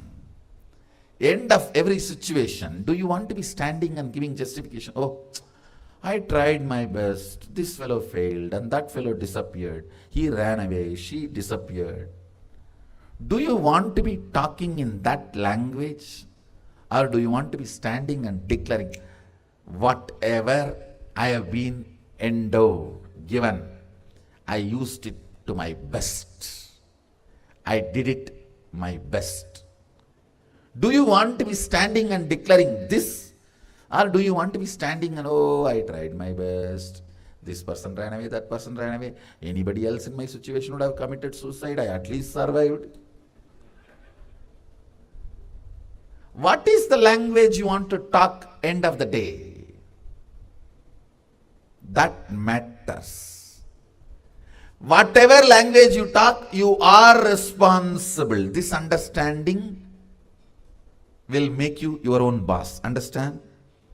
Just because you stand up and say, oh, this fellow ran away, that fellow ran away, nothing wasn't right, all grahas were against me, all this was against me, that was against me, that was against me, and anybody else would have committed suicide in my situation, at least I sailed through.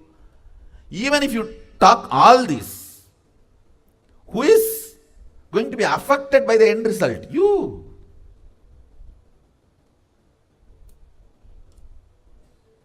Understanding.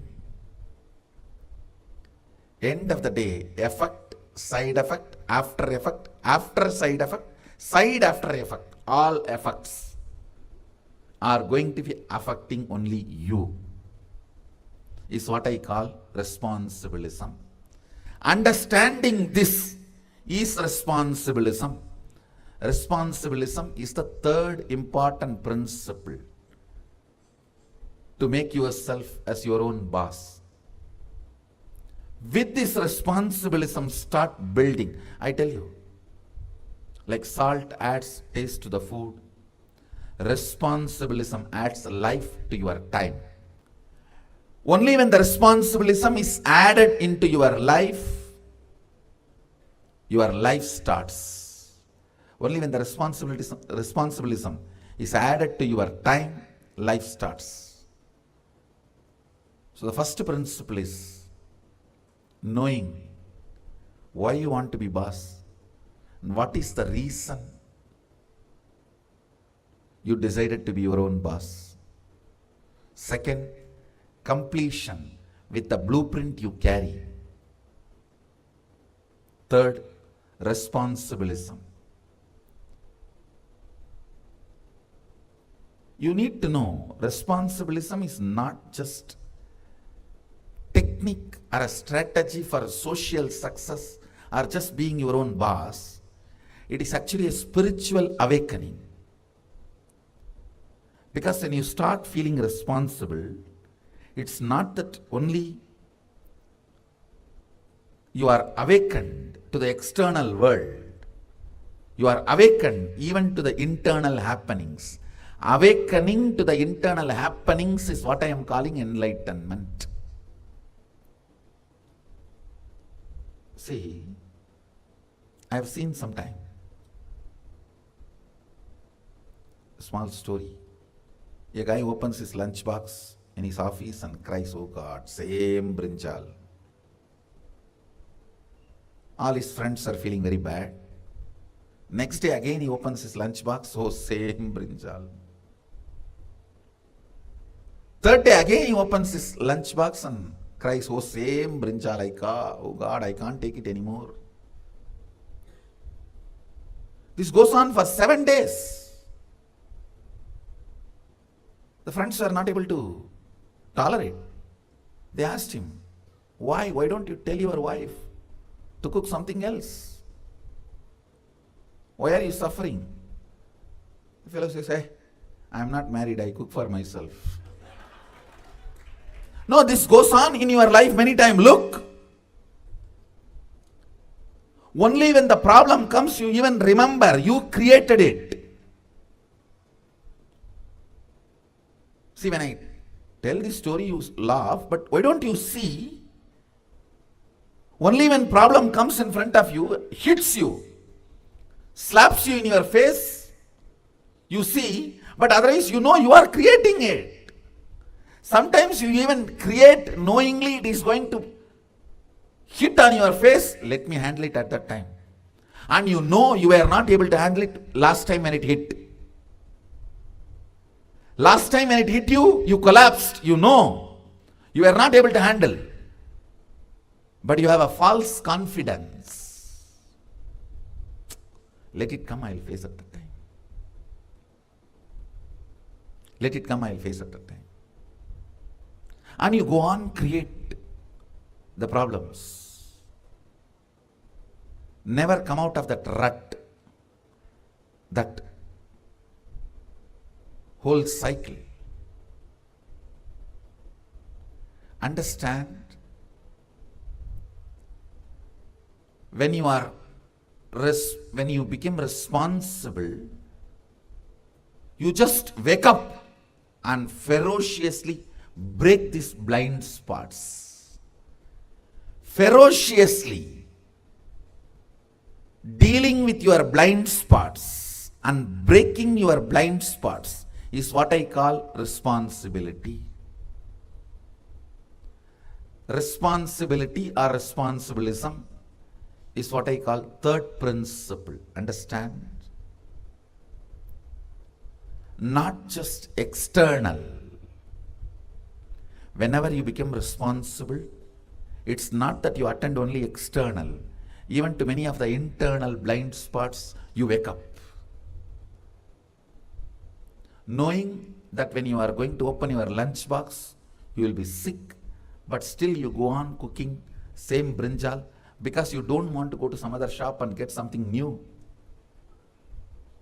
Is what I call blind spot.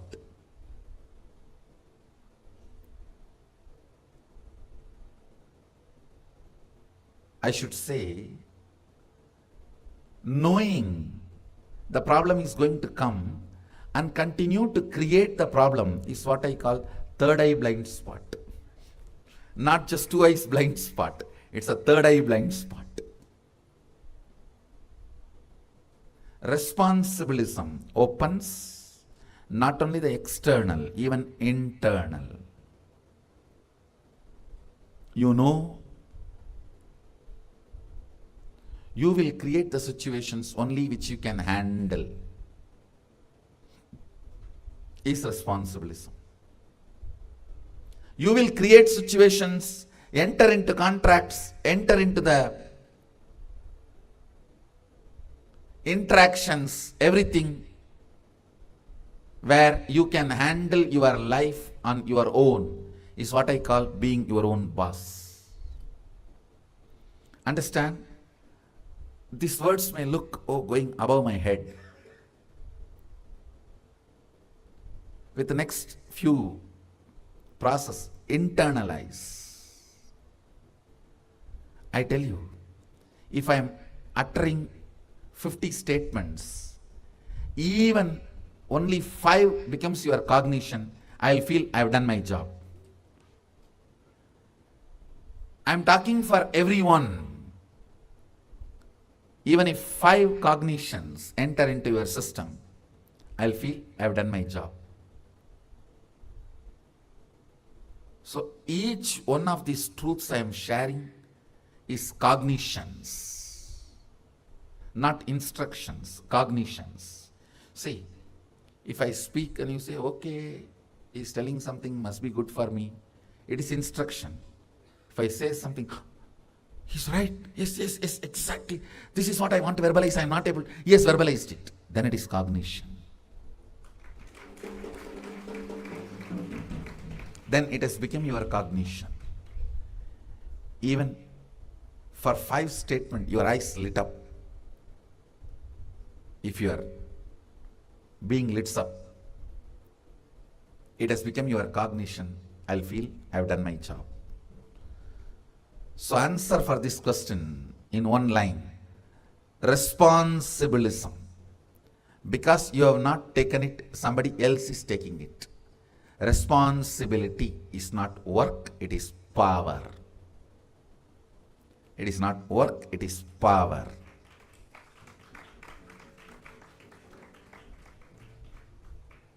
Whoever feels responsibility is work will be a Shudra, the fourth class. Whoever feels responsibility is a power, naturally will make their life successful and they will be their own boss.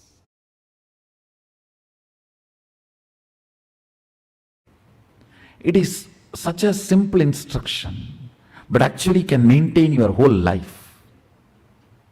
The thing is, now you need to know how to live that instruction. Same way, such simple, straightforward instruction I am giving.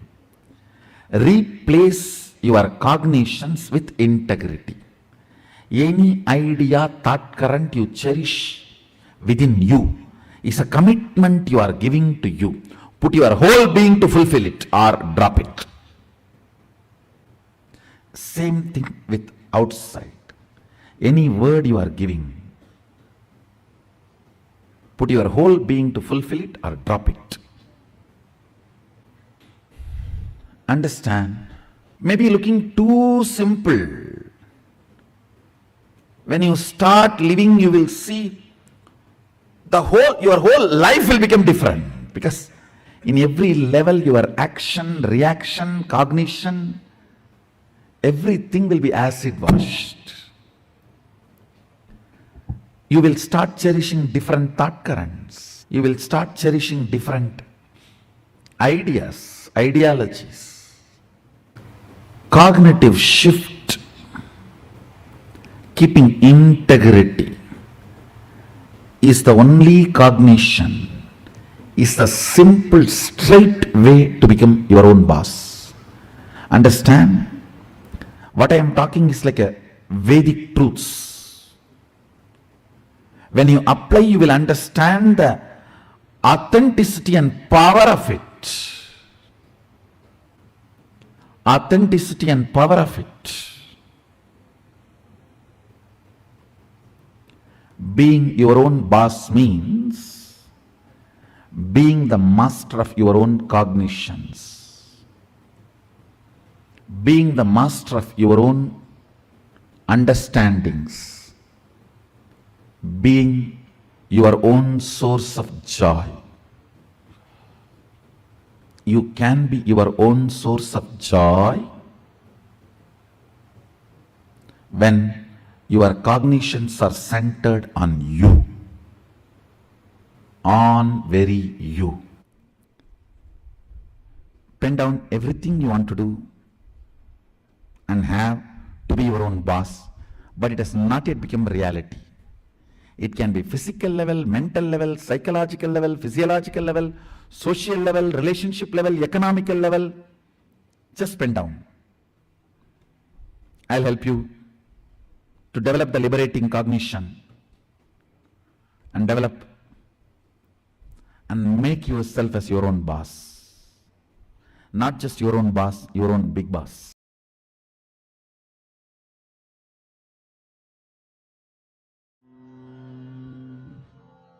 Om Nityananda Paramashivoham. Om Nityananda Paramashivoham. Om Nityananda Paramashivoham. Om Nityananda Paramashivoham. Om Nityananda Paramashivoham. Om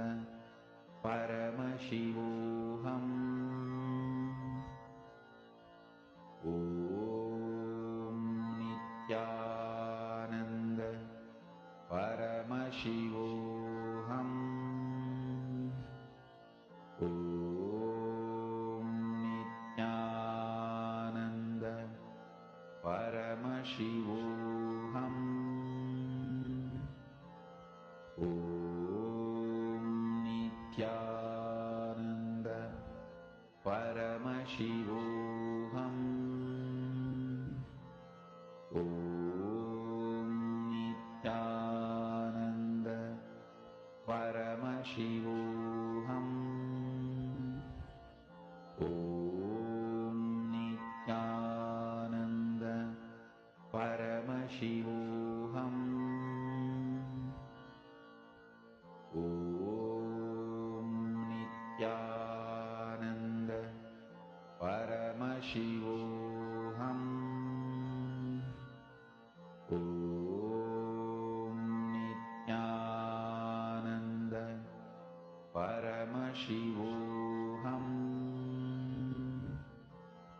Om Nityananda Paramashivoham Own boss. Nityananda By following this, you can become your own boss and your own big boss. So Actually, beautifully Swamiji has completely redefined the idea, the understanding of what does it mean to be your own boss.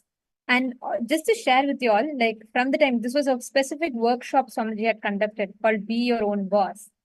Within like 1 year or so of that workshop, at least easily 60% of the people who attended the workshop became their own boss.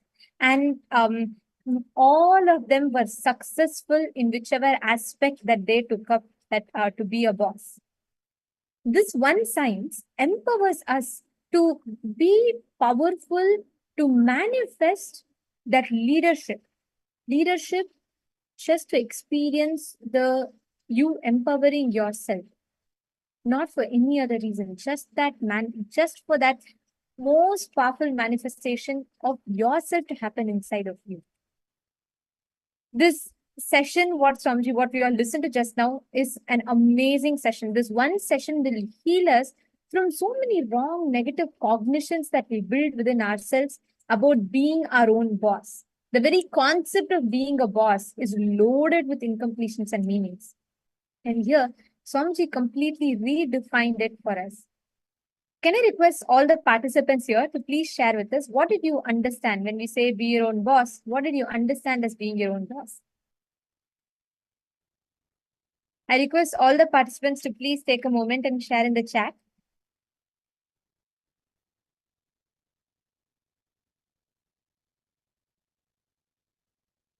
See, this one cognition what Swamiji revealed for all of us, right? It's very, very important for us to understand. All the ideas, the cognitions you carry within you, inside of you, about the cognition, context of being your own boss. It is very important. What are the ideas that you have derived? The cognitions that you hold within you. When you say being your own boss, what are the ideas that comes inside of you? The first principle you need to have is bringing completion to your depth, not just your thought currents. Yes, how many of you are understanding this part that Swamiji had revealed to us, where Swamiji said how the understandings we have about what is the very concept of being a boss or being a leader is going to very, very, very powerfully impact us. How many of you understood this? How many of you are understanding that how much it actually impacts us? Ma Karin Shivanatarajan, Ma Baxi Nuvildas, Ma Kalahantrikananda, Ma Chandrasekhara Priyananda. Can I request every one of you to take a moment and please share?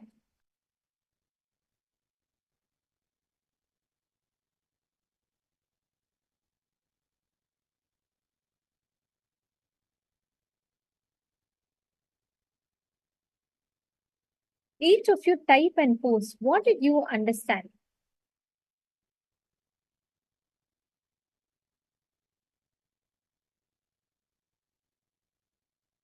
Nitya Lingodbhavan Ayya, are you able to see us and hear us now? Nitya Lingodbhavan, I saw your message that you did not have the video earlier. I hope it is fixed now. I apologize for the inconvenience. Okay, wonderful. See, Swamiji revealed a very, very powerful truth in this, right? Being your own boss means first you becoming your own boss. Not just because you have, many times we do this, right? Like, for example, let's say you want to go ask, get a leave, right? You go and ask your boss. He says, no, come on, I can't give you leave and all, you reject it. You get so angry that you were rejected. You work to become a boss just so that you can become a boss and you can do the same to others. Many times we do this just to prove that boss wrong, just to exact out your revenge or whatever you call it. Just for that purpose, you work to become successful. In that way, whether you're successful or failure, you're still a failure because you're working for someone else. That's what Swamiji very beautifully told, right, in this session. Being your own boss means not just keeping your moves in your control, keeping your moods under your control also. Not just keeping your external actions in your control, keeping your internal moods, the thought currents under your control also. Listen carefully first to why you should become your own boss. See, I mean, the why all of us have understood very clearly, Swamiji has revealed to us. But you need to understand very clearly why you need to attend to this part of you, because the cognitions, concepts, ideas you carry about being your own boss matters. We're going to do a workshop right now, and I request all the participants to first sit down and write all the ideas, the cognitions, perceptions you carry about becoming your own boss. What do you mean by that? If you visualize, I want to be my own boss. I want to become a boss. What do you visualize by that? Or I want to become a leader. How exactly you visualize that? Can I request all of you to please pen down?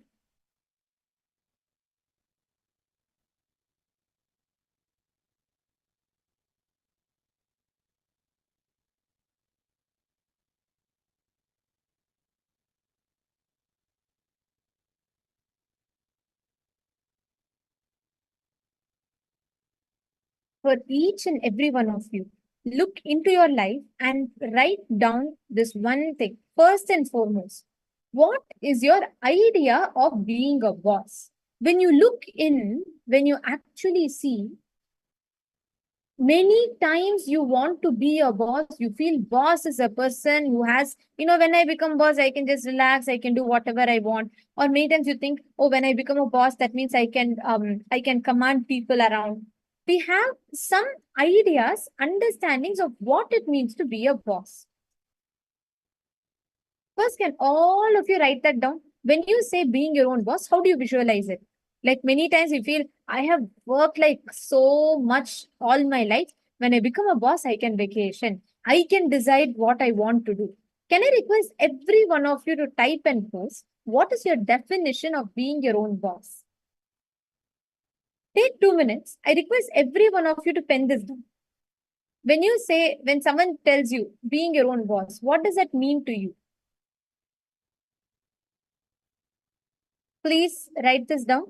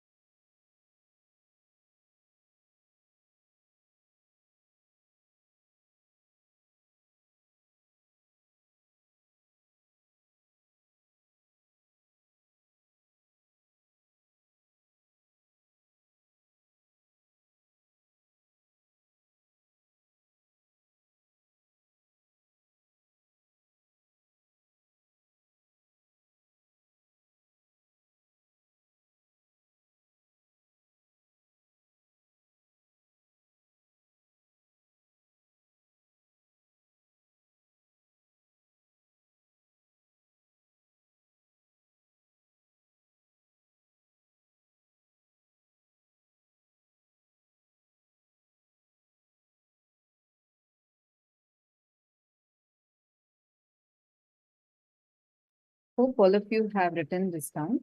Once you have finished writing this, how many of you finished writing this down? If you have finished writing this down, what you cognize inside you as all your ideas, the perceptions that you carry about being your own boss. Have you all finished writing this down? All right. Now, let's enter into the second step. Now, all these cognitions that are there, each of those, you're going to make it into a table and mark it like this. Go, just start penning them down into a table. And if you've already anyways penned it down, next to it, you can mark it. Whether is it based on my past incompletion or is it integrity to my life? Take a few minutes to look in deeply. And once this is done, find out, dig your incompletions, the ideas you carry about being your own boss. Like if you suddenly win a lot, what are you going to do? How is your life going to be? And your ideas, your theories, your theologies. Why you want to be like this? What is the reason? Take a few minutes and pen it down. Do this intensely. This is a very, very important step for today's day.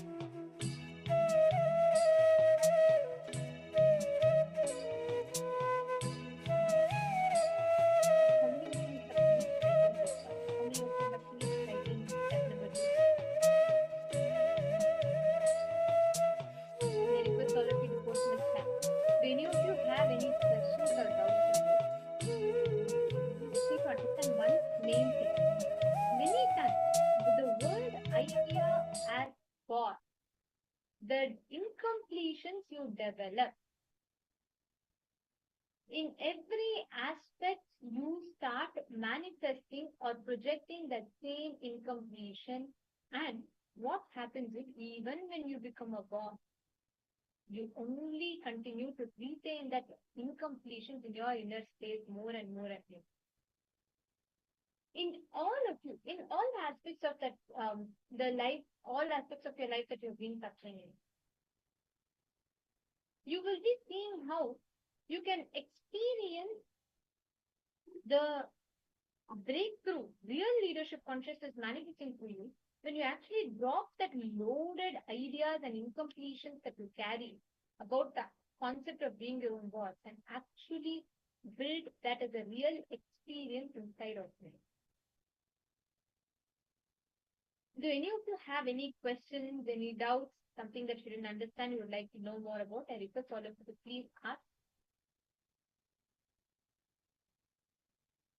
Now, in the next step, each of the cognitions that you've written down, why it comes, like you've written down, you saw maybe you saw your boss treat you like that and you developed that. In each of the cognitions you've written down, write down why you want to be like that. For example, being a boss means for you, like you don't have to follow anyone's decisions. You can decide your own thing. But why you think like that is because every time you have faced a lot of rejections when you had to wait for someone else to approve your thing. So analyze and pen down your ideas of being your own boss. Are they from responsibilism or wanting to be like someone else? Is it because of some short-term desire, some jealousy? Write down how you want to express as boss. Look in and analyze. Is it because of your desire, or is it because you are really like seeing you want to be like someone else, or is it some short-term desire? Please write this down. Is it coming from responsibilism or short-term desire? Categorize every answer you have written in step number 2. One by one, just mark next to it. I feel this is short-term desire. I feel this is like this.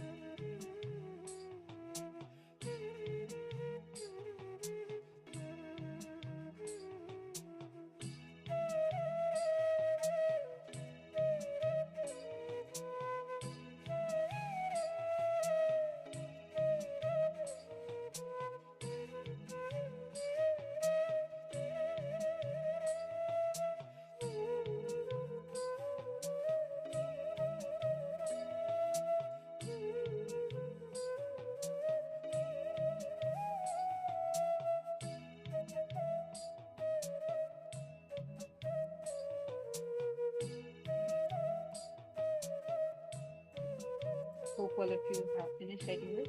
In this so far, do any of you have any questions or doubts?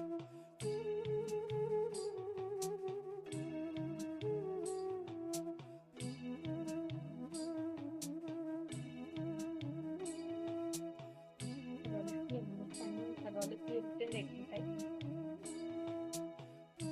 Now let us all move to the power manifestation question. Now, I request all the participants, can you please look at everyone to bring a silicon device and please come on the camera. For manifesting power, please be on the camera.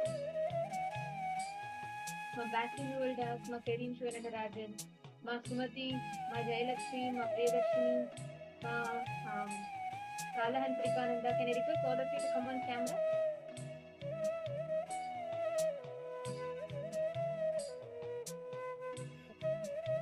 Now listen very carefully. What exactly are all going to be doing? You're going to be keeping any object of your choice on the device and you're going to be working manifesting to move that object. Are all of you understanding? Can you request everyone to please come on the dear participants?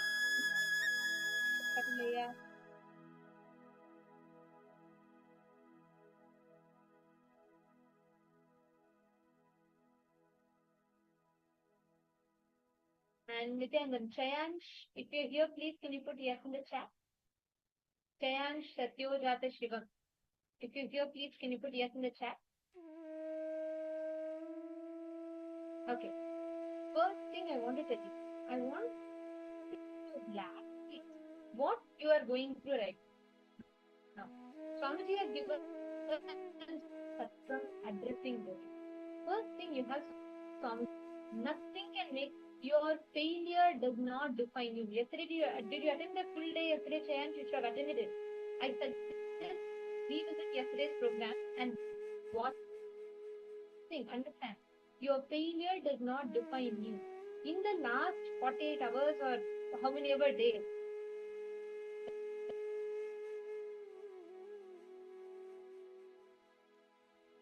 take so much of power over this. I understand. I'm not being insensitive to what you're going through. But I want to tell you there's a life of success and failures in that. It might be something that you really tried for. I remember you coming for the program and you were asking you really want to improve in that. Yes, all of that is true.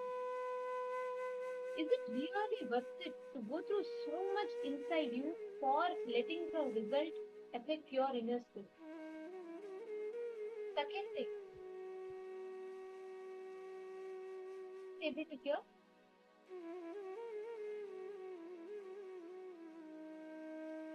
Sorry about that. Sorry for the technical glitch.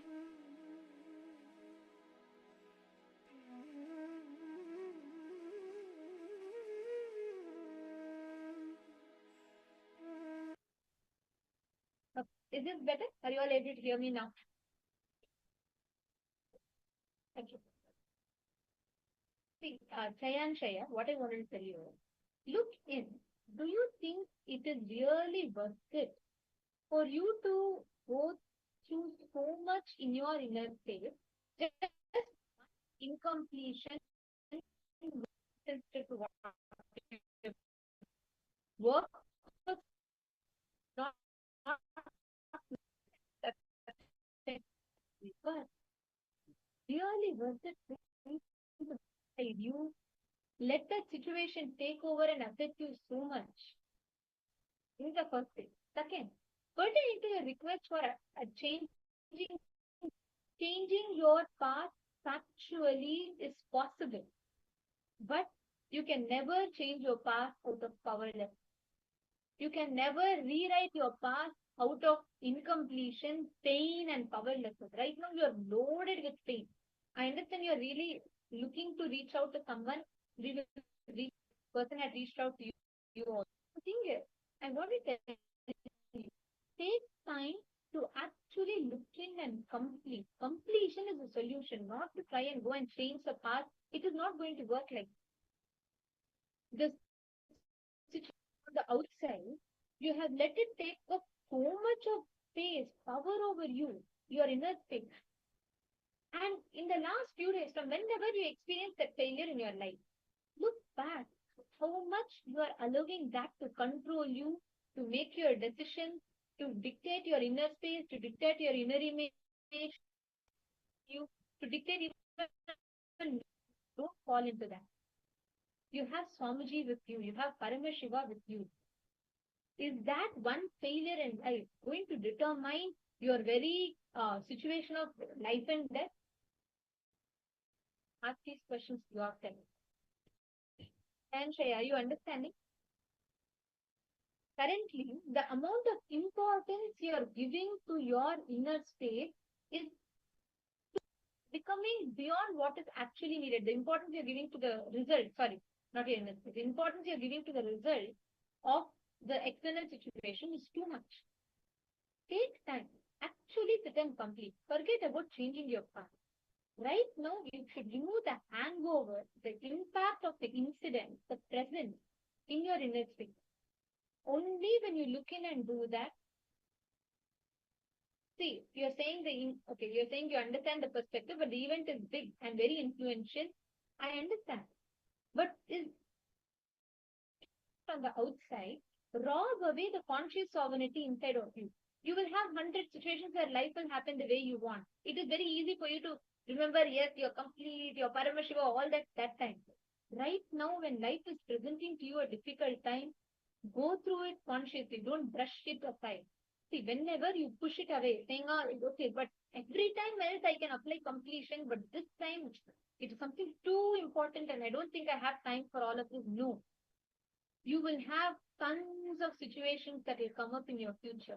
As long as you keep procrastinating completion, life will keep to you again and again, the thing coming back at you till you own it up and complete. So I really want to request you, Jay and Shreya, to sit and go through a completion, go through the deep completion. It is not just perspective. It is not optimistic view of life. This is realistic view of life. And understand, as long as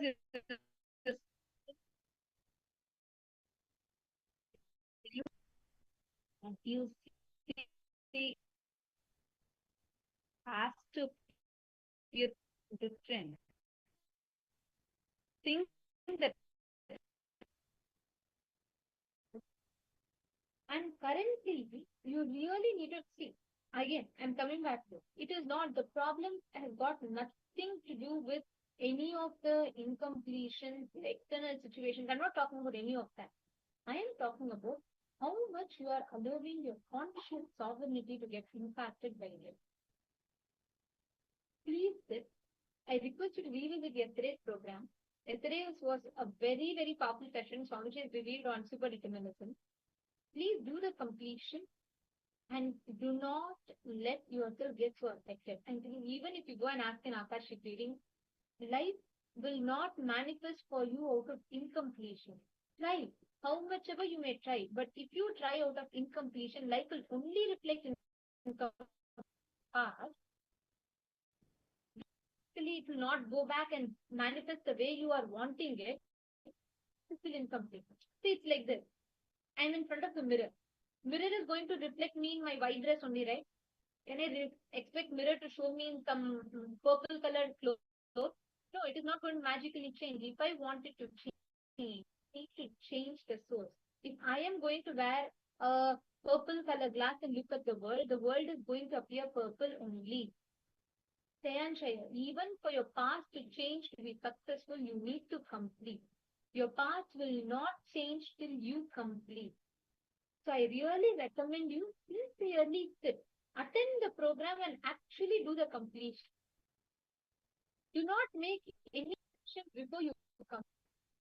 Okay? Are you understanding? Okay.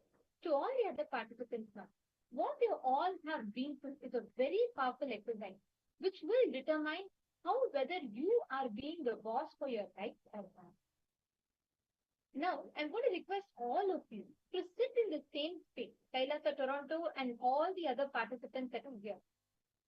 I'm going to request each of you to, in all aspects of your life, apply the same principle. Sit, connect to Swamiji. declare, you're not going to allow your external situation to demand or take control over your internal thing.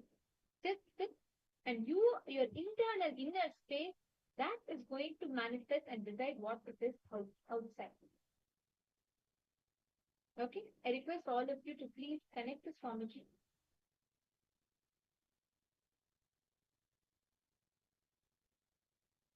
Chant the Mahavakya. Keep an object, any silicon device in front of you. You can keep a water bottle inverted and just declare and move it. You will just see how beautifully it will manifest. Do not try to wait. See, do not try to let the result determine the experience. You just sit and say, okay, now I am the boss of not just my moves, even my mood. Is the failure or success in the external situation going to determine what I am? No. Then sit, chant the Mahavakya and ferociously manifest that. Please tap, chant the Mahavakya. Paramashivoham. Om Nityananda. Paramashivoham. Om Nityananda. Paramashivoham.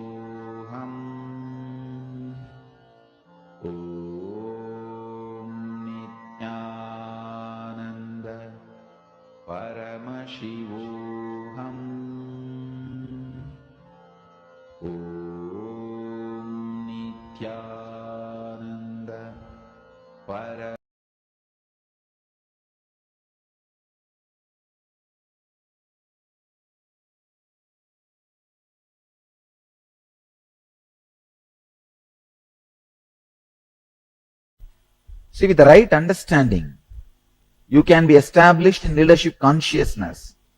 Please understand, not just with certain qualities, but with right understanding. See, instead of being stuck in your patterns, ability to flow, that is what I will call as leadership consciousness or being a leader. We'll do a small research. First, all of you write down in your notebook. Write according to you what is absolutely mandatory to be a leader and express leadership effectively. Please understand. Absolutely mandatory to be a leader. The truth is, understand the leadership. When you are able to express yourself completely and able to lead yourself or the team productively, is all leadership. Look inside all these qualities. Many of you would have expressed leadership consciousness many times without any of these qualities. Without many of these qualities or any of these qualities. Come up and give me one example. Many of you would have achieved the leadership quality in many places without having empathy, without having focus, without having being trustworthy, without knowing time management. So many of you would have had. So many of you would have developed a strong vision after your success. After you became leader, not before that. This is all rewriting history. When you started, nothing would have been there. Because suddenly you are successful, you write your big autobiography. Come on. How many of you had some incident expressing leadership in your life without any of these qualities? Come up and say, come up. You see, actually, what you classify as weakness, as strength, as I told you yesterday itself, it is just looking from different angle. That's it. So all I am saying, whether you call it as a strength or weakness, whatever you define it, finally you can look at this as from the angle of strength. When you look at from the angle of strength, they don't have a meaning. So when you look at from the angle of weakness also, they don't have a meaning. It is just your will. If you have a will, let me be a servant, you are servant. If you have the will, let me be a leader, you are a leader. That's all. That is all I am saying. I am not saying there is a theme and after that you need 1 or 2. I am saying that is all. Which is now the mind feels frightened because it has to give up all the very caring, comfortable words which it preserved. Understand, the simple truth is, except will, nothing is required. You just need one paper and pen, write it in a paper, I am a leader, paste it on your forehead and live like that one. That's it.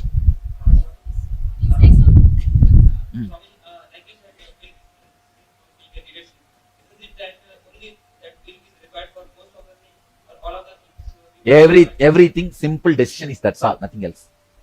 Simple decision. Very simple decision. But your mind does not agree to this. How can things be this simple? But it is.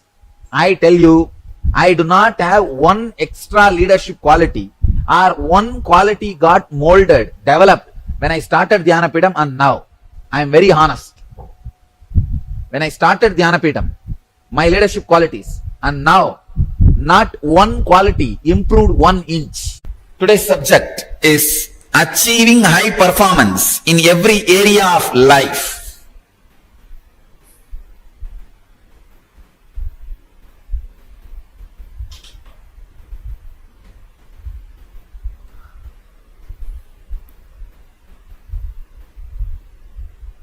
If I have to give basic qualification you need for living enlightenment, please understand, I am giving you a basic one-line qualification to live enlightenment.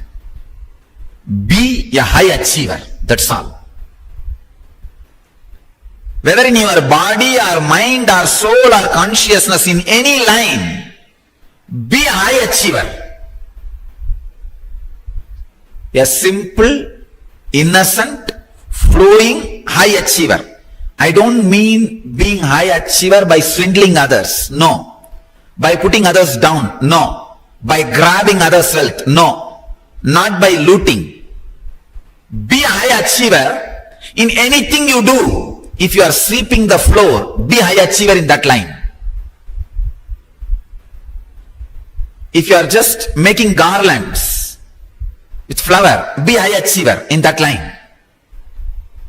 Be a high achiever in anything you do. Having tremendous curiosity, life. What stops you from living fully? I can say simple reason. What stops you from living fully? Nothing but simple laziness. You don't want, that's all, nothing else. Living fully, oh no, it's okay. Feels too much. What for? You sold your life to your boss. Don't be foolish. You always think, why should I work so much? Why should I think so much?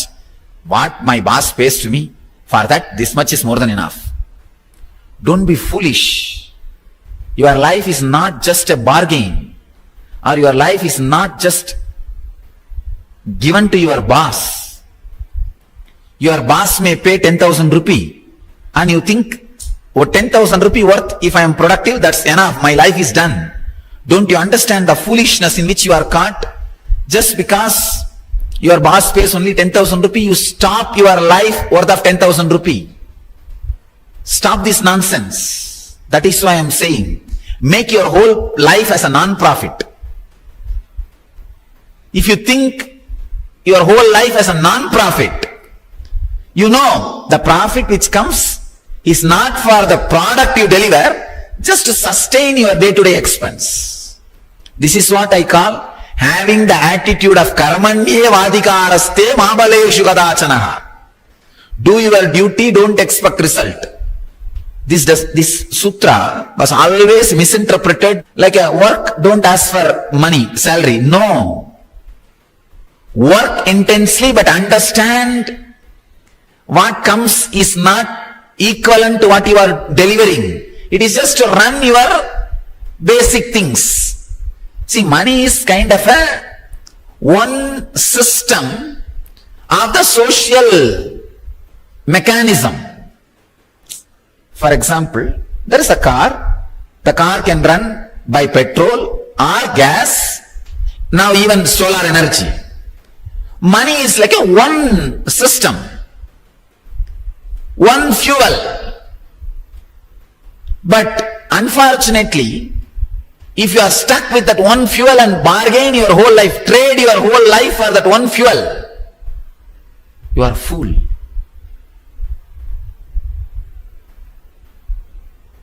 So don't stop delivering. Don't stop thinking extraordinarily. Don't curtail. Don't snub.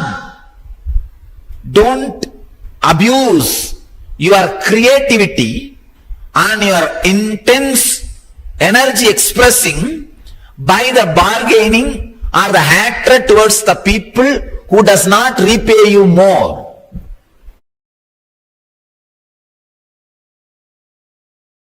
Ishwaratva means functioning from the cognition that I am the Ishvara, source of everything, Lord of everything. I am not teaching you arrogance. I am not teaching you ego. Please understand. I am not teaching you ego. I am not teaching you arrogance. Actually, when I am the source manifests, your ego will not be killed. It will be just swallowed. It will be swallowed by Sadashiva. I am not teaching you arrogance. I am not teaching you egoism. I am teaching you the precise truth which will let the bioenergy manifest through your biomemory. Understand? If you decide, I am the source, just by putting your hand on people, you will heal them. Even if you are a doctor and doing thousands of surgeries and healing people, you may get the punya of being a doctor. When you leave the body, you will have so much of punya, you can take it and be in heaven. But if you decide, I am the source, and do the same surgery, you will become Sadashiva. Go on not only saving lives, when you leave the body, you can save yourself.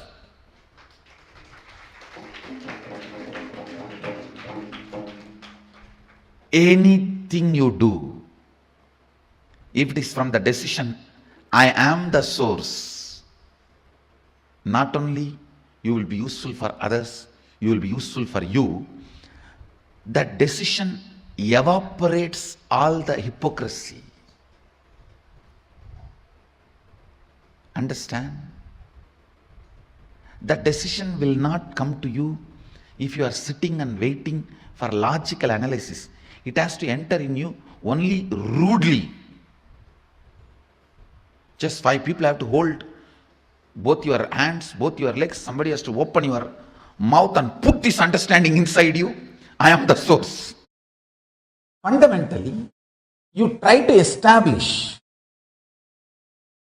the scene is independent of seer, so that you can put the responsibility for your life on others.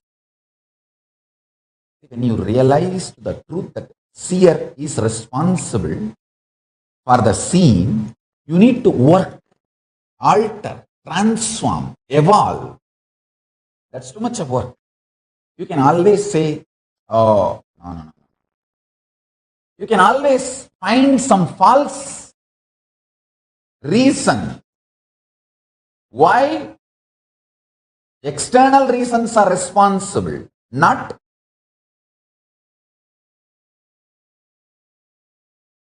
your internal existence. So fundamentally, you try to build a narrative, grand narrative of the existence is independent of seer. Once you believe this, once you are convincing Once you are able to convince this false delusory idea within you, then you start blaming, then I am not responsible for what is happening outside. Then he is responsible, she is responsible, everyone. So if your Guru is asking you to look in and find you are responsible, abuse him also. Understand? The fundamental delusion is making the scene independent of the influence of the seer. Then the seer can claim always victimhood. Understand? Unfortunately, the cosmos will make you a victim if you continuously claim victimhood. Fortunately, cosmos will make you a leader if you continuously claim and realize that you are the leader and responsible for everything. That's the beauty of life. That's the beauty of life. Even to cheat others, never ever use victimhood, because you will start believing it and cosmos will say tathastu to you. Never. Never do that mess. Understand? This one curse I will never want even my enemies to have, even people who cherish enmity towards me. I will never want them to have this suffering. Feeling that they are victim of the universe or the cosmos or the humanity or the whole. More and more you understand, seer is source of the scene. You become leader. You are empowered. You are empowered. You are empowered. And you start building a beautiful space which is absolutely protected, and you start radiating that sweet powerfulness as your fragrance. Understand? I tell you, what you build consciously inside will give you confidence. I tell you.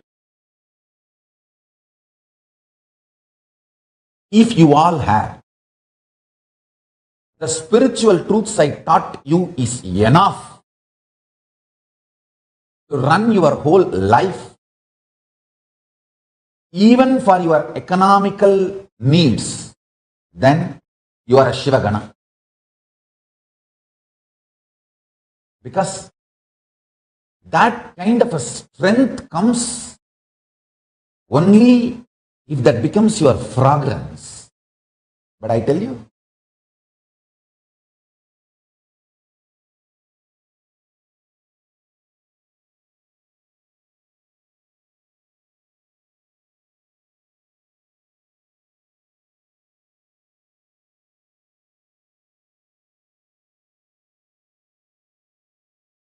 this is not the only one benefit you will get when you take the responsibility for everything seen. Actually, when the more you take the responsibility, your third eye is awake. Decide, you will cognize the impact of the seer on the scene, impact of the first person on second person and third person. Then you will realize the impact of the source person on first person. So even the first person is in a way seen, not seer. That's a deeper realization. Then the first person, second person, third person all merge into the source person.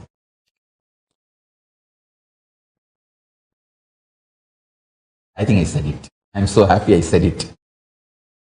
I will see the power of the seer on the scene and claim my original leader, original Ishwaratva.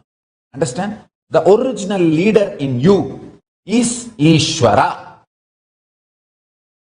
Claiming that original leader, Ishwara, in you and sacrificing your first person, second person, third person for that, to recognize the original Ishwara is Tyaga.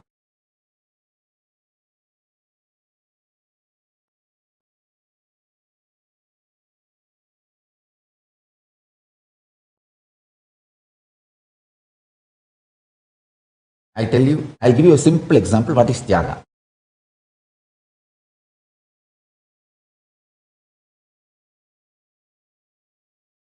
Listen carefully.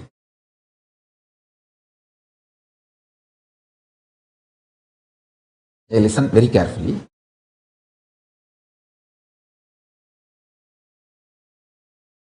In Indian villages, they will cook rice in a pot. Once everything is boiled, they will remove that starch water.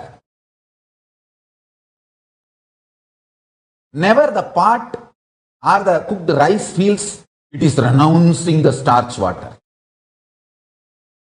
For the food to be tasty, to be used, to be consumed, you need to remove the starch water. Over. It is as simple as procedure.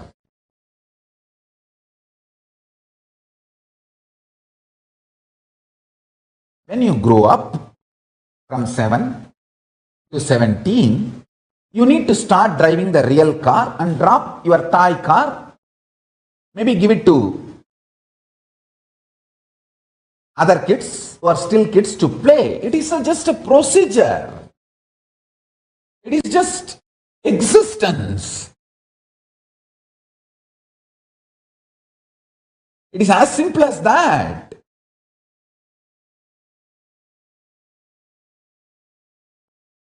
I tell you, feel oneness with Tyaga.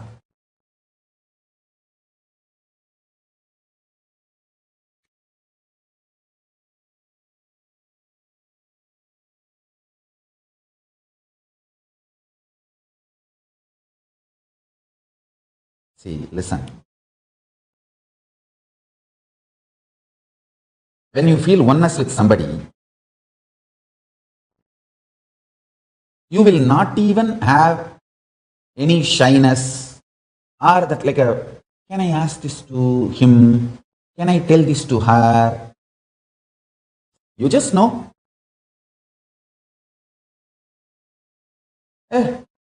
Me, my extension. I really want all of you in your life to have at least 1 or 2 relationship in that kind of a space to understand Tyaga. Tyaga is realizing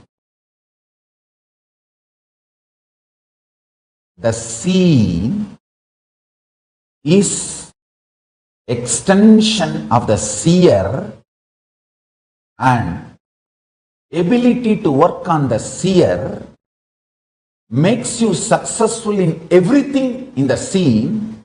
Yastu sarvani bhutani atmanyeva anuvashyati sarva bhuteshu cha atmanam tatana ichukupsate.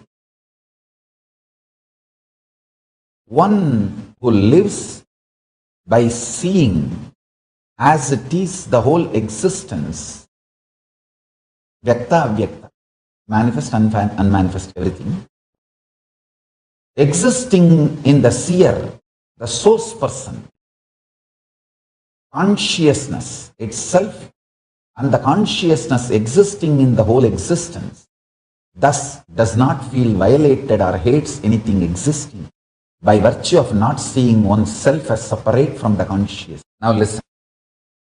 Listen to this powerful cognition.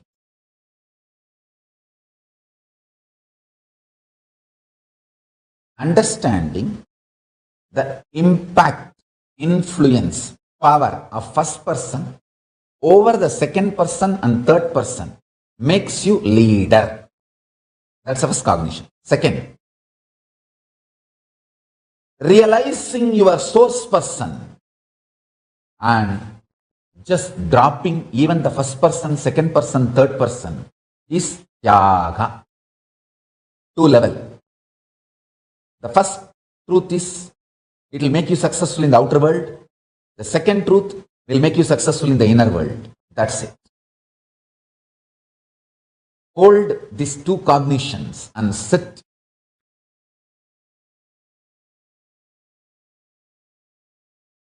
If you come to the conclusion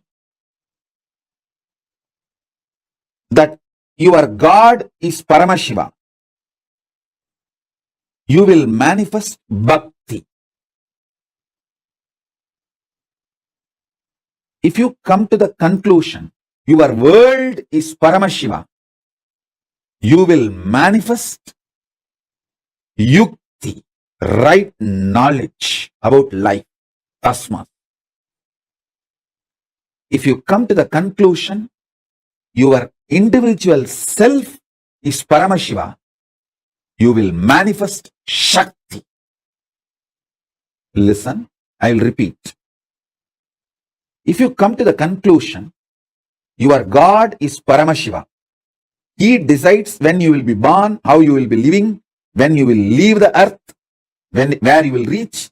If you cognize that, if you understand that your God is Paramashiva, He is living intelligence, independent intelligence, living alive right now, you will manifest so much bhakti. Wow!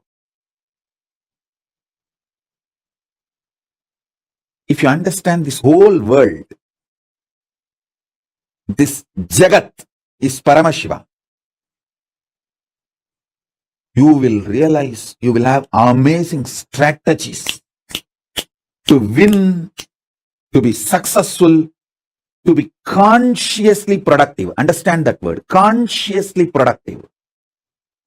Success is not winning over others. That is social success, winning over others, having more money than the others, having more power than the others, having more things than the others. That is social success. What I am talking is conscious success, feeling that you can do anything. Ishwaratva.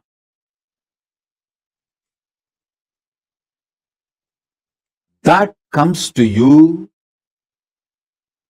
when you know this Jagat is Paramashiva. Yukti, amazing yukti. Anything you see, you will just know the strategy to deal with it, live with it.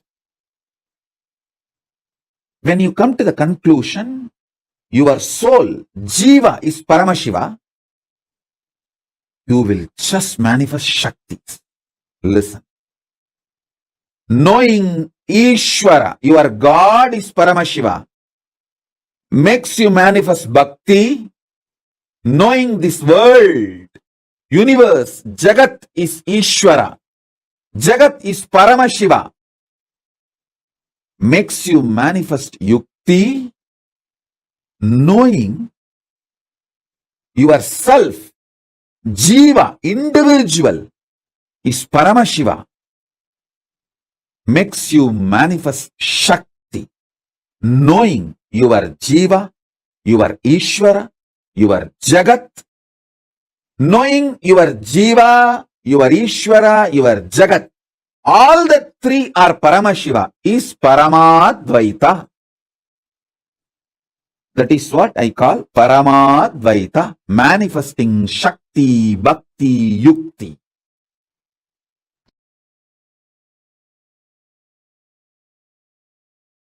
Responsibility and the unique relationship responsibility carries, the unique equation it carries to construct the reality of your choice. Let me define responsibility once more. Please listen. I am defining responsibility. Living and responding means thinking, feeling, acting, cognizing to life from the truth that you are the source of everything. Therefore, you are responsible for all happenings inside you and around you. Responsible. Please be very clear. The person who talks as only one reason of making you responsible, I am responsible to make you experience responsibility as I experienced. Person with eye is responsible to give vision to a blind person. Person with wealth is responsible to guide poor man to wealth. Person with power is responsible to make powerless people to become powerful. Person with energy, he is responsible to make energyless people with energy. Person with knowledge is responsible to make ignorant people knowledgeable. If you have knowledge, the moment you have knowledge, you become responsible to make ignorant knowledgeable. If you are powerful, you become responsible to make powerless powerful. If you are wealthy, you become responsible to make poor wealthy. Listen, I am not saying distribute your wealth. If we are having 10 poor people and you distribute all your wealth to the 10 poor people, we will have 11 poor people, that's all. With you, we will have 11 poor people. One more poor person. No. I am not asking you to distribute your wealth, but take responsibility of educating them and making them rich. Anything you own, you become responsible to share it. Make it grow. Don't feel responsible for anything. There are only two types of human beings. Listen. People who feel responsible become leaders. People who don't feel responsible continue to be slaves. There are some people don't feel responsible even for their own actions because they forgot their action is going to bring this result. Many times, even when they plan for business, they only plan if it fails, whom they will hold responsible. They don't plan to make it successful. Holding somebody responsible is not going to solve your problem. Plan for success. Don't do. When you plan itself, if you get an idea, if this fails, what to do? Immediately you think, I'll hold him responsible. But you holding him responsible is not going to bring you success. While that thought comes, I'll hold him responsible, cut it. Holding anybody responsible is not going to solve the issue. See to it he is educated to make things successful. Listen. Work not done plus valid reason is not equivalent to work done. Work not done plus valid reason is not equivalent to work done. Work done is only equivalent to work done. Anything else is not equivalent to work done. People who don't take responsibility even for their own action remain as slave forever. People who take responsibility for their action live as human beings, a middle class life, one house, one car, one wife, 2 kids, maybe one affair somewhere. A middle class life. What I call neo-middle class happening in India. Life lived as mediocre middle level is not going to be fulfilling. There is another one class. People who take responsibility even for others' actions. When you take responsibility even for others' actions, others' irresponsibility, you become leader. Even if you are not reason for certain happening, if it is affecting you, only if you take the responsibility you will solve it. Whatever may be disturbing you and your life's mission, whatever may be disturbing you and your life's mission, even if you are not reason, you are responsible. Listen. Being a reason is different. Being responsible is different. Many times, even if you are not directly reason, Only when you take the responsibility, it is solved. Leaders are created with a DNA of responsibility. Responsibility is the software for leaders' inner space. Not only take responsibility for your actions, take responsibility for everything which affects your life, even if it is others' actions.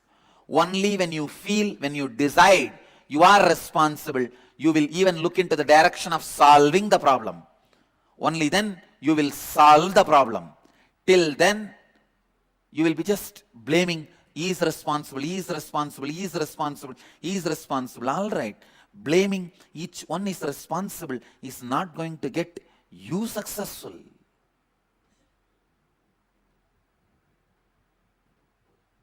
Maybe you can manage your boss, saying, he is responsible, he is responsible, he is responsible. Why we don't take responsibility? First step in our life, if you are receiving 10,000 rupees salary from your office, you think, for the 10,000 I am taking already enough responsibility. Why should I take more responsibility when they are paying only 10,000 to me? Don't be foolish. Taking responsibility is first going to help you to live an expanded life.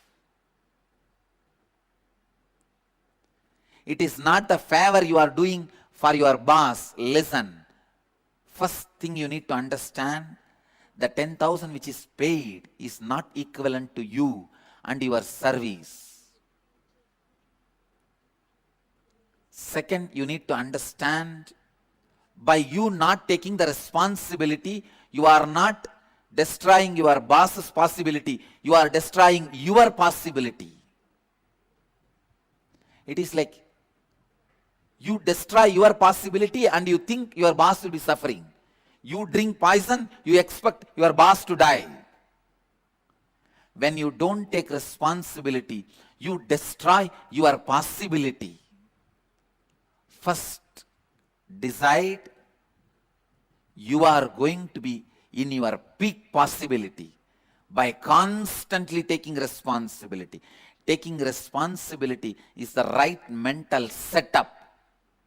It is not that you are doing some favor to somebody by taking responsibility. By taking responsibility, you are doing favor to yourself. It is the greatest favor you do to you. When you break that pattern, why should I take the responsibility? Your life starts. When you build the pattern, why should I take the responsibility? Your death starts.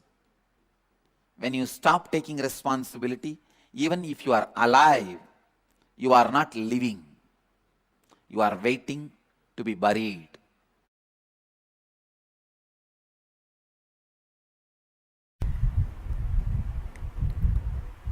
See, first and foremost truth. You have human body. You can believe you are given or you created. Anything is okay. You have human body to taste ultimate superconsciousness.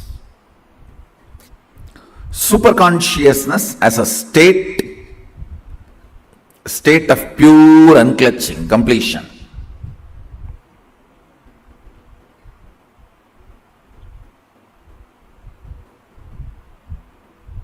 Superconsciousness as a state, pure state of completion.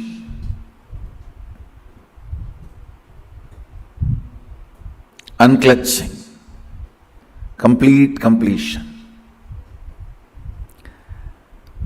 Same superconscious operating space. Understand? Superconscious state, operating space. That means completion with others. Not only completion with others can be considered as a being neutral state, neither negative nor positive. Enriching others, where your consciousness oozes out and involves itself with others' life. Understand? Only when your consciousness involves with others' life, you manifest Ishwaratva. The Ishwaratva starts manifesting. The space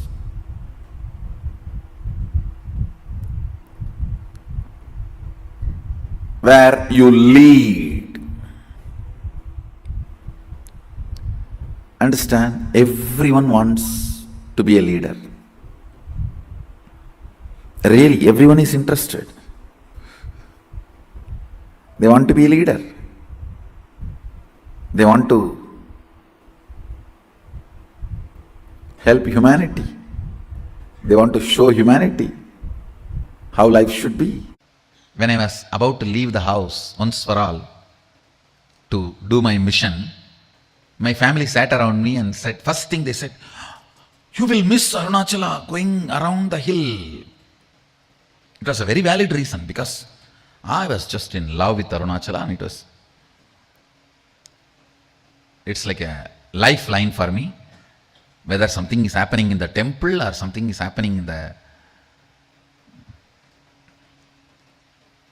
Arunachala Hope town. But I realized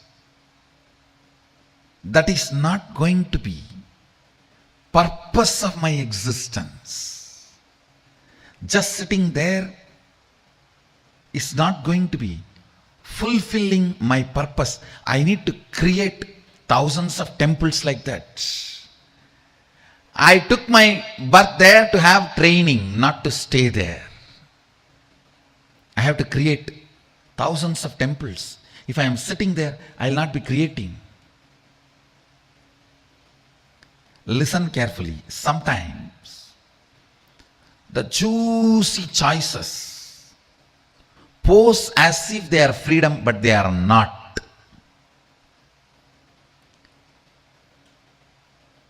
Freedom means every single decision is by you. Ishwaratva, only that brings completion. Listen carefully.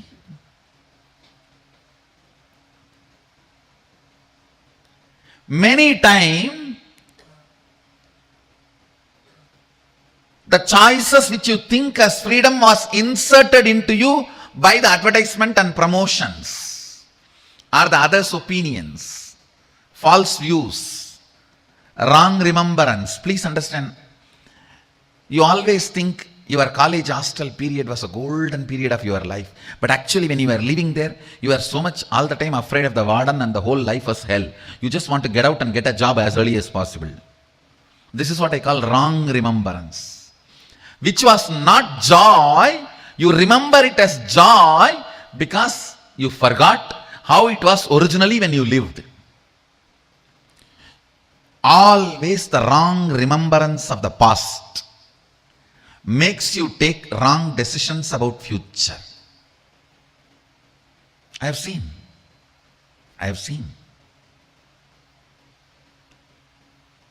I'll give the essence, listen. 1. Choice is not freedom. 2nd, choice or freedom. Everything has to be from your decision. Only then you will be in the space of completion. 3rd, when you start making your decision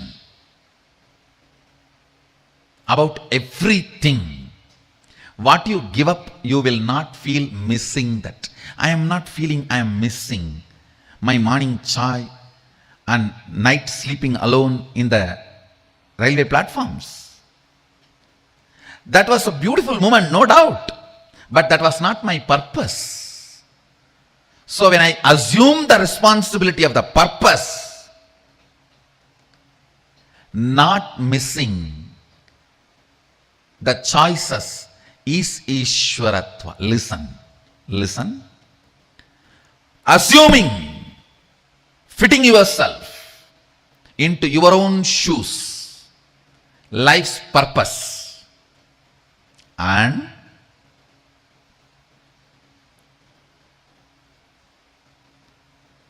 because of that maturity, not missing the so-called choices brings Ishwaratva to you. When consciousness manifests, it swallows all. Length, breadth, depth, time, space, all. I am telling you, you have consciousness which can just swallow the time. You can apply the science very practically in your day-to-day life. You can make it into reality. Anything which you think may happen in future, for example, you are working 8 hours a day. In the same way, if you work, you will make $1 million in 2 years. But if you consciously apply your will persistence, infuse that in your day-to-day activity, that 2-year time will be drastically reduced to 2 months, 2 weeks, sometimes even 2 days. That is what I call power manifestation. And it is not something difficult. Understand? You have been empowered, hardwired with consciousness. Without consciousness, your body cannot function. Understand that. If you are able to convert blood into blood, be very clear, you have consciousness. You just need to decide not to have the fear about the struggle and failures. Treat that struggle and failures very cheaply. Don't be afraid of it. You will not empower. You will not empower your depression, your frustration. It's a very subtle trigger you go through. Anyone allows this trigger to become a lifestyle, you become the serial offender of consciousness. Stop getting tired. Stop getting bullied by your failures. Yes, till yesterday you failed. That does not mean today you are going to fail again. You are going to do it. What is there? Till yesterday I failed. Okay. So today I have a chance. Either I will be successful or failure, same as yesterday. So there is nothing to lose. That's all. Deal your problems, whether it is simple headache or depression or the worst suicidal patterns or life negativity, only through consciousness. Don't go for any other solution. Don't go for any other solution. If you are already successful, then there is a danger of losing something which you gained through your success. But you already failed, then there is nothing to lose. Have guts, courage. Beggar has nothing to lose. That's the most important asset for life. A powerful conscious will persistent. Your consciousness has power at this moment to swallow, digest, clean up all the incompletions, struggles, frustrations, failures, depressions, all negativity and all toxins. Listen, sit with your life situations. Don't avoid. Decide to pour conscious solution. Decide to be intense in every activity. Everything you need, knowledge, cosmic support in the form of intelligence, resources, blessings, energy, all is available. I am brought up by very powerful gurus, most beautiful gurus who took my life as their life. See, actually, I am not a first generation success. I am almost like a third, fourth generation success. 3-4 generation before, the vision, ambition, my guru, Paramaguru, Paramartha Guru, they cherished. My Paramartha Guru poured all his ambition, vision intensely into my Paramaguru. And my Paramaguru poured all his tapas, energy, intention, intensity into my Guru. And my Gurus have poured all their intention, energy, power, tapas, ferociousness, everything into me. I am that intense manifestation. That is why within the 44 years, so much has manifested through me. Understand? Only yesterday we realized, when we organized, till now, I think in when I was 12 or 13, I started writing books. Means like whatever I hear from my gurus, I started noting down and in an organized way. And the earliest book written by me, my own handwriting, we are able to retrieve is maybe when I was 13 or 14, my teachings from my gurus. What I received from my gurus, I decided to pen down in my own way for myself. My teachings for myself, which I received from my gurus. Whatever I received from my gurus, how I need to apply it in my life, I started penning down. That is the earliest book available, written by my own hand. And the mantras I received from my gurus and the techniques I received from my gurus. From that time till now, all I have written, spoken, we have compiled and come up as books. You guys will be shocked. We have 3 full hard disks. Only one hard disk contains 1,100 books with ISBN number. Means already published, revealed to the world, and people are reading it, either hard copy or soft copy, digitally, Kindle, some form. And we have 2 more hard disks untouched. Means it has become a book, but not yet published with ISBN number. We are going to get the ISBN number and upload them as books. So much has been done in just 44 years because I had amazing gurus who were absolutely ferocious with me. They were very clear. They said, no question of do or die. If you die, who will do? No. No question of dying also. Just do. After that, what happens is different. Do is the only option. The intensity of 3-4 generations of my gurus poured into me made all this manifest. And I had an amazing ecosystem of gurus. It's not just one guru, please understand.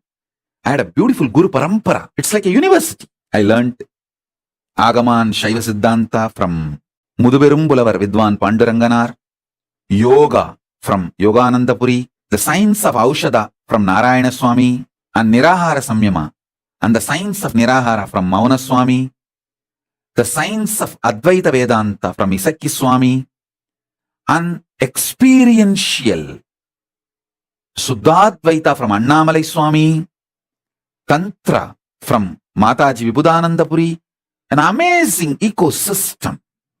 They literally did all the tapas in my body, and I will do the same for you all. As long as you are my disciple, you come and sit for the satsang, that's enough. I know what to do inside you, outside you, to make you manifest Paramashiva. I am a guy who makes it happen. No question of reasons. I always tell, valid reasons for your failure does not make success. Valid reasons for not doing is not equivalent to getting it done, making it happen. Make it happen. Shock everyone by making it happen. That's my life. Last 44 years, This is the statement I can make comfortably about me. Shock everyone, surprise everyone by making it happen. Surprise the people who love you, shock the people who hate you, but both by making it happen. Whether I surprise or shock, it's always by making it happen. If I start 10 projects and only one is successful, I will start 10,000 so that at least 100 will be successful. I won't even bother, oh, I started 10, one became successful. Let me start 10,000 and at least 1,000 will be successful. Even if it's 100 is successful, it's okay. Let me start 10,000. Unending excitement, enthusiasm, power, consciousness, life positivity swallows that length, breadth, depth, time, space, all the lower dimensions and makes you manifest Ishwaratva. Manifest Ishwaratva. Life is all about manifesting Paramashivatva. Don't waste time in going through the same rut and not deciding in every level I am talking. Paramashivoham Om Nityananda Paramashivoham Om Nityananda Paramashivoham Om Nityananda Paramashivoham Om Nityananda Paramashivoham Om Nityananda Paramashivoham.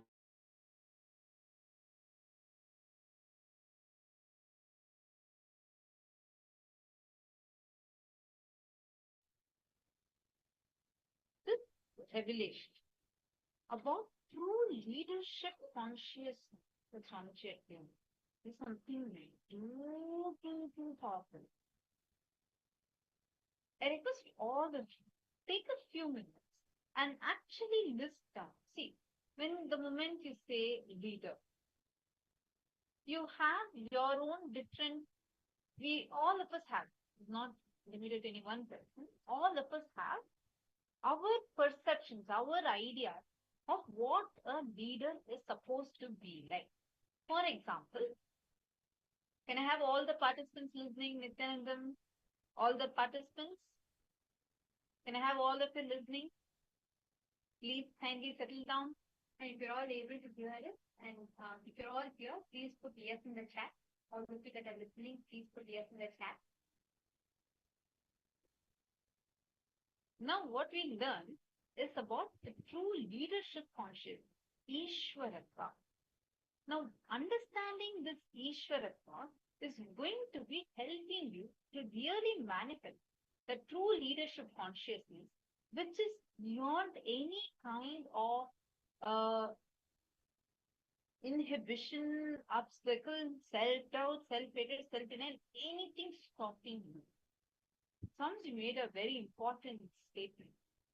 Swamiji said, and the clipping is from around 2012, where Swamiji said, from the beginning of the mission to now, Swamiji said that there has been no extra quality added into Swamiji for being a true leader. Means what? To be a leader, you do not need any of the qualities. You only need a leadership consciousness inside of you. The quality, whatever qualities, right?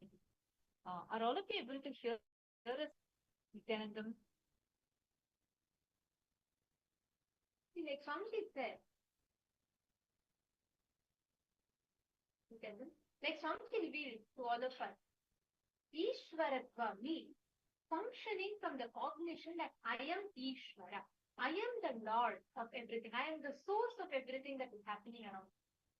When you that cognition, everything that's happening around you, everything, you will become the lord of it, which means you will be the owner of it.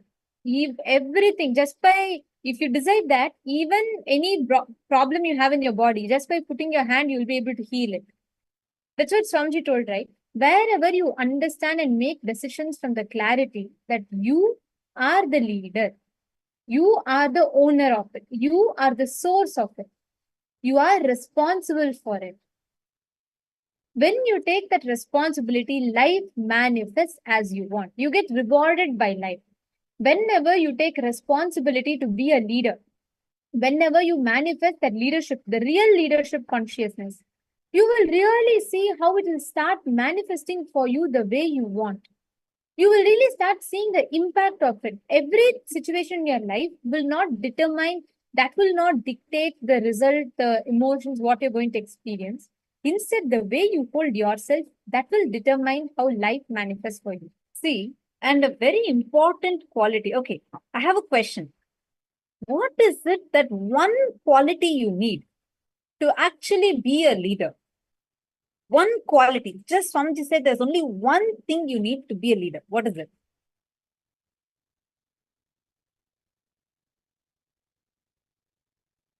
Come on, everyone post. Ma Lalitambika, Ma Prema Bhaktika, all Kailasa Toronto team, all the participants that are here. All of you please post. Yeah, now I see all of you giggling there. Please post what did Swamiji say? One quality. Swamiji said there's only one quality you need to be a leader. What is it?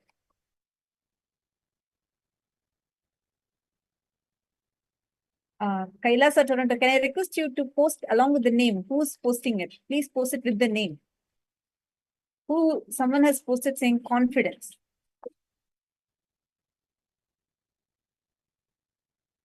Okay, I asked this to all the participants that are here.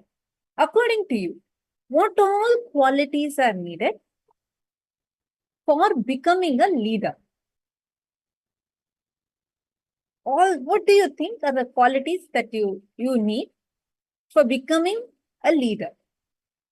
Okay, Bhuteshwaraya has posted, don't be bothered about result, go on planning. Okay. More and more people, I request everyone to post. Being responsible. Prema Bhakti Kama and Basilaya have posted. Come on, Robert Ramaya, all the participants that are here with us.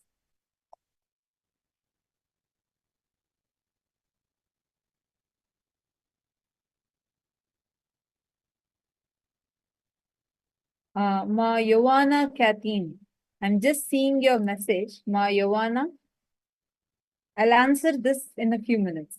I'll just finish this segment and then I'll come to your question. Ma Yovana Kathleen, if you are here, please kindly come on camera.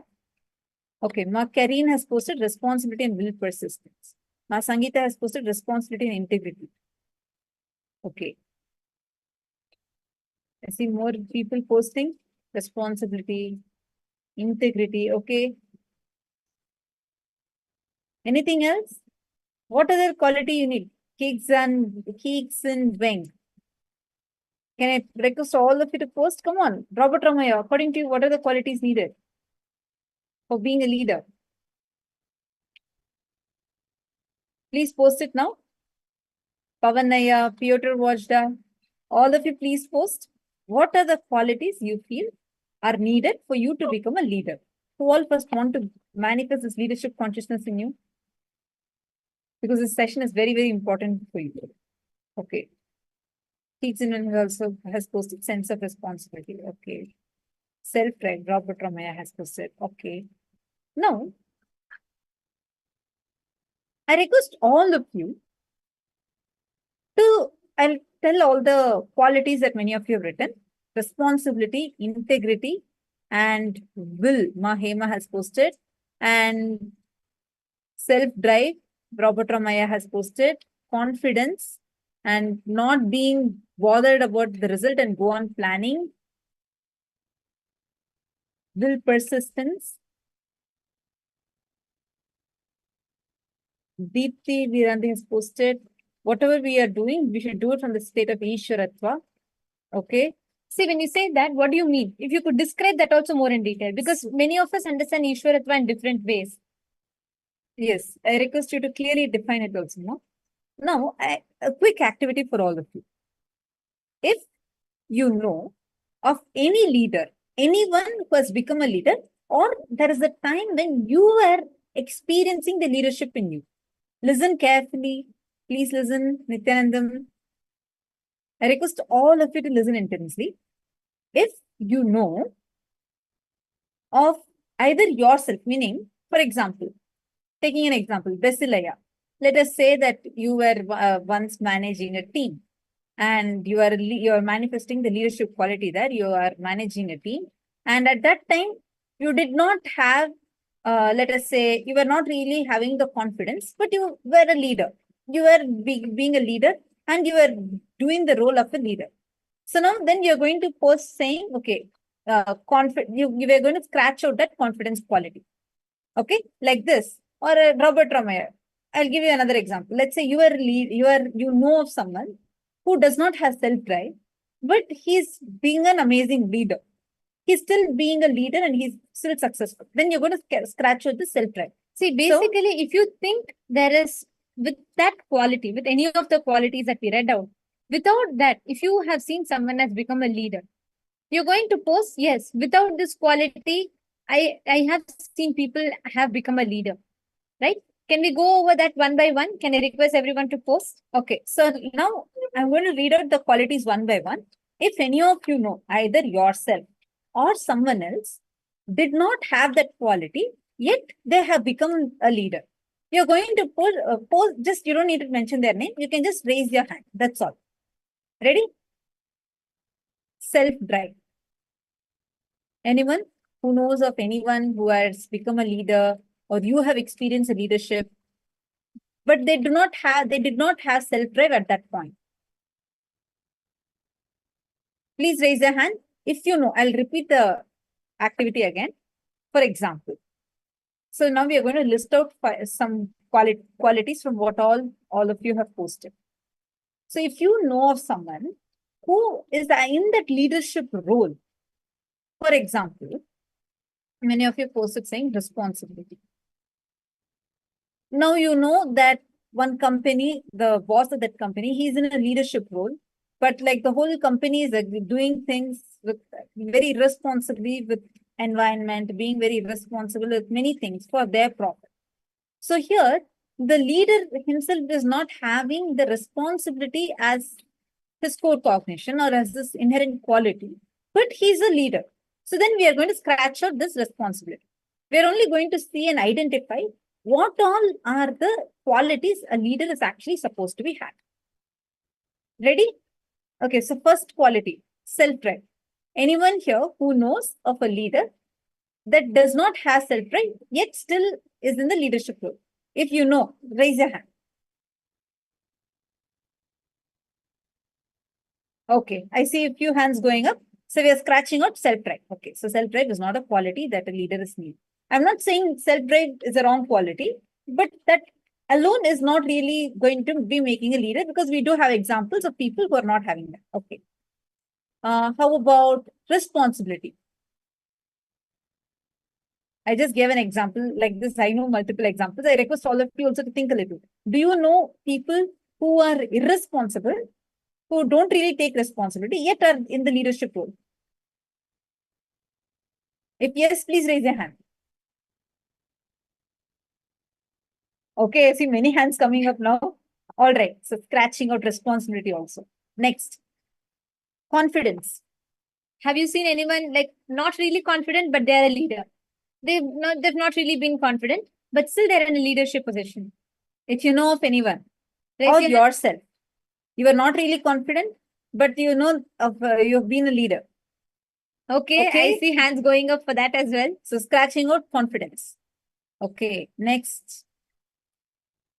Not being bothered about not being bothered about the result and go on planning. So have you seen leaders who who are really worried about the results that will come, and they're always on. It's not like they're not bothered about the result. They're bothered about result driven. Like they cannot handle if something doesn't go as per what they want. So they are bothered about result, but they feel that, but they're still a leader.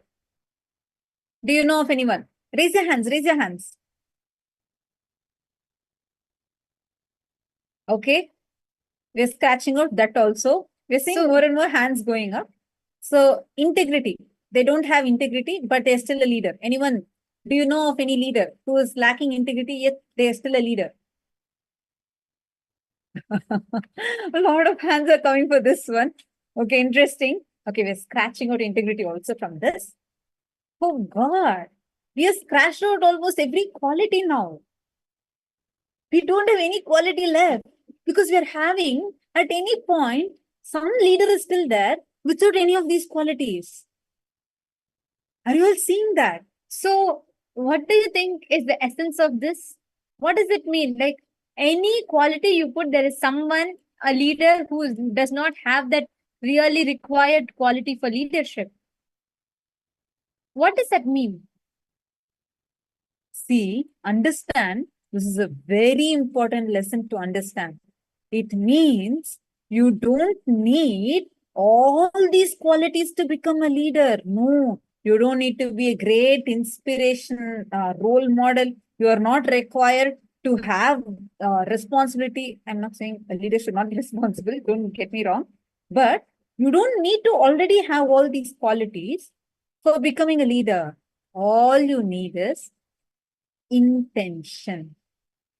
See, in all the leaders, everyone, anyone, only if they have an intention, saying that they want to be in this role, they have that intention to be a leader, only then they can be that leader. They can have that leadership quality. They will be able to radiate, be successful as a leader. So the essence is nothing is a prerequisite for you to manifest leadership, Ishwaratva, other than your decision to be. You only need to decide. Understand? Many times, so beautifully Swamiji explained in this. You don't need anything else. You just need to have a paper and a pen and write down what exactly you want to be. Your will. Powerful enough. It can, you really, your age does not matter. You may be 80 years old, 85 years old, or you may be 20 years old or 14 years old. Your age does not matter. Tirujnana Sambandar. He was a small kid, 6-year-old, 7-year-old small child. He became the Madurai Adinam. What Swamiji is the pontiff of now, the Shamala Pita Sarvanya Peetham. Swamiji is the current pontiff of the Madurai Adinam. Tirujnana Sambandar. He was a child saint who lived in the ancient Pandya kingdom, and he re-established Shaivism and revived the whole of Shaivism. If you see in his life, he was an amazing leader. He used to have 16,000 devotees who will always be following him. Means what? Your age does not matter. Small, young child. He was able to be a leader. So, it is not your age. It is not your qualities. You all know, so many of you know, integrity or your will persistence. See, your intention, your will is needed. Even if you lack will persistence, if you have a strong will, life will teach you again and again. And once you see all these qualities, responsibility, integrity, authenticity, confidence, or self-drive, all these qualities that all of us have mentioned, these are all needed, meaning these are like they are not a prerequisite, but these qualities will, of course, be part of making you an amazing leader. But you need to be clear about one thing, which is you do not need any of these qualities to become a leader. See, the real leadership is your ability to fit yourself into your own life's purpose. fitting yourself into your shoes. You deciding to manifest, your decision to be, that is leadership. You don't need anything else external. You don't need, see, all the other can be a byproduct, but that is not needed for you. It's not a prerequisite. Assuming and fitting yourself into your own shoes, life's purpose, and because of maturity, not missing the so-called choices, brings Ishwaratva to you. Many times we may think, oh, if I make this choice, if I become a leader, and I may not really have the freedom to do this, I may not really have the freedom to that. Many people think, many people, unfortunately, so many, even many older people who have experienced a lot more in life, when they look at us, the Balasans, when they look at us taking sannyas, they'll say, oh, don't you miss things in your life? Don't you miss partying? Don't you miss wearing the Western clothes? Don't you miss having that? And they think that is a real freedom. Isn't that so unfortunate? See, Swamiji tells very beautifully, right? Having the maturity to understand and your just to fit into your life's purpose, not feeling bad, and having the maturity that, the so-called choices are not freedom, is Ishwaratva. Many times you retain, just to retain choices, you miss fitting yourself into the responsibility of your purpose. So many times we do it. Swamiji was giving an example here of a sannyasi, right? Who was very clear his life is sannyas, but the only thing he was afraid is the choices will not be there. Each time, whenever you have this, look back into your life, look into your life. Actually see, where all are you experiencing this? Where all you choose to retain your choices, just for that missing the leadership, missing taking the responsibility for your life's purpose. Like, for example, you want to be a boss, you want to work longer time, you want to run your business, you really need money for that, you need to work hard. Which means, you have to push yourself, say that little extra time when you have to work so that you can catch up, you can make enough money so that you can start your business. Okay. But many times you decide, oh, enough. I'm tired of every time trying to stay up and be so serious. I also deserve some break in life. I also deserve some fun in life. Let me go and party. Let me go and eat nicely. Let me go and eat junk food. Let me go watch movies. Just to retain those choices which you think as freedom, you foolishly decide to not fit yourself into the purpose of your life. How many of you are understanding this? See, including, for example, sometimes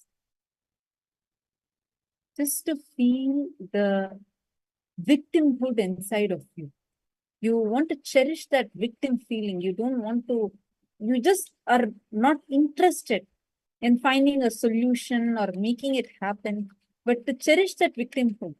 You even many times, even if it's against the purpose of your life, we go on giving up on that wish, the very goal of our life, purpose of our life, and going on continuing with what are the limited things, at that temporary things that you want to gratify inside of you.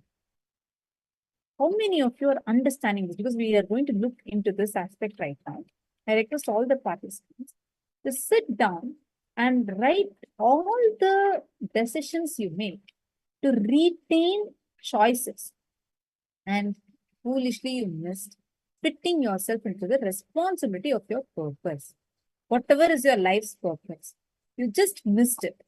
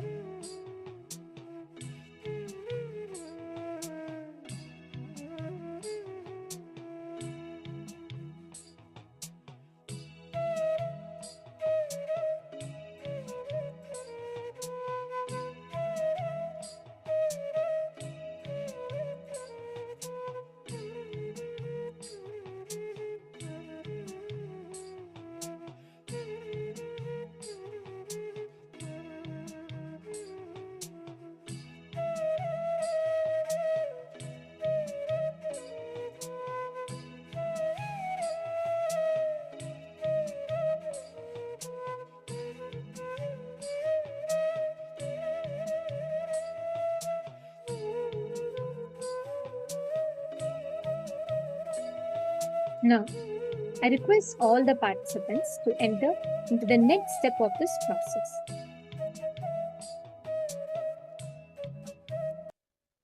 Everywhere, wherever you carry the idea that work is boring, tiring, you need a break, and you took responsibility to be a teacher only as a duty to earn, but not as a purpose of your life, look in and complete.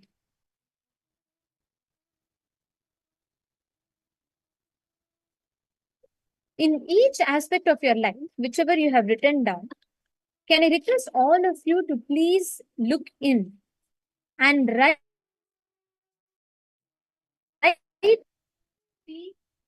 You can take responsibility in life.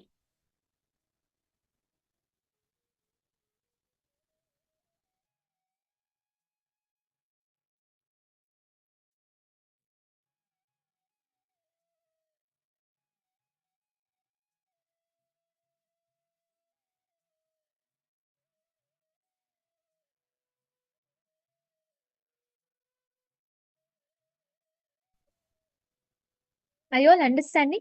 Are all of you able to understand?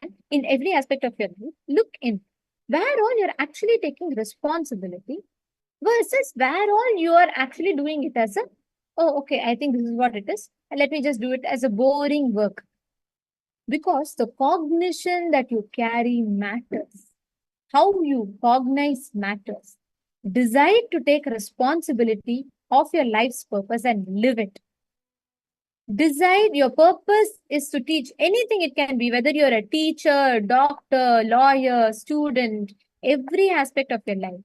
Decide to upgrade yourself constantly with the right attitude of responsibility. Otherwise, you'll feel bored. See, whenever you're having that attitude of boredom, right, where you feel like, I don't know, I'm not responsible for it. Let me just do it as a duty. That is why people who do the 9 to 5 jobs, who don't take responsibility for it, forever get stuck in that rut. They'll feel like their whole life they've done nothing. Please understand, if you are taking responsibility for what you do, even if you do the same action every day, even that will lead you to ultimate. There's a very beautiful story of a Nayanar. His whole life, he only used to do one thing. Every morning, he will go pluck flowers from his garden and make a garland and offer it to Paramashivoham. In his entire life, he would have not even stepped out of his village. But just through that, he attained enlightenment. It is not about the action. See, when Swamiji is saying don't do the same thing with boredom, it's not the action. It is the space. It is the space from which you do, the software from which you operate. That determines the result, the experience that you gain. Are all of you understanding? Okay. Now, from the same space, let us all enter into the power manifestation. So now that we have finished 2 rounds of manifesting the power with the silicon, we are going to be entering into a very, very interesting power. We are going to be manifesting the power, the ability to operate, handle silicon devices without you touching it. It's a very unique, a very, very beautiful power that all of you can manifest. For this power, I'm going to be requesting all the participants to have any gadgets of yours. Please bring them. Any silicon device that you have.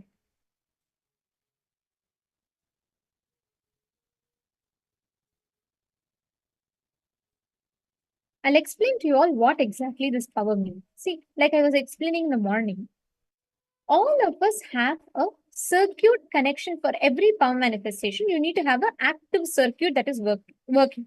Like, for example, like how in your house, if you have to turn on the light switch, the circuit has to be connected. Basically, that's what is a switch, right? So when you turn off, the circuit is disconnected. So the light doesn't glow, the current doesn't flow.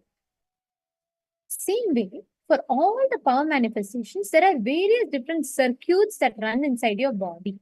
When Swamiji initiates you, he connects the circuit together and he awakens your ability to manifest powers.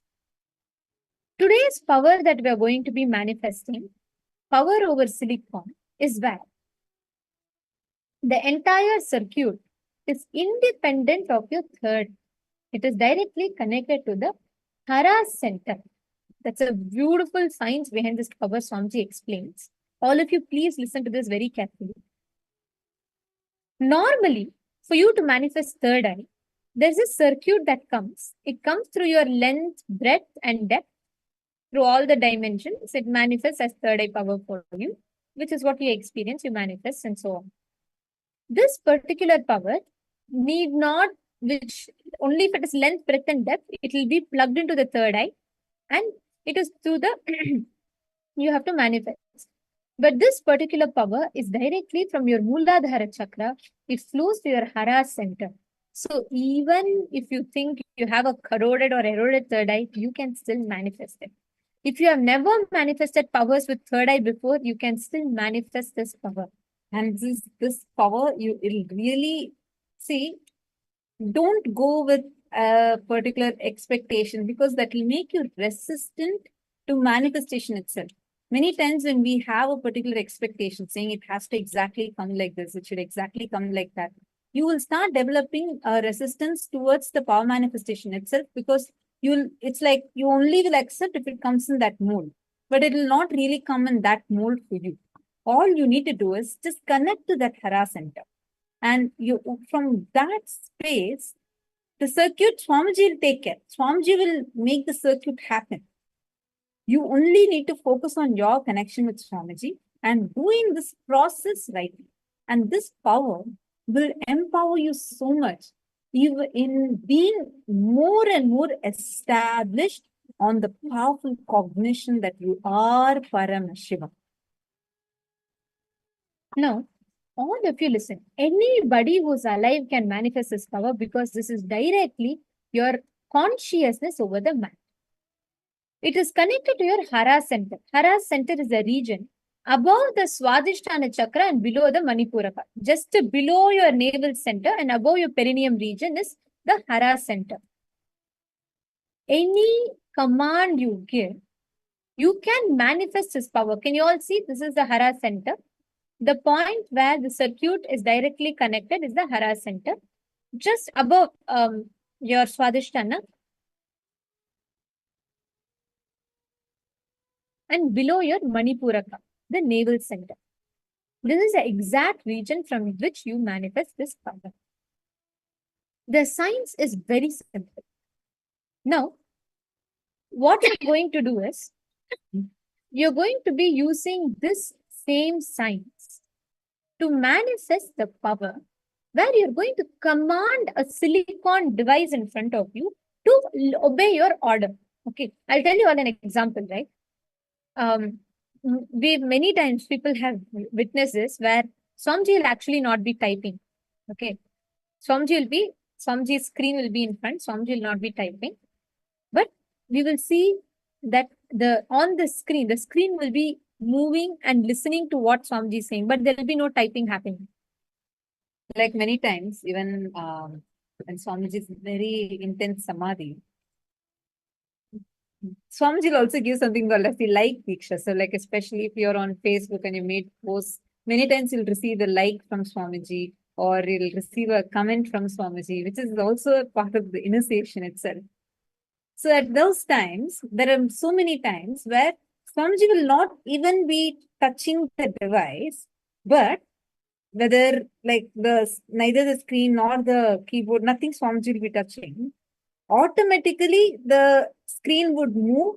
Automatically, and there won't be any voice command. It's not like a voice command, or see now what we do with the voice command. And we try to make it move. Just with the will, see how, if you have seen this Apple Vision Pro and all those, these kind of glasses, the VR glasses, which is much more advanced, or like the Quest, where they have the gadget put on their eyes, and the things can move as you move your hands, right? And it will make you feel like you're actually moving the things really in real life. But this is not like, you can visualize it like how the things move, something like that, but in a much better way, where without touching, just by will, it will just automatically move, automatically type, automatically with the like, automatically scroll.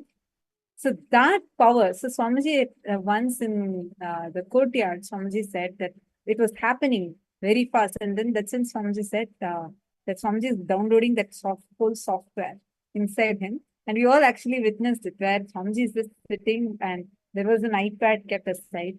And like automatically we are seeing the lights coming from Swamiji, the whole iPad, things are moving without Swamiji actually doing anything. So that exact same power, that exact same software is what Swamiji initiated us all with. Now, all of us are going to be manifesting this very power, right? Now, start with first thing. Understand it is possible. Understand the science. If you understand how the software functions, it will be very easy for you to manifest the result. So connect to Swamiji. Keep the object, the phone in front of you. Make sure voice recognition, face recognition, auto unlock, all of them are off. Okay. You're going to sit in the first level. What you're going to do is keep your phone away from you. You're not going to hold it physically. Just through your command, experience that Swamiji, the energy manifesting in your Hara center. Sit and consciously give a command for the phone to unlock itself. Give some time, but understand the software, how the software functions, and keep that space active and alive in you. You will see how it manifests as results. Please start. Chant the Mahavakya. I request all of you to please start manifesting.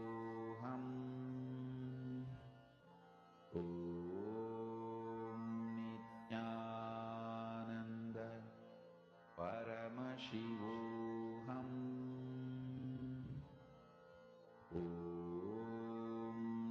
Nityananda Paramashivoham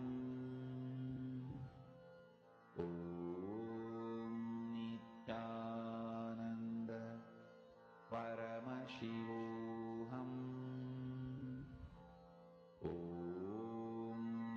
Nityananda Paramashivoham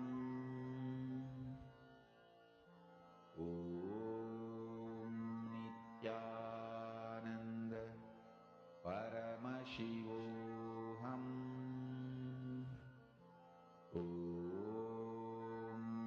Nityananda Paramashivoham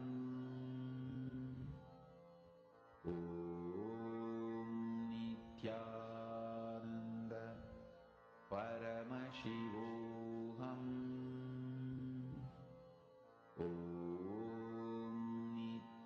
Nityananda Paramashivoham Nityananda Paramashivoham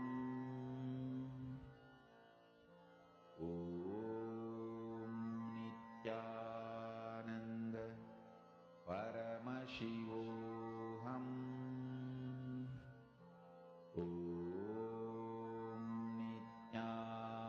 Nityananda Paramashivoham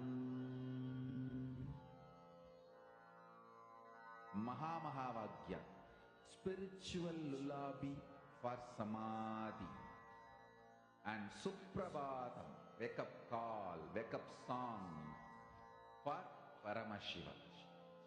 This Mahamahavaagya is spiritual lullaby for you to fall into Samadhi. Suprabhatam, wake up song for Paramashiva to wake up in you.